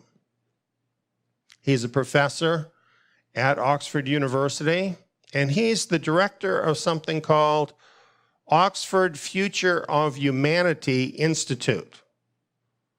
And he and his institute concern themselves with questions of world importance and actually existential questions about the world. And as you can see here in Wired magazine, it's highlighting Nick Bostrom and what he and his institute are doing with the theme, technology that could end humanity. and how to stop it. Technology ending humanity is, in fact, what a technocalypse is. It's hard to say. Let's hope it's hard to happen. But Nick Bostrom doesn't think so. And he's thinking, and a lot of other pretty high-powered people are thinking, that we need to do something about this threat. Here's a paper that Nick Bostrom wrote as part of the work of his institute. It's called The Vulnerable World Hypothesis. This is what we're going to look at and discuss tonight, the vulnerable world hypothesis. And it's a fairly lengthy paper, but he has an illustration that he uses that kind of gets to the heart of what this is all about. It's this illustration of an urn. And not too long ago, a radio personality described this very well. So I have a video of that for you I'm going to share with you. Are you familiar with the philosopher Nick Bostrom? Yeah. So Nick is a very unusual and very smart guy who focuses on questions of existential risk. And he recently wrote a paper, or at least I recently read this paper. I don't know when he wrote it, but I think it's recent, titled The Vulnerable World Hypothesis. And what he imagines is, what he asks you to imagine is that we have an urn in front of us. He calls it the urn of invention. And the urn is filled with colored balls. And we have been reaching into this urn rather compulsively, lo these millennia, pulling out either white or gray balls. And the white balls are inventions, pieces of technology, memes, cultural norms, institutions that have no real downside, right? These just make our lives better. And the gray balls are inventions, and they're like that have benefits and costs, right? So, being able to split the atom is one, right? You can produce energy, but it can produce bombs and, waste when you produce energy. And so there are goods and harms that come from these inventions. What he asks us to consider is that there's a black ball, or perhaps many black balls, in the urn of invention, and we just haven't pulled one out yet. And a black ball is a technology which is synonymous with the end of civilization, right? And he goes into great detail about what sort of thing this might be and what we would need to do to stabilize civilization in the face of this possibility. And so, the first thing you're asked to acknowledge is that it seems rather plausible that there is a black ball or two in the urn of invention, right? There are things we could discover that we can't undiscover that could spell our doom, because it becomes so easy for one deranged person to destroy the lives of millions or billions. So, one example is that he calls it the easy nukes case. Just imagine if it were just a fact of nature that splitting the atom is much easier than it in fact is. And it turns out it only took taking two pieces of glass and a magnet and running some electric current through it. And then you've got an atom bomb, right? Now, if it were that easy to make an atom bomb, 1 in a million people would make one, more or less every day of the week, and we would just see cities going up in mushroom clouds, right? It would be the end of civilization if it were that easy to make an atom bomb. So we're just lucky that it's hard enough to refine the fuel, and to build bombs, certainly large bombs.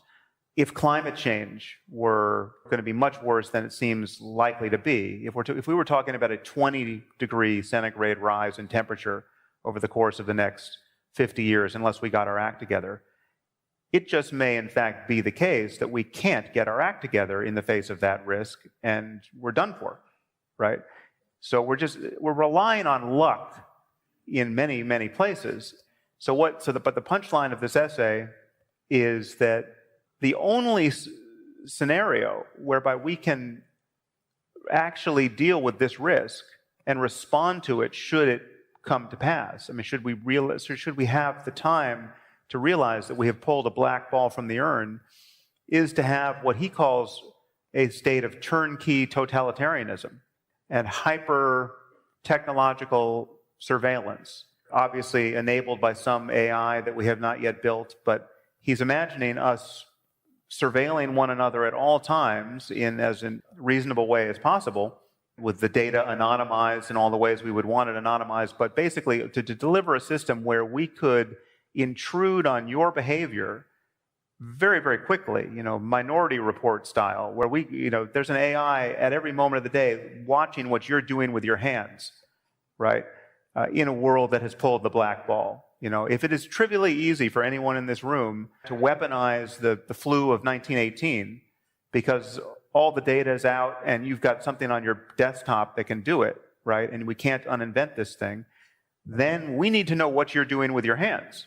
So the net result of this essay, to suddenly make me open-minded to something which, if described in the absence of having considered the urn of invention and some of these examples, sounds like just the most dystopian horror show imaginable. I mean, a perfect surveillance and an ability to turn on totalitarianism at a moment's notice. How could that be at all desirable? It becomes at least potentially desirable if you grant that it may in fact be the only stable state for civilization in light of what we're currently doing. And what we're currently doing is just reaching into the urn and pulling things out as fast as we can without giving any thought really to what's going on. Pretty scary, don't you think? On more than one level. When I came across this and realized where it was from, I was stunned, to tell you the truth. It took Western civilization over 1,000 years to break free from the Dark Ages, to break free from totalitarianism. As a matter of fact, Oxford was still a university back then, during the Dark Ages. And it had a role in bringing us out of the Dark Ages. And so it is absolutely stunning to me that a suggestion could come out of Oxford University actually advocating for global totalitarianism on a level the world has never seen. Global totalitarianism where literally every single action you do is observed and can be instantly stopped. When I put a few other things into this mix, say for instance, Elon Musk's company and invention, whereby people can have their brains directly connected to the internet. You're being watched all the time. You do something whoever's on the other end of that wire doesn't like.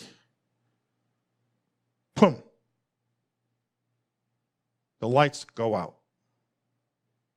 Is that really a solution? Well, we're going to talk about that a little bit more a little later, but we want to take this thing in order. So let's talk about this entire proposal, to be fair about it. So we have the white balls, first of all, in this illustration. And these are being drawn out of the urn. These, of course, are discoveries, inventions that are supposed to be totally beneficial. And myself, I question whether there are any inventions that are totally beneficial. Certainly, many things have been designed to be totally beneficial. But I've seen mankind be so creative in the way that they can use things to cause harm and destruction. I don't think really there's anything that can be invented by man that cannot also be harmful. So I think the white balls are more of a hypothetical idea than a reality in our world. So really, I think most of the balls are gray. And these are discoveries and inventions that are both harmful and beneficial. So some things directly are that way, and you can tell that right away. Like, for instance, knives. Knives are very useful. We cut up vegetables, do all kinds of good work with knives. When I was a kid, I used to carry a penknife in my pocket and used to whittle sticks with it. But people also do bad things with knives, don't they? So it's kind of in the gray area. Gunpowder, the same thing. You know, for a long time, and even today, people have used and do use gunpowder as a means of securing food for their family. Not a bad thing, but I don't have to tell you how otherwise gunpowder can be used that's not so good. Money. Money can be a good thing if it's used wisely, but the love of money is the root of all evil. Computers. I spend a good part of my day in front of a computer, and I hate it every minute.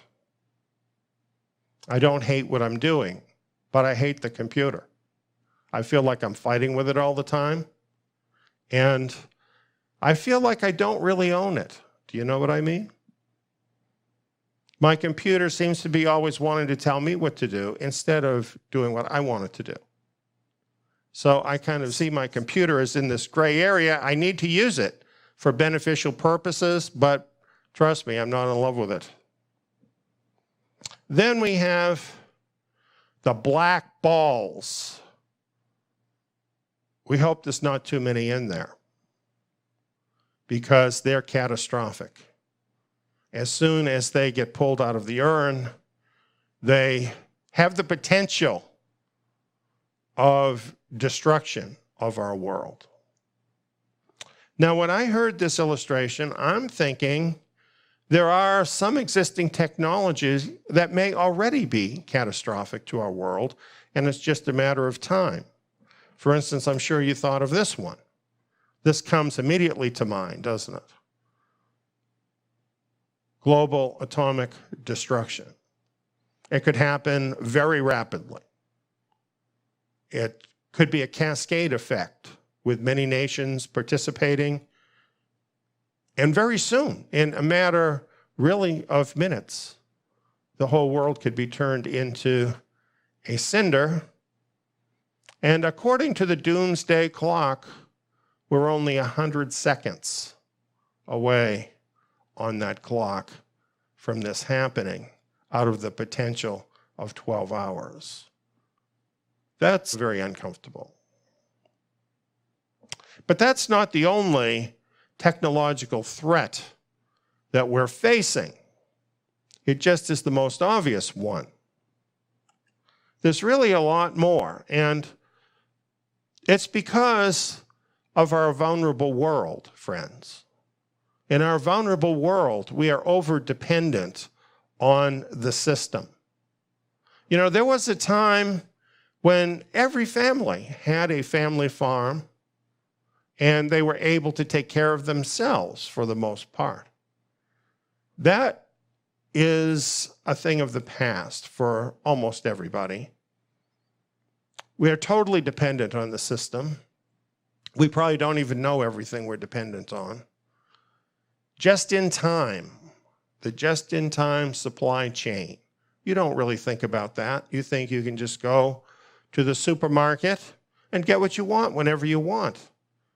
But the reason it works that way is because everything is planned to be shipped just in time. As long as the system's working, it's great. But what happens if the system goes down? What if it goes down for an extended period even? Then what are you going to eat? Once people can't eat, the world gets very ugly. So something as simple as the supply chain can be a big problem. We've had some disruptions lately in the supply chain, and thankfully it hasn't been with the staples we need to survive, but it has been enough of a reminder to us for us to realize that things like medical supplies and even the humble toilet paper is something we rely upon, but if the supply chain breaks down, you don't have it. Imagine if it's everything in the store. Electronic money. How much cash do you have in your pocket right now?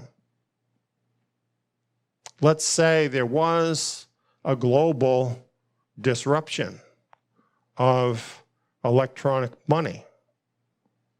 How long would it take before you literally could not survive?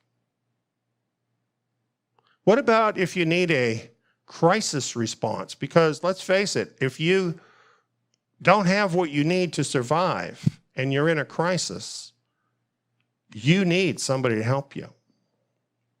What about those people in Louisiana, in Hurricane Katrina, that were trapped in the big stadium, thousands of them? Can you imagine that? What if that happened to a whole country, to the whole world? We are so dependent on the system. And of course, if you have a massive breakdown in the system and society reacts to that harshly, you could have a cascading effect of violence throughout the world that could literally destroy civilization. So system failure is a huge thing. Well, what could cause that? How about a global internet crash? Any system is literally impossible to rule out every conceivable threat. The nature of catastrophe is exactly that. You don't see it coming. I thought this was interesting that it has been studied that the average American relies on the successful operation of more than 250 computers every day. Every day. So just conducting your life, you are subject to 250 computers every day. Considering how I feel about my own computer, I'm not pleased with that. And of course, the majority of that is internet connections. This is our world today. If the internet crashes, it literally could lead to a catastrophic failure, not just of the internet, but of civilization. A stock market collapse can have major impact. It can be much worse than what we experienced in 2008. Much worse. It may get much worse. A satellite cascade. I'm thinking this is not something we think a lot about. But of course, our entire system today depends on satellites. Communications, electronic communications are absolutely vital to the survival and the everyday operation of our system. If you take the satellites out of the picture, then everything crashes and goes down. And this is something that can happen. The Union of Concerned Scientists, isn't that an interesting name, Union of Concerned Scientists? They would know what to be concerned about, I'm thinking. And they think we should be concerned about this. They say there are over 1,100 active satellites in orbit, with around 60% of them used for communications. And then an additional 2,500 inactive satellites circling the Earth too. So the possibility of this cascade getting started is very real. However, we're going to add to that because Elon Musk wants to put tens of thousands of satellites blanketing the Earth. And Jeff Bezos, he wants to put a whole bunch of them up there too. And a number of other billionaires also are planning this. So the number of satellites that are in orbit right now is going to be totally dwarfed by the number they have in mind. And one expert says the worst case is this: you launch all your satellites, you go bankrupt, and they all stay there. Then you have thousands of new satellites without a plan of getting them out of there, and you would have a Kessler type of syndrome. In other words, a cascade where they start bumping into each other and then, like dominoes, just taking them all out. That could happen. Power grid blackout. Well, we have these from time to time in different places, and they're never fun. People do die sometimes because of blackouts, because they don't have enough heat, or where they are is too hot and they don't have any cooling. A series of blackouts in India impacted 700 million people, 10% of the world. If you had a total blackout, that's a technocracy. Oil and gas disruptions. The world is dependent on oil and gas. What we've got here is a disruption from COVID-19. You've got all of these tankers just anchored off the coast because there's such a glut of oil, there's nowhere to put it. Imagine the opposite scenario.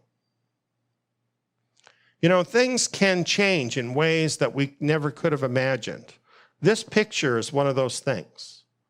You know, I lived through the shortage of gas in the 70s. We had long lines waiting at the gas tank to get gas, and we were paying way too much for it. And when you've lived in that world and then you look at this picture, you think, whoa, things can really change. They can change really fast. They have changed really fast, haven't they?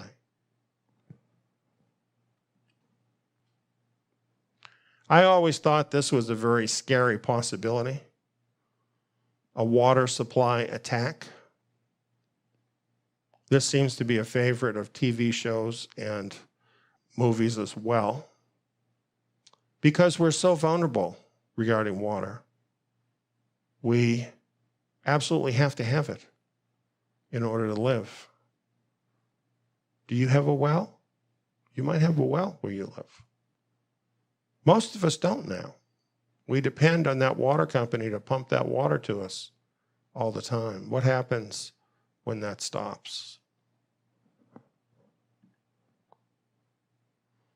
What if there's a coordinated attack deliberately taking out the entire infrastructure? Well, that sounds pretty ridiculous if you had to send people all over the place to do it.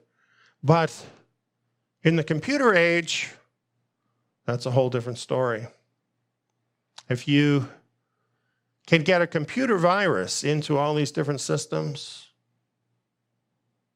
you totally can take down the entire system. And don't think it can't happen. Don't think it can't happen. There was an attack against Yahoo, and the attackers literally got a hold of half of this country's data of the people in the country. This is a huge problem. And let me say this too. We have quantum computing coming. Quantum computing works in an entirely different way. The encryption that we're all depending on to keep out the bad guys, quantum computing can break through that in seconds. As a matter of fact, it can go backwards into other things that you already have out there on the internet, things you've forgotten about that are under encryption, and obtain data and information that was never meant for anybody to have, But quantum computing opens all the doors. Big problem. And then, of course, we all hear about the rogue AI, right? Don't we have an interesting future coming up? Isn't technology such a great thing? At best, it's in the gray area, isn't it? At best. Yes, it does have some benefits, but the downside, just one time, could be a real killer. As a matter of fact, you know what? It is a real killer.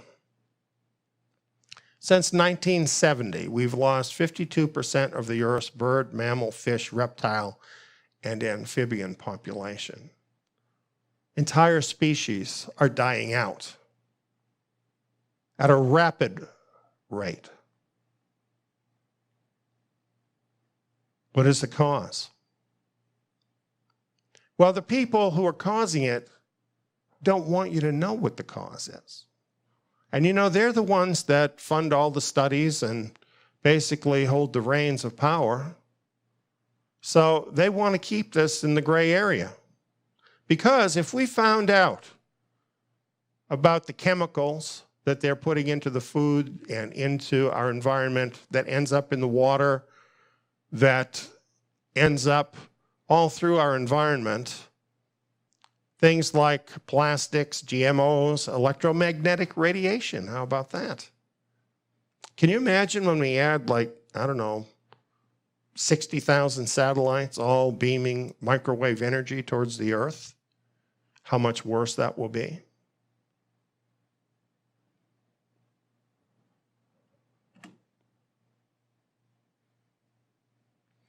Here's just one indication of how dangerous electromagnetic radiation is. There was a study done. The scientific journal Human Reproduction published a shocking finding in 2017. The bottom line, sperm count has halved in Western civilization since the 1970s. Sperm count has dropped by over half. And it's getting worse because guys are doing what you see in the picture. Everybody's carrying around a cell phone.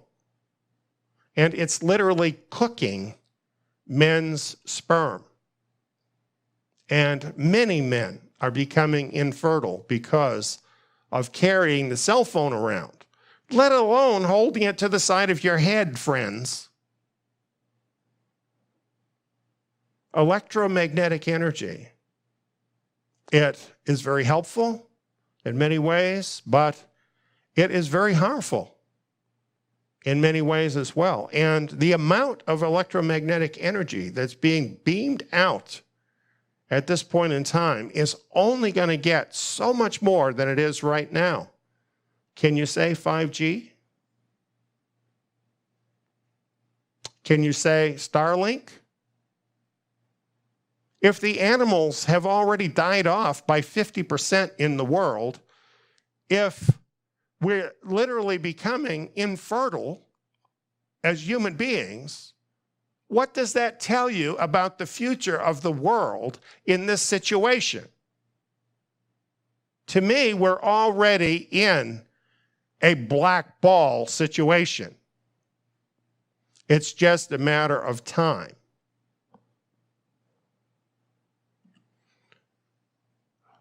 Then we have designer bugs.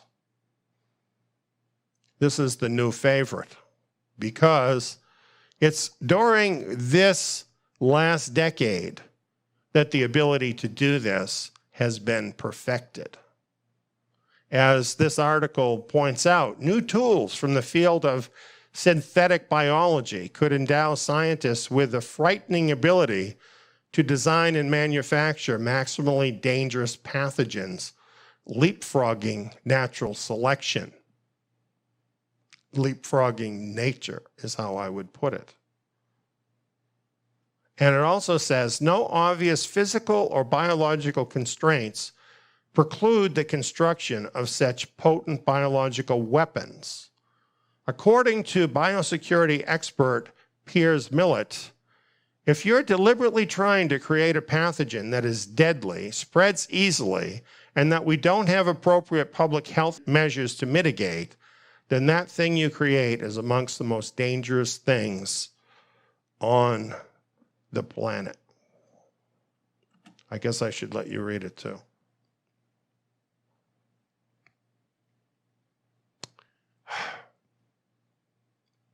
That's really scary, because you know what that's saying to me?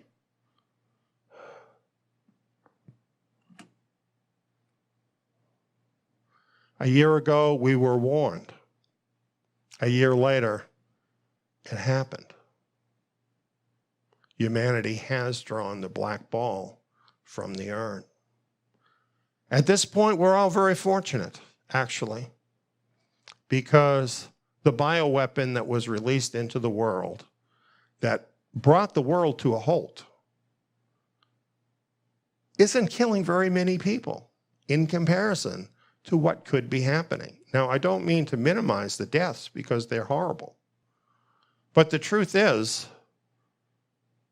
to me, it looks more like a shot across the bow than the main event. Because it would be possible. The people who did this could do it. It would be possible to make a synthetic virus that was far more deadly, that would kill virtually everybody. That could happen. And we should be very concerned about this, because this is something real. This is happening in our world right now. I can understand why they keep trying to put a lid on this, to keep us from knowing that this is a synthetic virus. But if you dig, the information's out there. I have presented the information too. And there's no doubt that this was sliced and diced and put together for a specific purpose. This is the black ball, dealing with genetics, rearranging the building blocks of life. Why couldn't that destroy the world?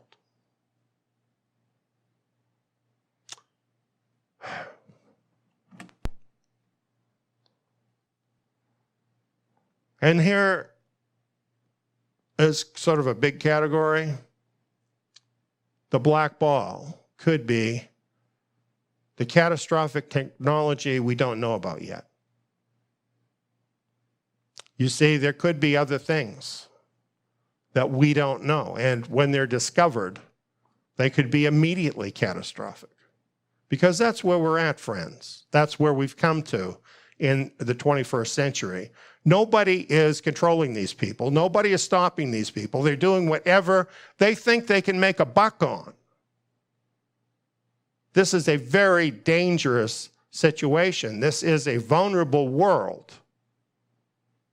And actually, this has been known for decades, that the world is a vulnerable world, and it's headed for trouble.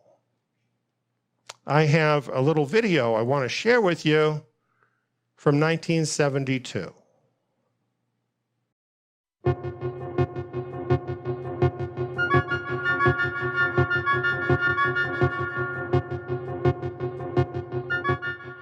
It's not some science fantasy effect from 2001. This electronic display, emanating from Australia's largest computer, is a picture of the condition, past, present and future of planet Earth. The program was originally devised by a scientist working from the Massachusetts Institute of Technology, Jay Forrester. It was developed under the auspices of the Club of Rome by an MIT research team to present a complex model of the world and what we humans are doing to it. The program, called World 1, doesn't pretend to be a precise forecast.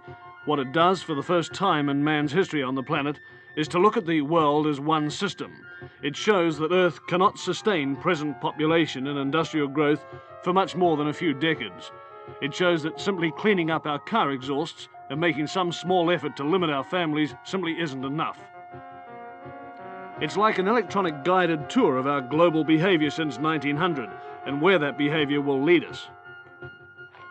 Well, this is the printed version of what we've just seen on the television screen. And what looks at first to be just a maze of computer characteristics is really a system of very simple graphs which project what's going to happen to the planet over the next 150 years if we don't do something drastic to stop it. Down the left-hand side of the graph is the date, 1900, 1940, 1980, 2020, right down to 2060. Now, each of these lines of letters represents a curve showing some aspect of the condition of the planet. The further out this way they go, the greater that figure is, the further this way, the less. For example, P represents population. So here it is at 1900, and then it comes up to 1940, it starts to take off. Here we are at 1980, up to the turn of the century, and then it starts to peter off. Let's now have a look at this next curve, the Q curve, which is the quality of life. And this is represented by, for example, the amount of space people have, the amount of money they have to spend, the amount of food they have to eat. Now, it increases rapidly up to 1940, but from 1940 on, the quality of life diminishes. And here we are about the turn of the century, and we come up to the year 2020, and it's really come right back. More people, of course, means that you start to chew up your supply of natural resources. And this is this curve here, the N curve. And it shows that slowly but steadily, the pool of natural wealth in the world, natural resources, minerals, oil, and so on, is slowly but steadily diminishing. So this is the situation. As population increases, the quality of life decreases, and the supply of natural resources decreases. But have a look at this curve here. This is called the Z curve, and it represents pollution. Now, predictably enough, as the population increases up to 1980, pollution increases. There's more rubbish. But from 1980 to the year 2020, pollution really takes off. This is assuming, of course, that we don't do anything about it. So the year 2020, the condition of the planet starts to become highly critical. And if we don't do anything about it, this is what's going to happen. The quality of life is going to go right back to practically zero. Pollution is going to become so serious, right out here, that it will start to kill people. So the population will diminish. Right back here, less than it was in the year 1900. And at this stage, around about the year 2040, 2050, civilized life as we know it on this planet will cease to exist. Call it Apocalypse 2040. In the early 1970s, a computer program called World 1 predicted that civilization would likely collapse by 2040. Researchers at Massachusetts Institute of Technology, MIT, had programmed it to consider a model of sustainability for the world. As you have just seen, the bad news for us is that the model seems to be spot on so far.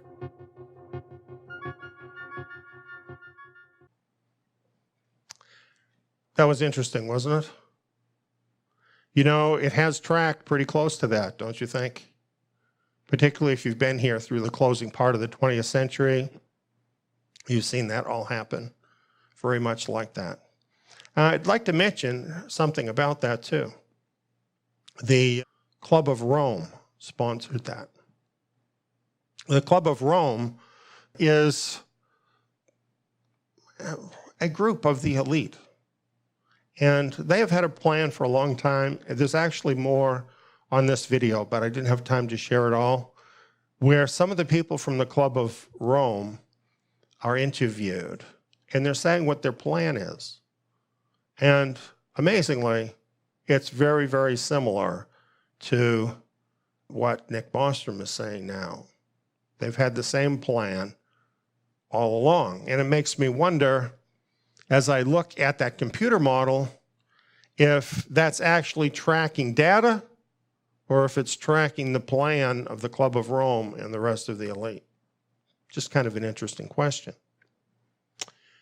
Well, I'm a Bible teacher, and I've taught a lot about the passage of time and things that happen from the standpoint of Bible prophecy. And what I've seen is that Bible prophecy has agreed with essentially the main things that we saw in that video as they have unfolded. And that video kind of shows us you get to 2020 and everything starts going to pieces. Did you notice that? Did you notice that happened? Did you notice the world kind of got a little shove right at the beginning of 2020? Connect the dots. The scriptures very much agree with this picture and show us to have entered into a very critical period. And the good thing is the scriptures offer a real solution, and it doesn't involve world tyranny. So we're going to get into that a little bit later. But it's interesting that the pattern that was set forth, sponsored by the Club of Rome, from this first computer to do this, has tracked so closely with what has actually happened and what the Bible has predicted for this generation. So we have every reason to believe, since everything else the Bible has predicted has come true, that the rest of it will happen too. So I just want to invite anyone who is with us right now. Soon we're going to put out a new edit of this Ages of the World series that I did. And particularly you want to look at the last age of the world, which deals with these very issues. We also have a lot of other prophetic material and seminars available at the site, and we invite you to come and see them. So that's pretty much the picture of what has happened. So I guess what I want to say is the first part of the illustration, I think, is true, that we have brought a lot of black balls, or I would say gray balls, out that could be good or bad. But I think it's arguable that we already have taken some black balls out of the urn too and set us on a course towards destruction. So I believe that part of the hypothesis is provable. I think it's correct and that it's provable. But then this brings us to this part of the proposition, that the solution is totalitarianism. Shocking. The solution is totalitarianism. This is amazing. There are 5 reasons that I'm going to share that totalitarianism won't work. Now, I probably could come up with a lot more than 5, but once I got to 5, I figured, hey, 5 stars, I'm done. Here's the number 1 reason. Who will watch the watchers? What stops the techie geeks who are running the tech from exploiting it to hack the black tech themselves? See, this is a big thing, isn't it? This has always been the problem. Remember Snowden, who worked basically able to spy on everybody's stuff? He's an employee there, can spy on anything. No controls for those guys. And fortunately, he blew the whistle on that. But that's the way those systems have to work. There have to be people who have access to the system, to all that information and how it all works. So those people are bound to find out about that black technology. All you need is just one of them to think, well, I could make that work, and then I could be the greatest person in the world.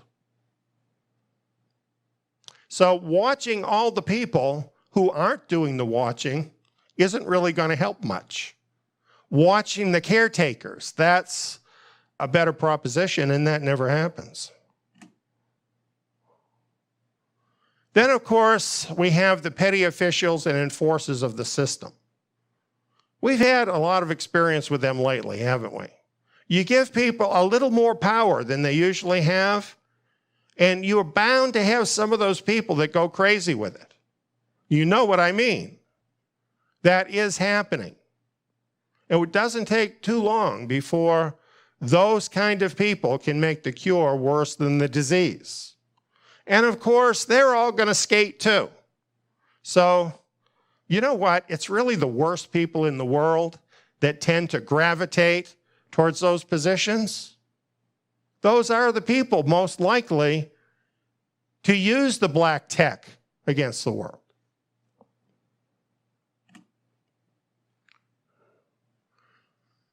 And what about blackball coercion? What stops our all-wise overlords from using the blackball scenario, even when it isn't real, to dominate people and control their lives? Nothing. And number 5, which happens to be my favorite, elites and governments always get a pass, yet they are far more dangerous than the common man. Here's what I'm talking about. Here's a man who made this his life study, studying death by government. And he published this book, which has great detail, well studied out. And in the 20th century, he found that governments murdered about 169 million people. Think about that. I'm not talking about wars here. I'm talking about intentional killing by a government of unarmed people. Governments are very dangerous. And statistically, they're more dangerous than anybody. The rulers are more dangerous than the people by a wide margin. And even if you factor in people like terrorists and criminals, the government is still way beyond them in terms of being dangerous. Now, there is a formula that can actually be applied to this. The best predictor of democide, that's the name given to governments killing their own people, the best predictor of democide lethality is total power squared. In other words, the amount of total power that government has over the people. So simply put, the more power the government has over the individual, the more murders of citizens occur. So in other words,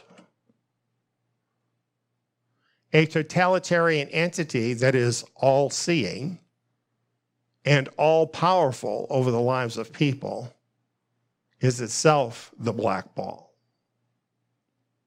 Off the charts. Totally off the charts. And who's controlling that?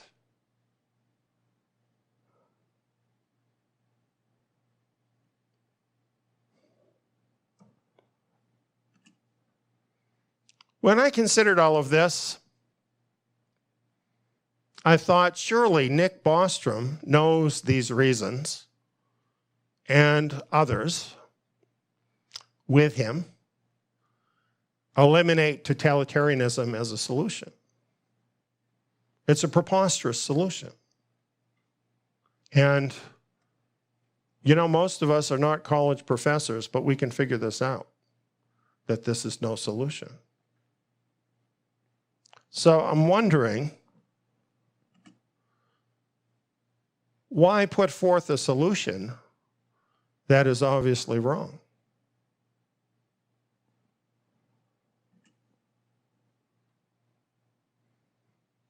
Well, I looked for an answer on the Future of Humanity Institute website, and I found that it was pleased to announce a contribution of up to £13.3 million from the Open Philanthropy Project. This was the largest donation in their history.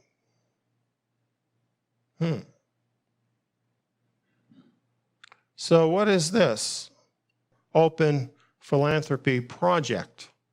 I know I never got a donation from them. Don't expect one either. This is a foundation, a charity. You know, these billionaires all love to set up their charities. And this is one set up by Dustin Aaron Moskovitz, and he is the co-founder of Facebook. And what his foundation does is it identifies giving opportunities and makes grants. And of course, they get money from other billionaires too that they can give out.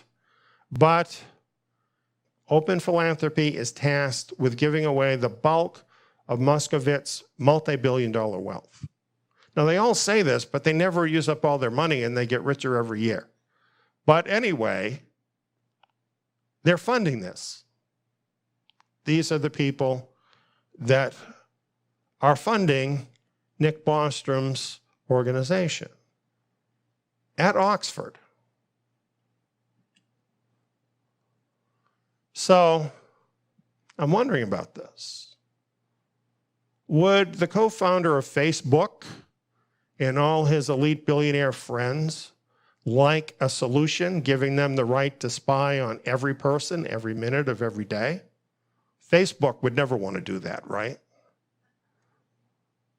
Oh yeah, and also to dominate the entire planet? Would they want to do that?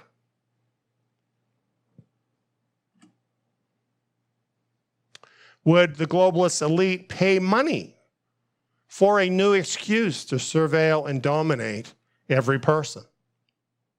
Do you think that would be worth a contribution to Oxford? Could this be just one more example of how the elites get academics and scientists to produce results favorable to their interests? You know, I used to be very impressed with various studies that would come out.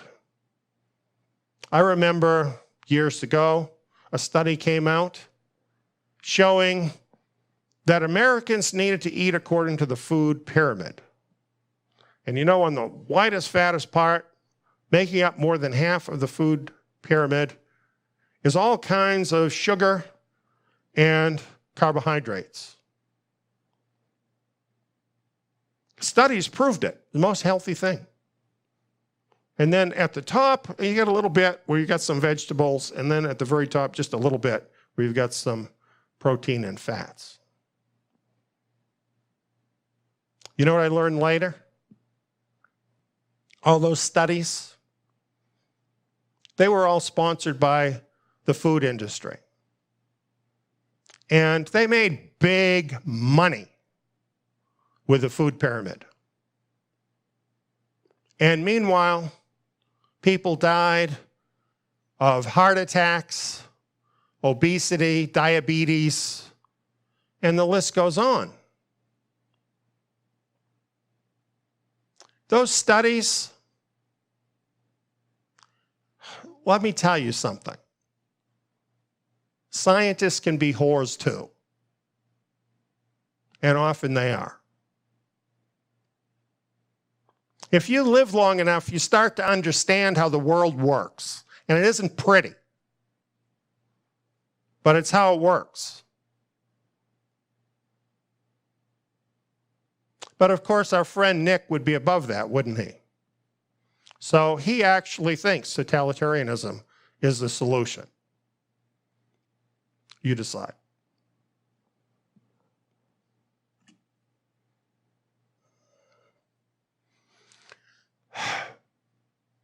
So why did they fund this? Why did the elite fund this at Oxford, the most prestigious institution on the planet, arguably. Why did they fund it? They need the support of this theory. And now that they have it, this vulnerable world hypothesis, it is energizing the elite. Because you know why? It gives these morally degenerate people who are totally selfish, but don't want to be seen by the world as being selfish, a moral justification to do literally anything to force humanity under a yoke of global tyranny powered by unprecedented technology. You see, now they can claim they're doing it for you. It's all for your safety, friends. Have you ever heard that before?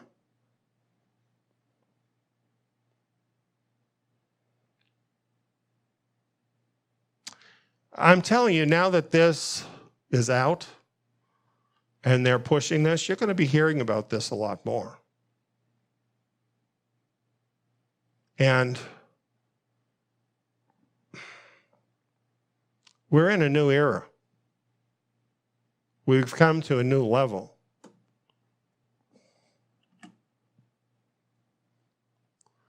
The globalist elites are now making covert war on all ordinary people of this world to bring everyone under a global totalitarian technocracy. And most of us do nothing to defend ourselves. We don't even believe it. Most of us don't even believe it. And I think even now, where most everybody that's hearing this, you may have lost your job, you may have lost your business, you have been isolated away by yourself, your life has been totally affected and changed by something that you had no control over. And yet you still don't know you're at war. This is a bioweapon, friends. You may not like it, but somebody is making war on you. Wake up and smell the coffee. Life is not going to go on like it always did. I know you want things to get back to the way they were. Well, they never are going to. Never. Oh, it might change back a little bit, just to throw you off a little bit, but the next thing is coming. Trust me. These people are absolutely determined to bring the world under totalitarianism and to do it soon. And they have means. They hold the keys to all the doors. They have all the levers of power. They have money, lots of money, control over the money. They have the technology. This is not a movie. This is real life. It's on, 100%.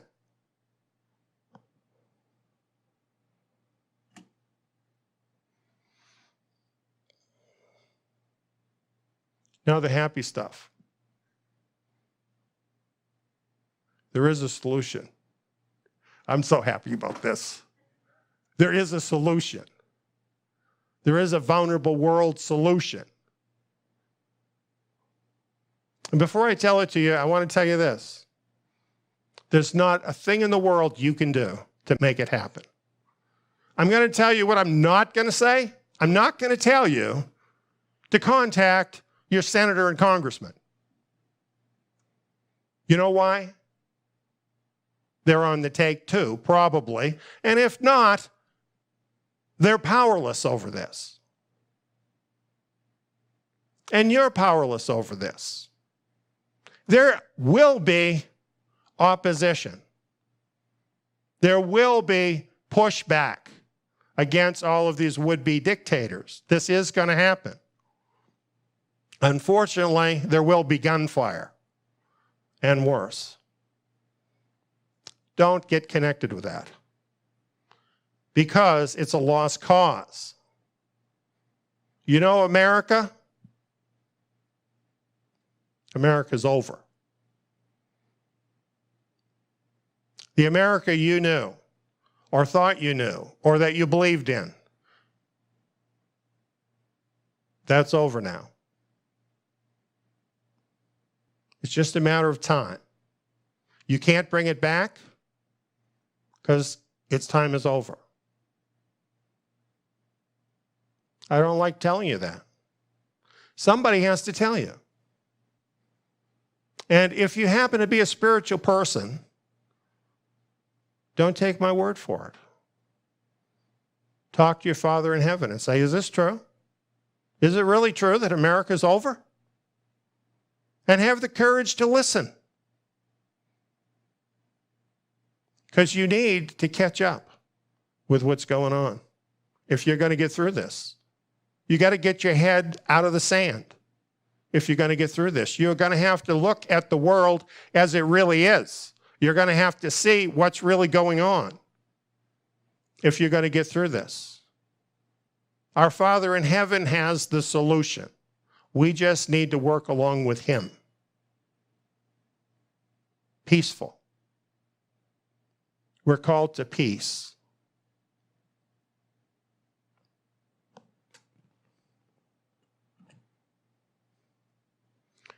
Well, here's a good place to start for a solution. Stop stealing from the Creator's urn without his permission. What makes these people think that they have a right to cross barriers that the Creator deliberately set up to break and enter into his areas to mess with his stuff?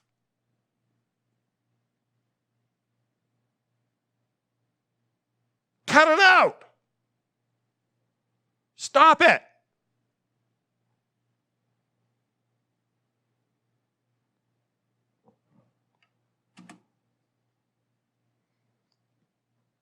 And I know what they'll say. Well, there really is no God. The fool has said in his heart, there is no God. They are corrupt and have done abominable iniquity. The things we're talking about are abominable iniquity. And the excuse, well, if we don't do it, somebody else will, doesn't work. There is somebody watching you. He who created the world is watching you. You are accountable whether you want to accept it or not accept it. It's still true. It's his world, not yours. Hands off.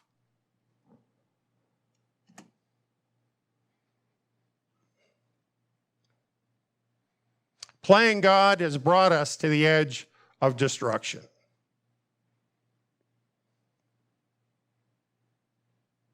Right now.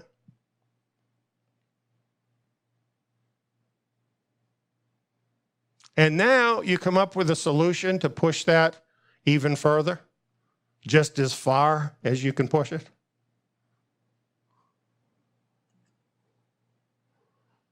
Which is to say, the fools will not turn back to God and repent.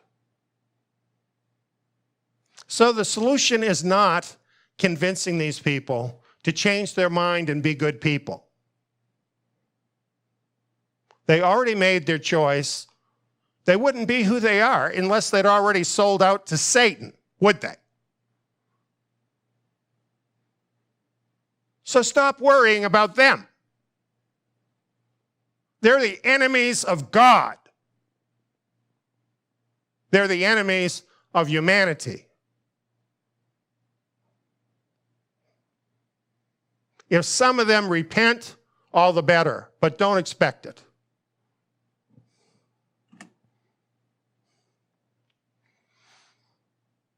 Here's the psalm that seems to be talking exactly about what's going on.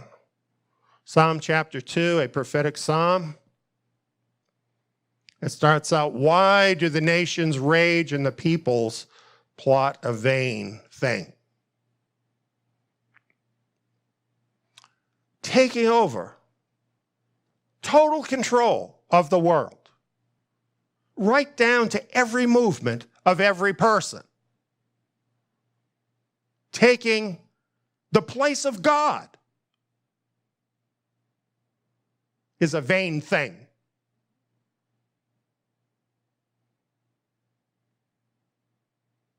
The kings of the earth take a stand, and the rulers take counsel together against Yahweh and against his Messiah. You see, these things they're doing, they are taking a position against the Creator and his Messiah, whom he has set forth to rule. And what do they say? Let's break their bonds apart and cast their cords from us. They can't control us. God can't control me. We're taking over now. That's what they're saying. That's what they want to do. That's what their one world government is about. Taking total control over those things that belong to God. Wresting that right out of his hand. He who sits in the heavens will laugh. Who do they think they are? Who do they think they are? They think they're pretty hot because they can build a cell phone. The Creator built the universe.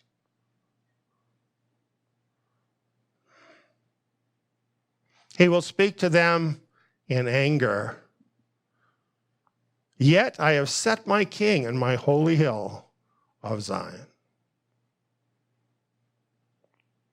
Long ago, he determined who would rule this world.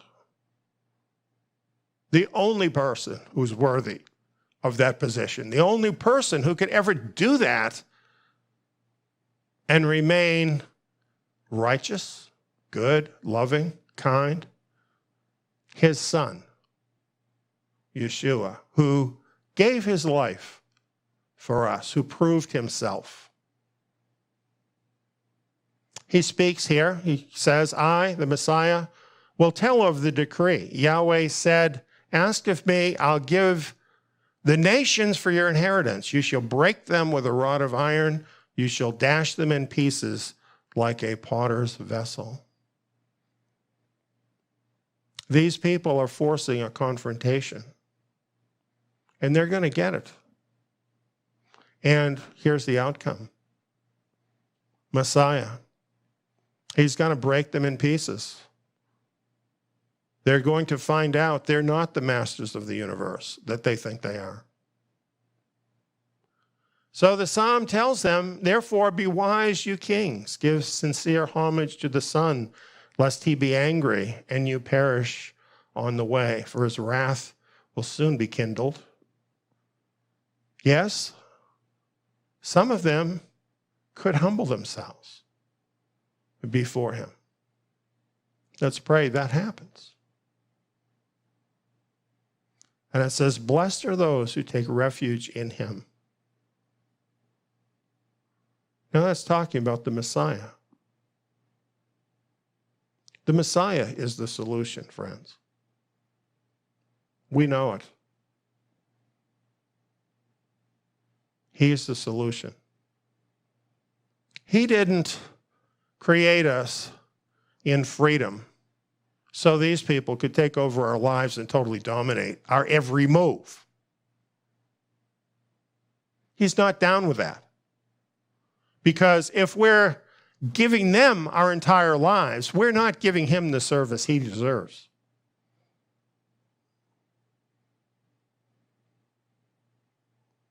So he's not going to be happy with this, and anybody that knows and loves him isn't going to be happy with this either.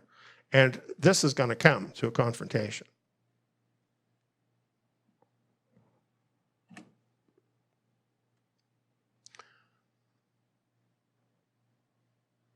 The book of Revelation talks about this. Revelation 11, 7 through 18. Revelation gives us a look into the future of the end of these days, speaking this prophetic prayer. We give you thanks, Lord Elohim, the Almighty, the one who is and who was, because you've taken your great power and reigned. The nations were angry, and your wrath came, as did the time for the dead to be judged and to give your bondservants, the prophets, their reward, as well as the holy ones, and those who fear your name, to the small and the great, and to destroy those who destroy the earth. That's the solution. Get rid of the people that are causing the problem. That's not our job. That's his job. And he says when he comes, he's going to do that. He's going to destroy those who are destroying the earth. And it is going to happen. Unfortunately, it's the only solution that will work. Because as long as people like this, who want to totally dominate everybody else, who want to rip off everybody, who want to take over all of the resources of the world, who want to dominate all the people, as long as those people are in the world, it can't be better. You know what? We could have a technological society right now, it would be possible, that didn't have these problems. Could totally happen. Think about how our world is organized. Like, for instance, we talked about the vulnerable world, right? Do you think it's by accident that we have been totally separated from all means of support of ourselves? Do you think that's an accident, that it happened that way? Couldn't we just as easily have technology so that each of us could have our own land, our own home, with our own energy, even with existing technology, like, for instance, solar panels to provide our energy or other ways? Is there any reason we couldn't do that? Is there any reason that families and extended families couldn't be raising their own food in their own community, trade for things? That's how it used to be for a very long time. There's no reason that couldn't be done with a technological society. Do you need a car? You know, it's proven that hydrogen cars are totally possible. You could actually use water as fuel. You wouldn't be dependent on Exxon, big oil, at all. Everything is set up in such a way that we're all dependent on the elite of this world, and we are all supporting them. And they are draining everything away from us. It's all set up that way. And it's all set up to make us dependent on them, because that way we have no means to fight back.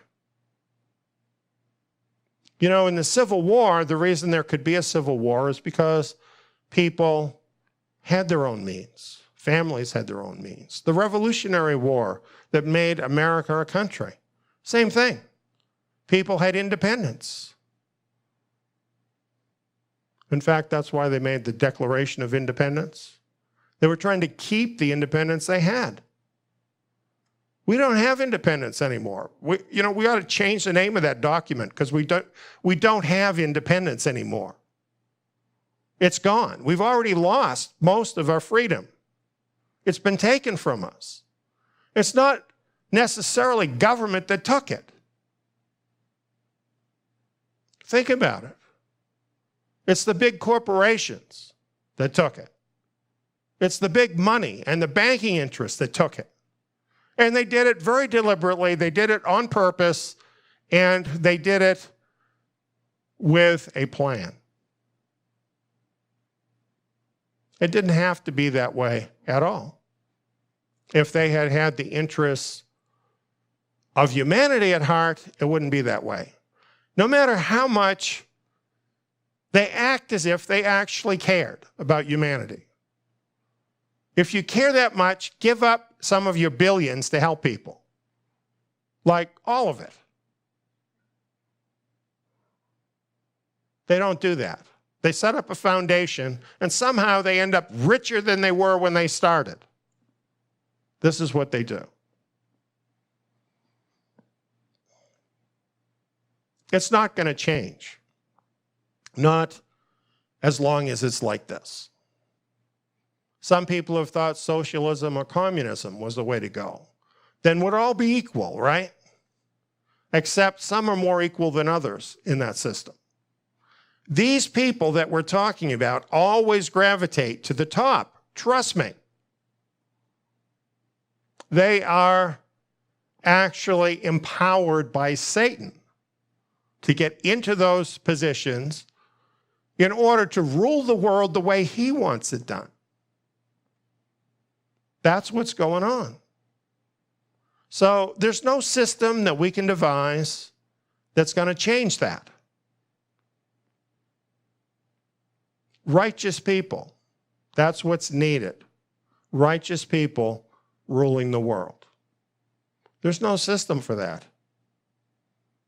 There's no system that can accomplish that. Only the Messiah can accomplish that. This is not a pie-in-the-sky dream. So much in the Bible that has been foretold and prophesied has occurred, much of it during our generation. And it is unfolding.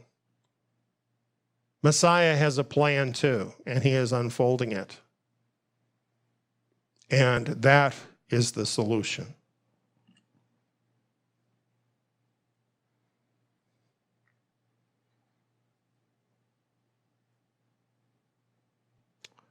So here we are. We have a time of crisis.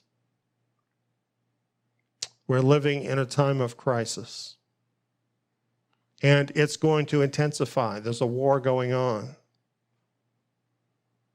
And in the book of Revelation, it shows us that.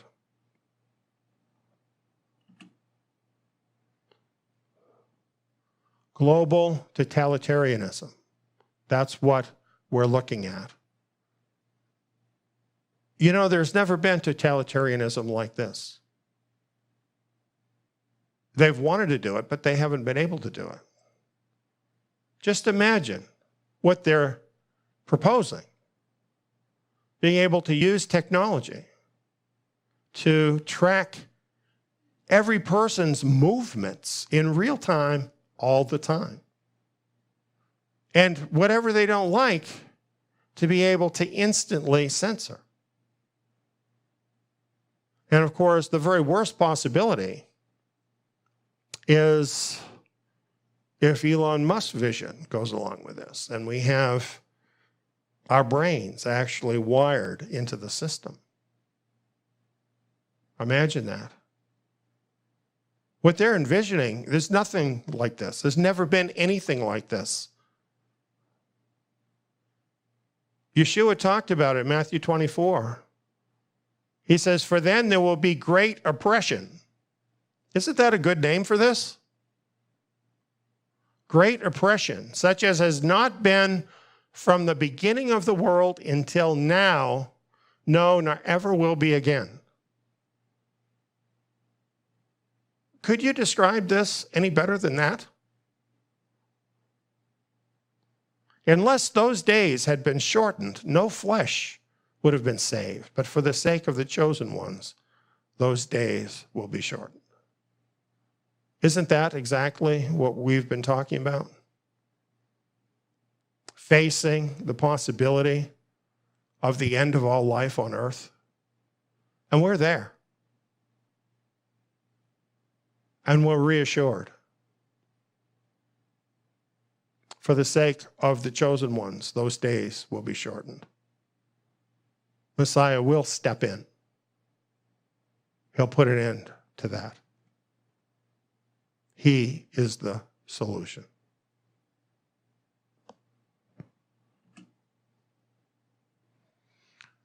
He also said in Luke chapter 21, "So be careful, that day will come on you suddenly, for it will come like a snare on all those who dwell on the surface of the earth. Therefore, be watchful all the time, praying that you may be counted worthy to escape all these things that will happen and to stand before the Son of Man. We have a time that we've entered into that is going to get progressively closer to that totalitarianism until it actually totally takes over. That is going to be increasingly difficult. That's what's going to happen. And it will involve oppression. It will involve persecution of those who have chosen to stand with the rightful creator of the world rather than with these usurpers. For us to be counted worthy to escape means there will be a place of escape. There is a plan. It's outlined in Scripture, and somehow most churches don't know anything about it. They've never heard of it. They don't understand it. They don't get it at all. Instead, they've put their trust, many of them, into a pre-tribulation rapture. They got all their marbles in that. And that's all based, unfortunately, on an error. That's not the answer. It's not the answer.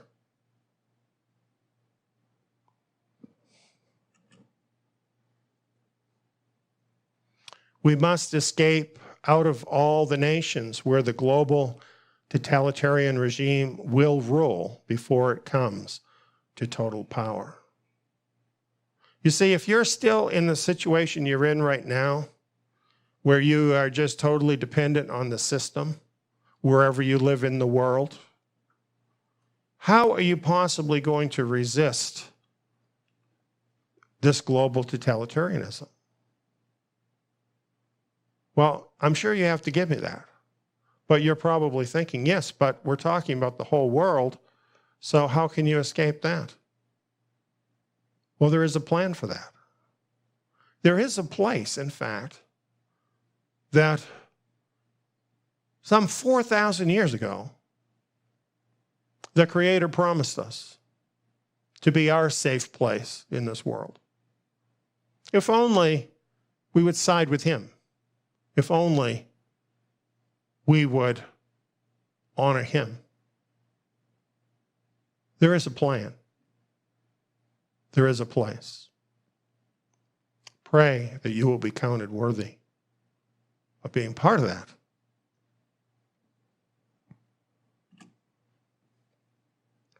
The vulnerable world solution. We've got so much more. Hours. And you should invest them. We're not doing ourselves a favor by giving you all this information. It's just right there for you. Hours of free information to help you through this time. And I just want to invite anyone who's just learning about this to take the time to come and get your spirit fed and find out what there is in store to help you to get through this time. Thank you for listening.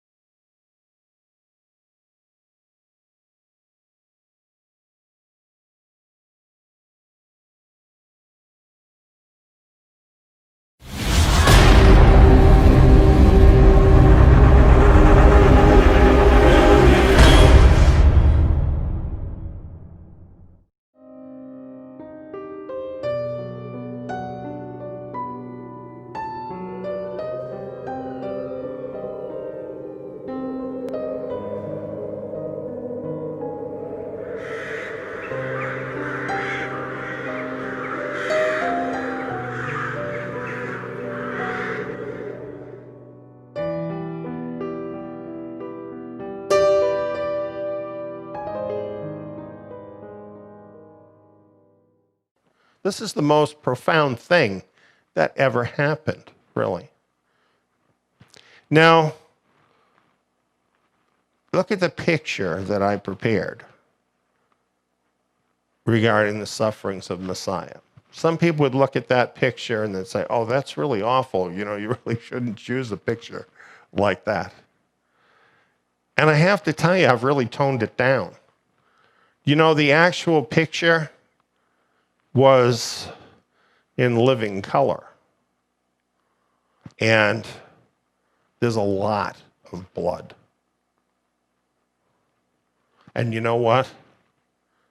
The picture is probably not anywhere near true to life, as bloody and as horrible as it really was. And when we talk about what happened with Messiah, we're talking about something that is visceral and on a certain level repugnant to us. I think most of us by nature hate violence, don't we?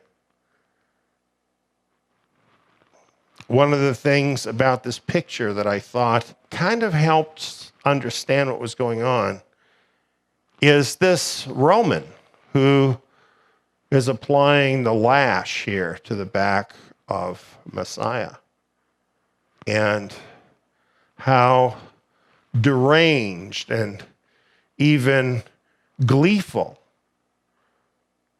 this face really is to be causing this suffering. And I don't know if the Roman soldier who did it was actually like this, but certainly Rome itself was like this. And really much of the human race is like this.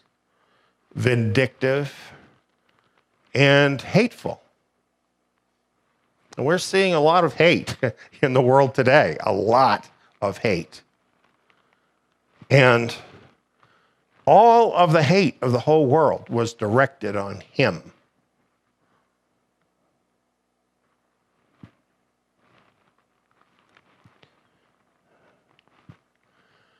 You know, he was not a helpless victim.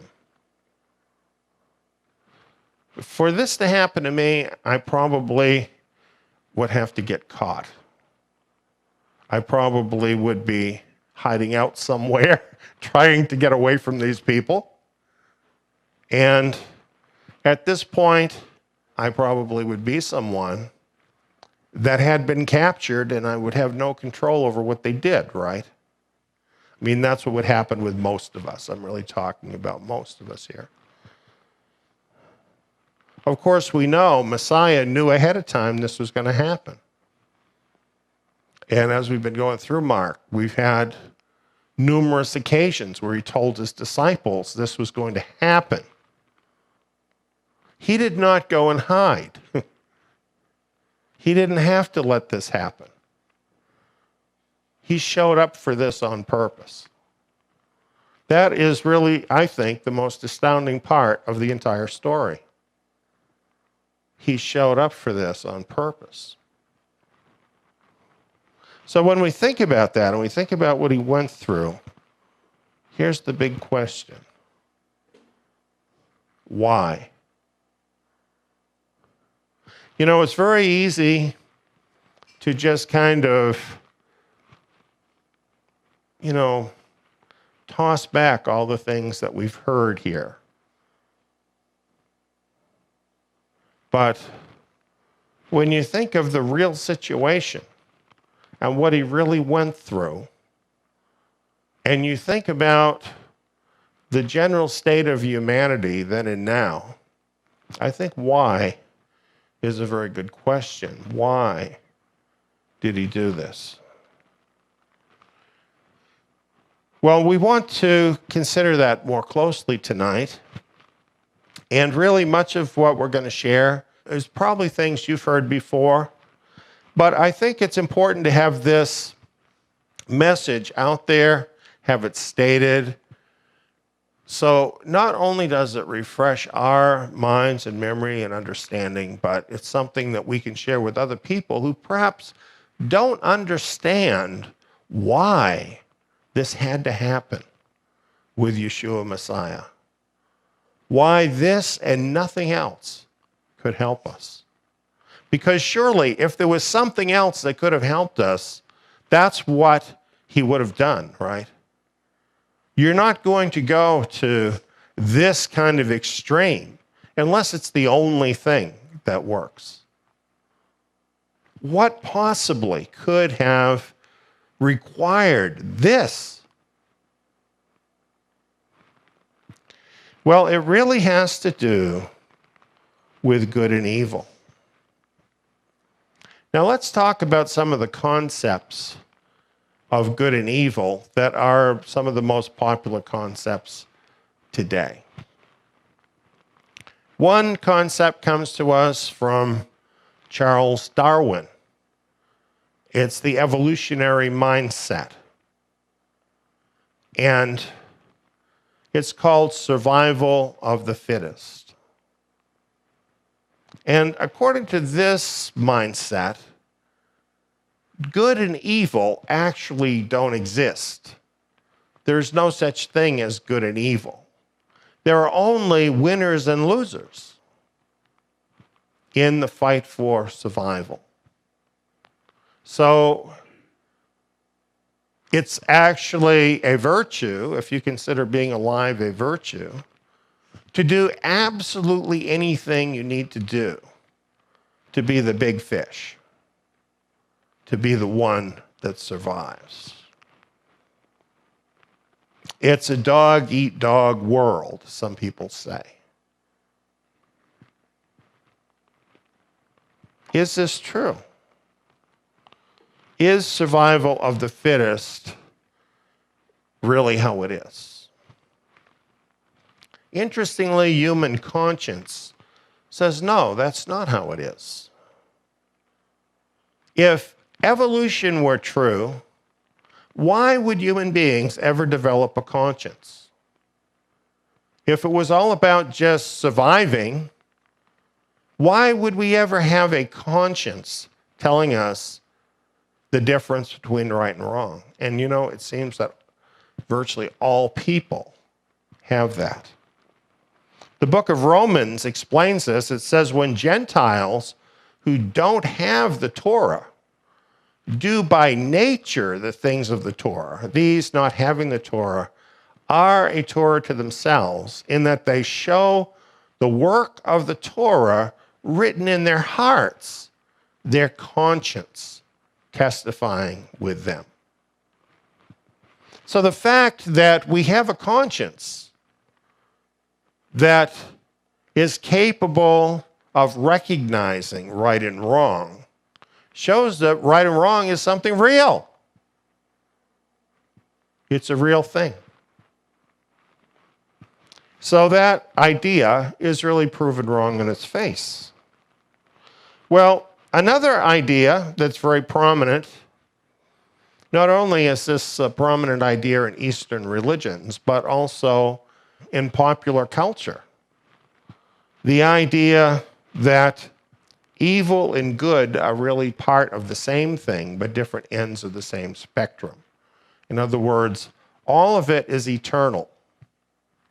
And you have to have evil to have good, and you have to have good to have evil. And there's a reason for all of it to eternally exist.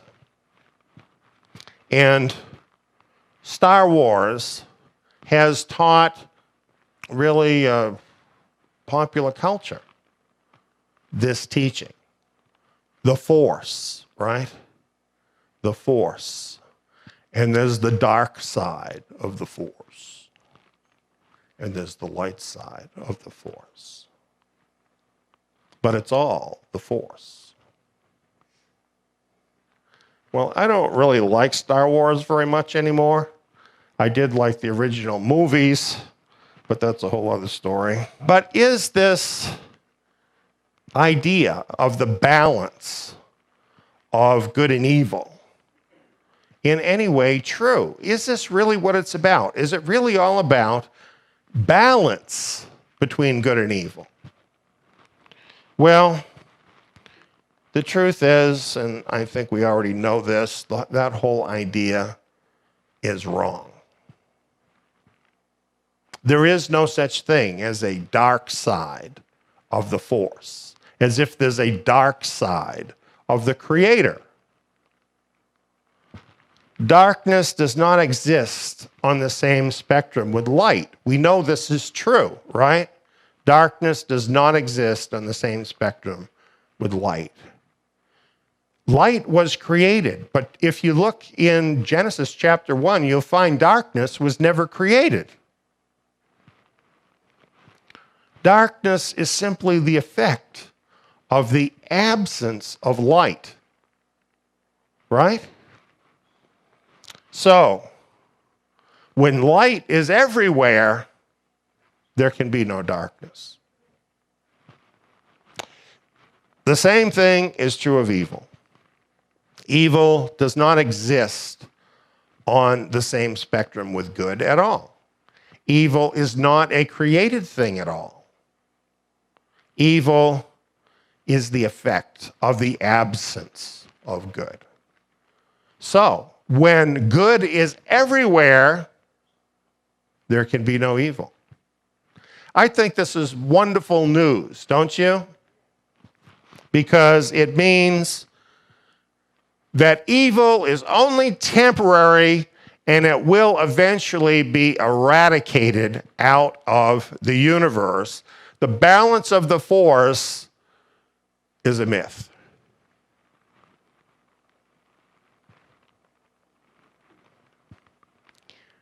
Every light must have a source.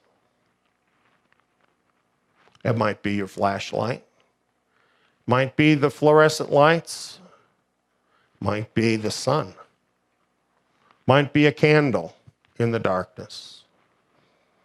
But every light must have a source, and light as good has a source. The Apostle John said, God is light, and in him is no darkness at all. Now that is a truth that many people doubt. Many people actually do think that there's darkness in God. Many people are worried that he's going to play some dark trick on them, and they don't fully trust him. And in doing that, they are misjudging him because there is no darkness in him. In Scripture, light represents good itself. Good here, as I'm using the word, includes all aspects of the perfection of character of our grand Creator. It's all who he is. These personal virtues, then, things like love, justice, righteousness, and so on, were never created. They have always existed in the very perfection of the divine person, our Father who created everything.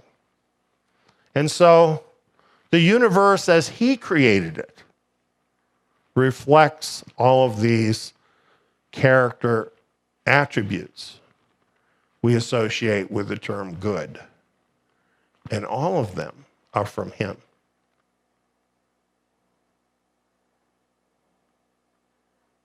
You know, that's a big thing to begin to understand. Because what this means is that things like love and justice, these are more real than rocks and trees. Because they have always existed within the Creator. They're not even created things. They are, in fact, eternal. Those character attributes of our Father. And they will always exist because he will always exist. It's really an amazing thing to think of that. So to equate that with darkness and evil is stupid, isn't it? When you think about it. Well, here's what happened. Our Father created man and woman in his image. Now, we often hear that term, man was created in the image of God, but what does it mean? It means that human beings were created embodying the virtues of the divine character. In other words, mirroring those virtues. And since there is no evil in God, we just read that, right? There's no darkness in him. Then there was no evil in man when man was created as a direct creation of our Father in heaven. Human beings, when first created, were absolutely perfect in every respect. Isn't that amazing? I can really understand why some people find that hard to believe in today's world, because it's far from a perfect world. But that's not how it started out. The image of God includes free will. Our Father in heaven has free will to make choices. So therefore, when he created man and woman, being in his image, they had free will. They could make choices. And they did make choices. Now, this is really where the problem came in. And this was not a mistake on God's part, giving them free will. They wouldn't be real people if they didn't have free will. When Yahweh created the angels, they too had free will. All intelligent beings have free will. And we know the story from the scriptures of what happened. God told the first man and woman not to eat the fruit of a certain tree. Do you know why he told them that? To give them a choice. To make it possible for them to actually decide to obey him. If there were no commands that they could break, then what choice would they have, right? They wouldn't have a choice to obey him. So he gave them one command. This was the only one at that time. Don't eat the fruit of a certain tree. And they could get by perfectly well without that fruit, right? Because they had a whole garden of fruit trees. Well, we know what happened. An angel that we sometimes call Lucifer saw in this an opportunity to elevate himself. And he took the form of a snake in the garden. And he deceived the first woman into eating the fruit. Adam, like a lot of men, had a real soft spot for his wife. Turns out he loved her more than he loved his Creator. And he was not deceived, but he also ate the fruit.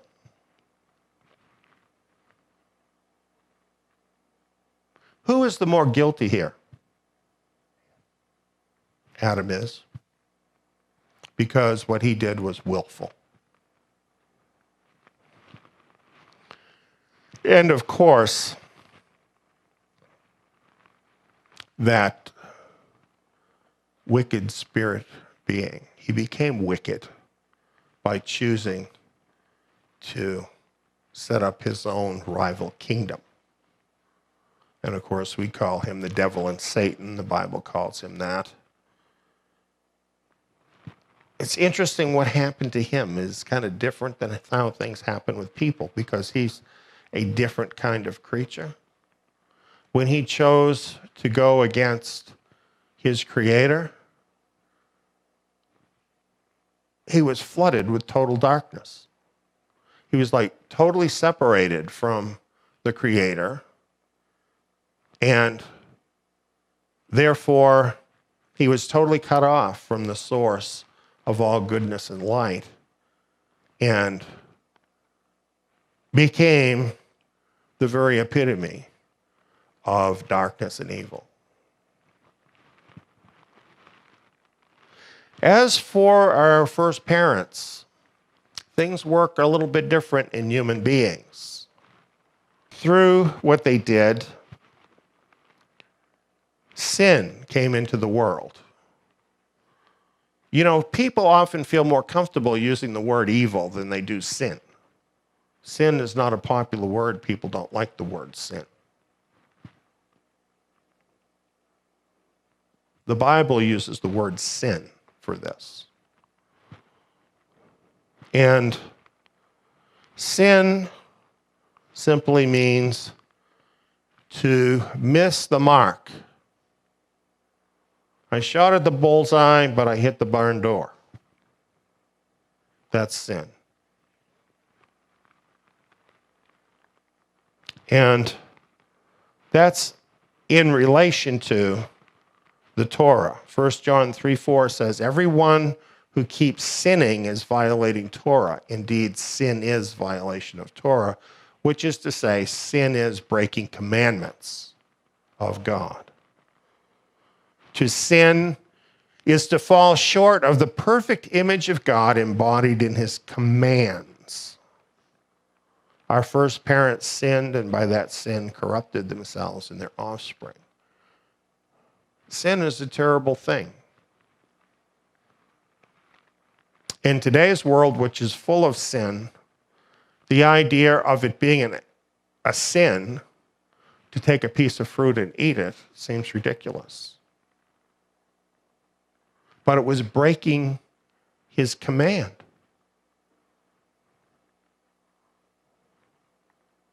When we see the results of sin, we have to say that sin is the most toxic thing that ever came into the created world. It's far more destructive than atomic energy, for example. It has really left its horrible mark on the entire creation. And it continues to every day.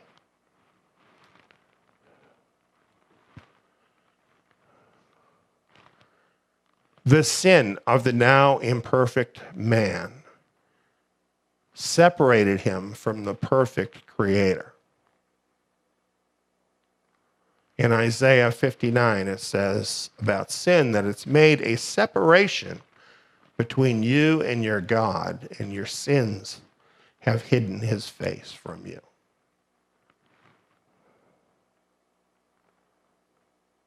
I think that's understandable, because we were created to reflect the perfect image of our Creator. And now, because of sin, that image has been irreparably marred, cutting mankind off from his Creator.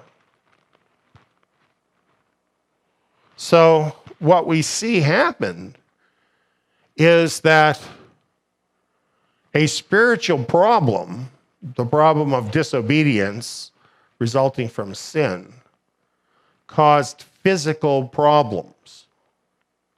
You know, this is something the scriptures tell us that people don't seem to get, that pretty much all of our problems are spiritual problems. They originate because of spiritual issues, and these are manifested in the physical world.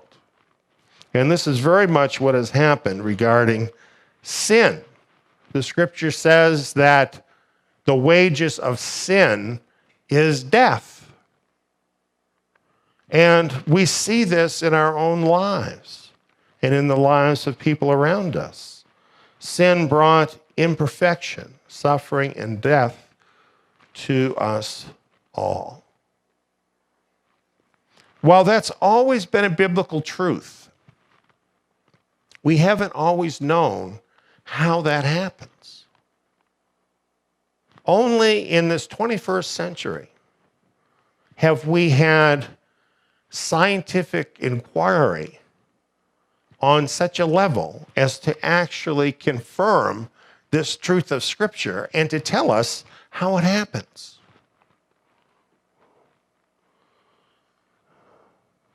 This book, Genetic Entropy, explains it. This book is written by a world-famous geneticist by the name of Sanford. And he's a person who has decades of actual experience of working with genes. And when he started out, he basically accepted what they taught him in college about evolution. But as time went by and he was actually working with genes and studying genes and developing genetics, establishing companies that were based on genetics even,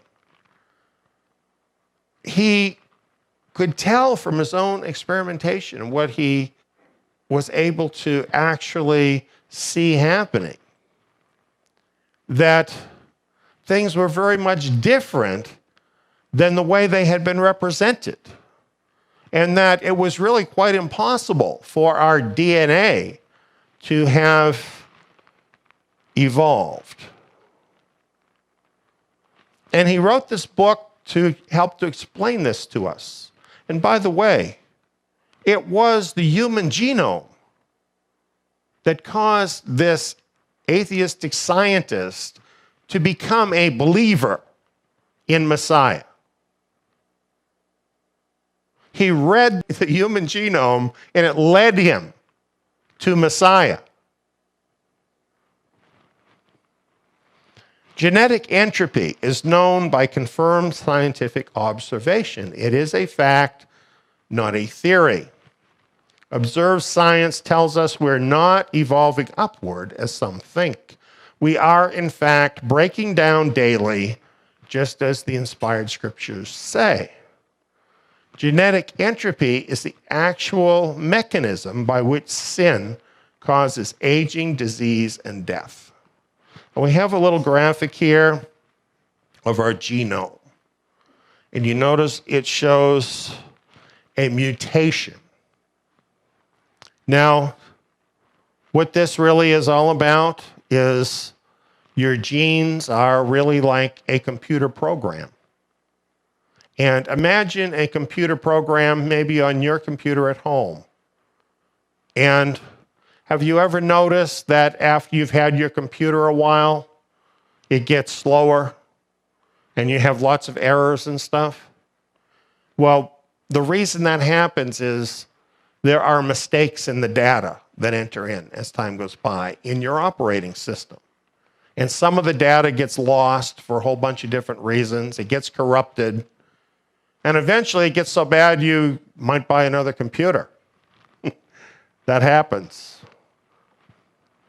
Or at least you might install another operating system, which is not possible for people. Here's how it works. Sin and imperfection equals genetic entropy. Genetic entropy works on a personal level. In our bodies, there are roughly 3 new mutations, that's DNA write errors, for every cell division. And you have cells dividing off by the thousands all the time. So every one of them is producing new mutations, breaking down your DNA. Our cells become more mutant and more divergent from each other every day. By the time we are old, each of our cells has accumulated tens of thousands of mutations. And you know what? We don't have a pill for this, because your DNA is in every cell of your body. We don't have an elixir for this. You can't get an operation for this. There is no cure for this problem.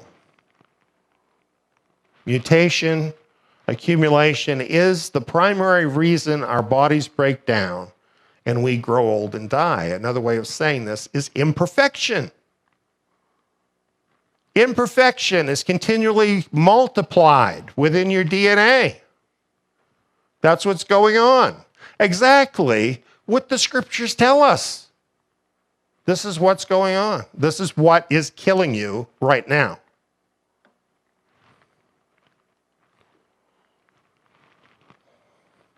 Now, genetic entropy affects not only the individual, but the whole population of humans.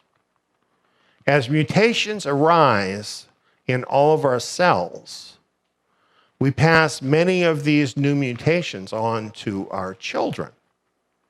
And this is easy to see, because if what is really happening in your DNA is mistakes are entering into your DNA, then when you reproduce, what are you passing on?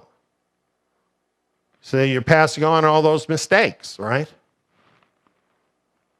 And as these imperfections accumulate, each generation becomes more imperfect than the last generation. And we are undergoing genetic degeneration as a population from generation to generation to generation. And as I've said, this degeneration cannot be stopped by any known scientific means. What does that mean eventually happens to our species? The same thing that has happened, by the way, to other less complex species already. And that is, we get to a point where our species can no longer successfully reproduce, and mankind will die. There will be no more people if this just keeps going this way. That is the effects of sin.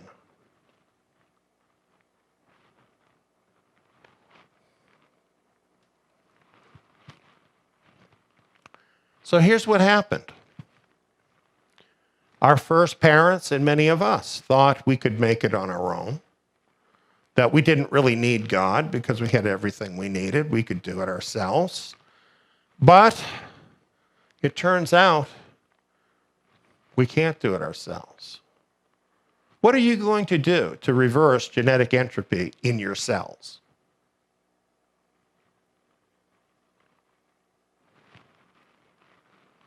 Both spiritually and physically, we were and are completely lost. That's just a fact. A lot of us don't want to believe that. A lot of us like all this rah-rah, mankind can do anything kind of thinking. But that's all just a stupid dream.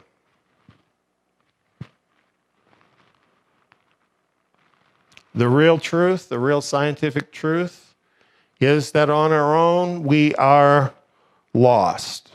And we're just marking out the inevitable. Passing time till we finally get to that place. That's where we're at on our own. The only thing that can save us is if the connection with our estranged Creator can be restored. That's the only thing that can save us. But how? Well, a lot of us don't like the answer to that question. I'm not thrilled about it either, to tell you the truth. The answer is blood atonement. Doesn't that sound barbaric?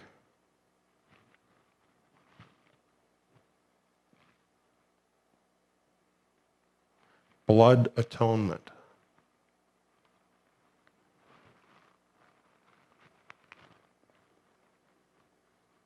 Do you know, blood atonement is a gift from our Creator.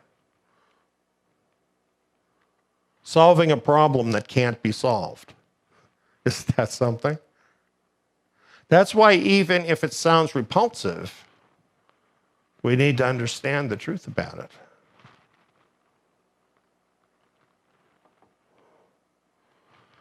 The Creator's perfect justice requires that the penalty for sin must be paid.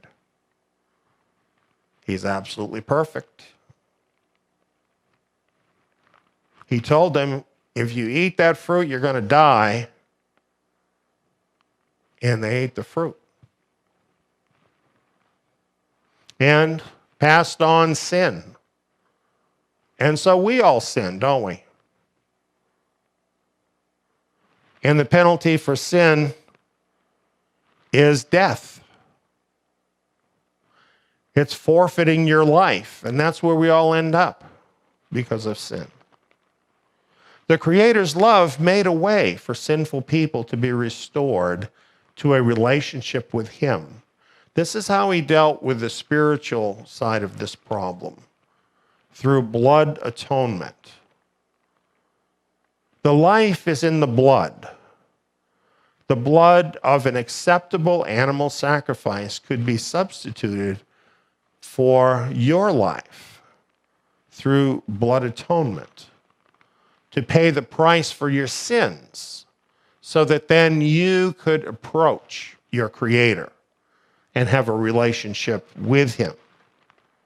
And faithful men such as Abel, Noah, Abraham, Jacob, and the whole nation of Israel practiced blood atonement so that they could have a relationship with their Creator. And this was truly a gift of grace from Him to allow sinful men to have a way to be able to approach Him. And yes, it's repulsive. The idea of killing any creature, especially in this modern age, is a repulsive idea. And yet, the price for sin must be paid, and it is a high price. Nothing less will do. Nothing less than life itself for life. This, by the way, is a Torah commandment. Well, even this, while providing a way for people to be able to approach the Creator and have a relationship with Him, was only a temporary solution. The Creator did not allow human sacrifices ever. Now, we know through history there are human sacrifices to all kinds of false gods. And that was always off limits to the Creator and to His people. He never allowed that.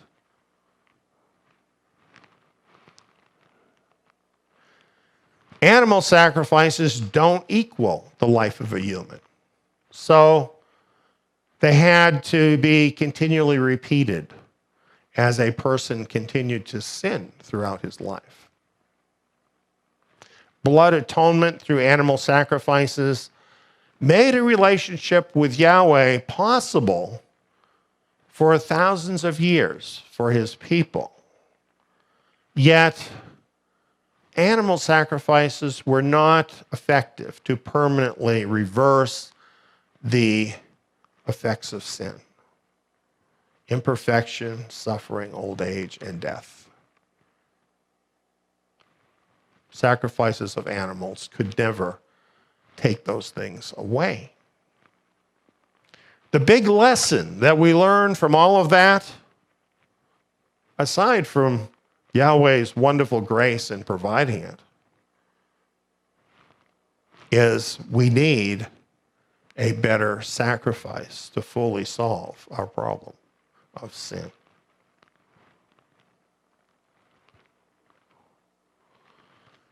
And a better sacrifice was promised through the prophets. Here in Isaiah 53, we have a prophecy speaking of the Messiah hundreds of years before he actually came into the world.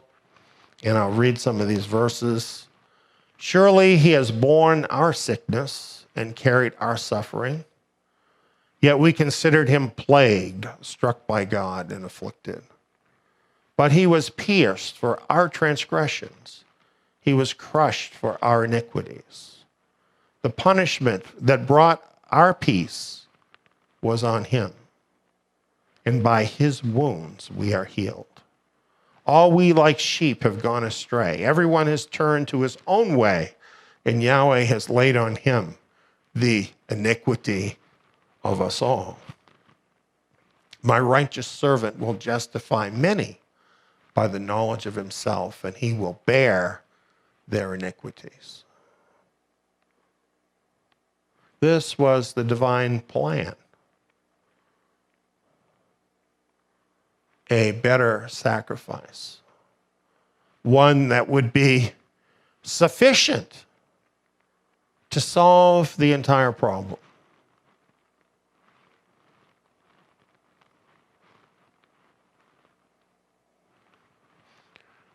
When you understand these truths from Scripture and reality, and you look at this picture,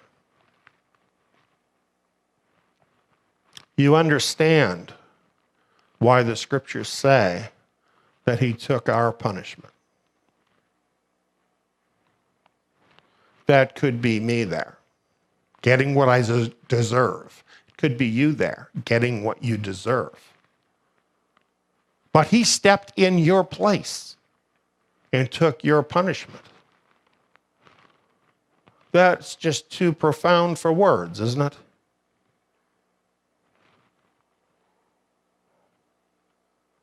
A better sacrifice. The Son of God became a human like us, but without sin.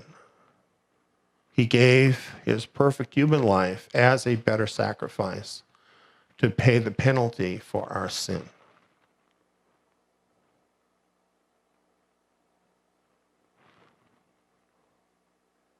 I've spent a lot of time thinking about this, and I bet you have too.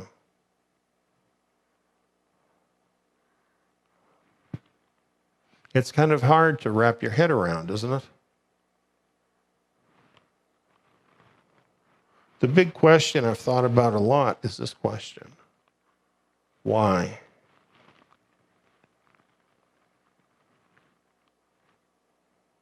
Why? Why did he do that for us? I don't think we can fully grasp all of it. But what we've learned is that we could not save ourselves. And in his amazing love, he stepped in and paid the price to save us. We talk a lot about truth here at Zion. And I think probably like me, you love the truth. And you love all of it.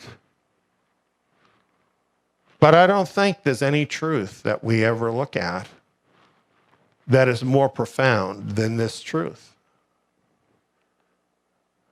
Because this was backed up with something real.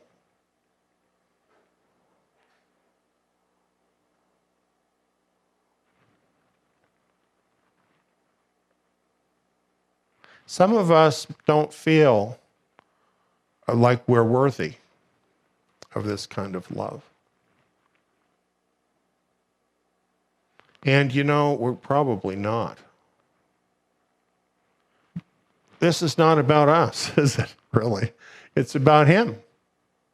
It's about who he is.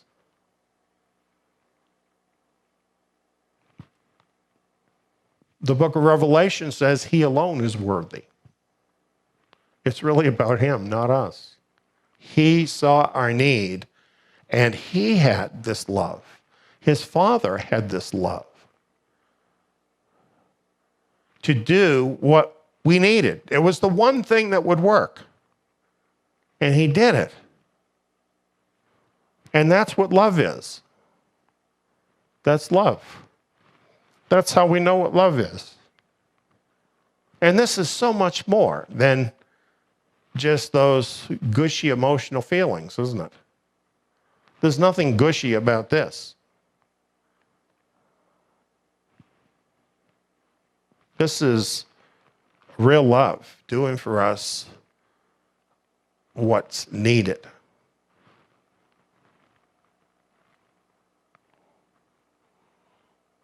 First John 4:10, and this is love, not that we loved Elohim, but that he loved us and sent his Son as the atoning sacrifice for our sins. It's not really about our love for him. It's really his love for us that explains this to us.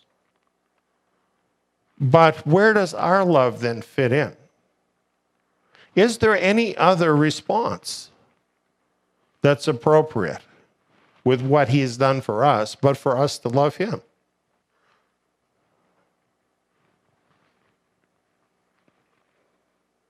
And if we do love him, what does that require of us? Well, he said, if you love me, keep my commandments. It goes right back to how things were in the beginning, right? Live like a person who has been redeemed. That's what he's saying. Live like a person who's been redeemed. Turn your back on the practices of sin and live like a person who has been redeemed. And there's power in the blood of Yeshua Messiah. That's not just an old gospel song. It happens to be the truth. There's wonder-working power in the blood of Yeshua Messiah. Genetic entropy, you know how that problem's going to be solved? The new creation. Isn't that neat? He's going to recreate the heavens and the earth without all those mistakes that sin has brought in to the universe. And it's going to be perfect and new and beautiful and filled with the character of God. We can be there. We can be new. For whatever things were written before were written for our learning, that we, through the patience and comfort of the Scriptures, might have hope. The apostles, they were Torah scholars. This is why I'm doing Zion Academy.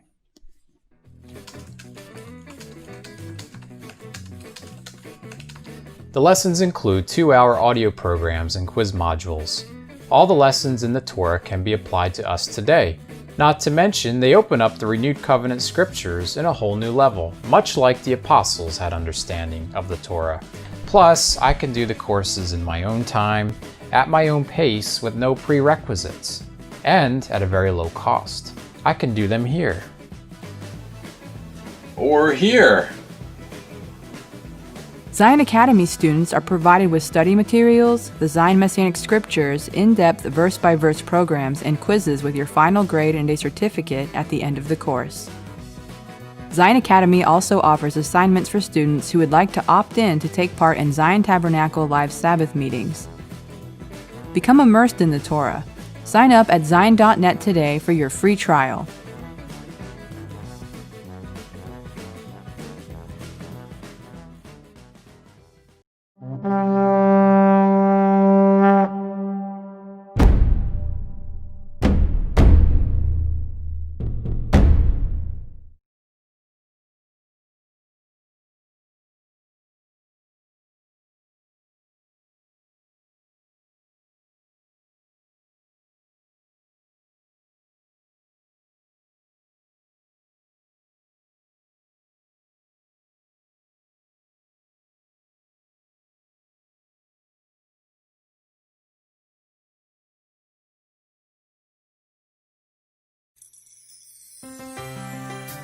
Isn't the world around us going insane?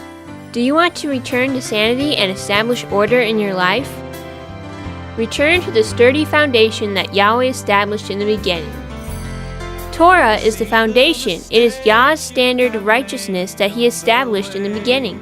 In the Torah, the first 5 books of Moses, we are introduced to our Creator. We learn who He is and what His name is and what it means. His moral standard, His ways as a person, how He interacts with His people, and what He wants from us. Join Eliyahu ben David in this rich verse-by-verse study of the Torah and bring sanity back to your life. If you would like to listen to these vital programs, you can hear them for free on our radio station at tsiyon.org or download the Zion Road radio app and listen on your mobile device. You can also find our station on the TuneIn radio app for iOS and Android devices. Or become a Torah Club member at zion.net, that is tsion.net, for only $12 a month, and gain full access to the Eliyahu ben David Bet Midrash program archives in MP3 format. Join us this Sabbath for the Eliyahu ben David Bet Midrash and bring order back to your life.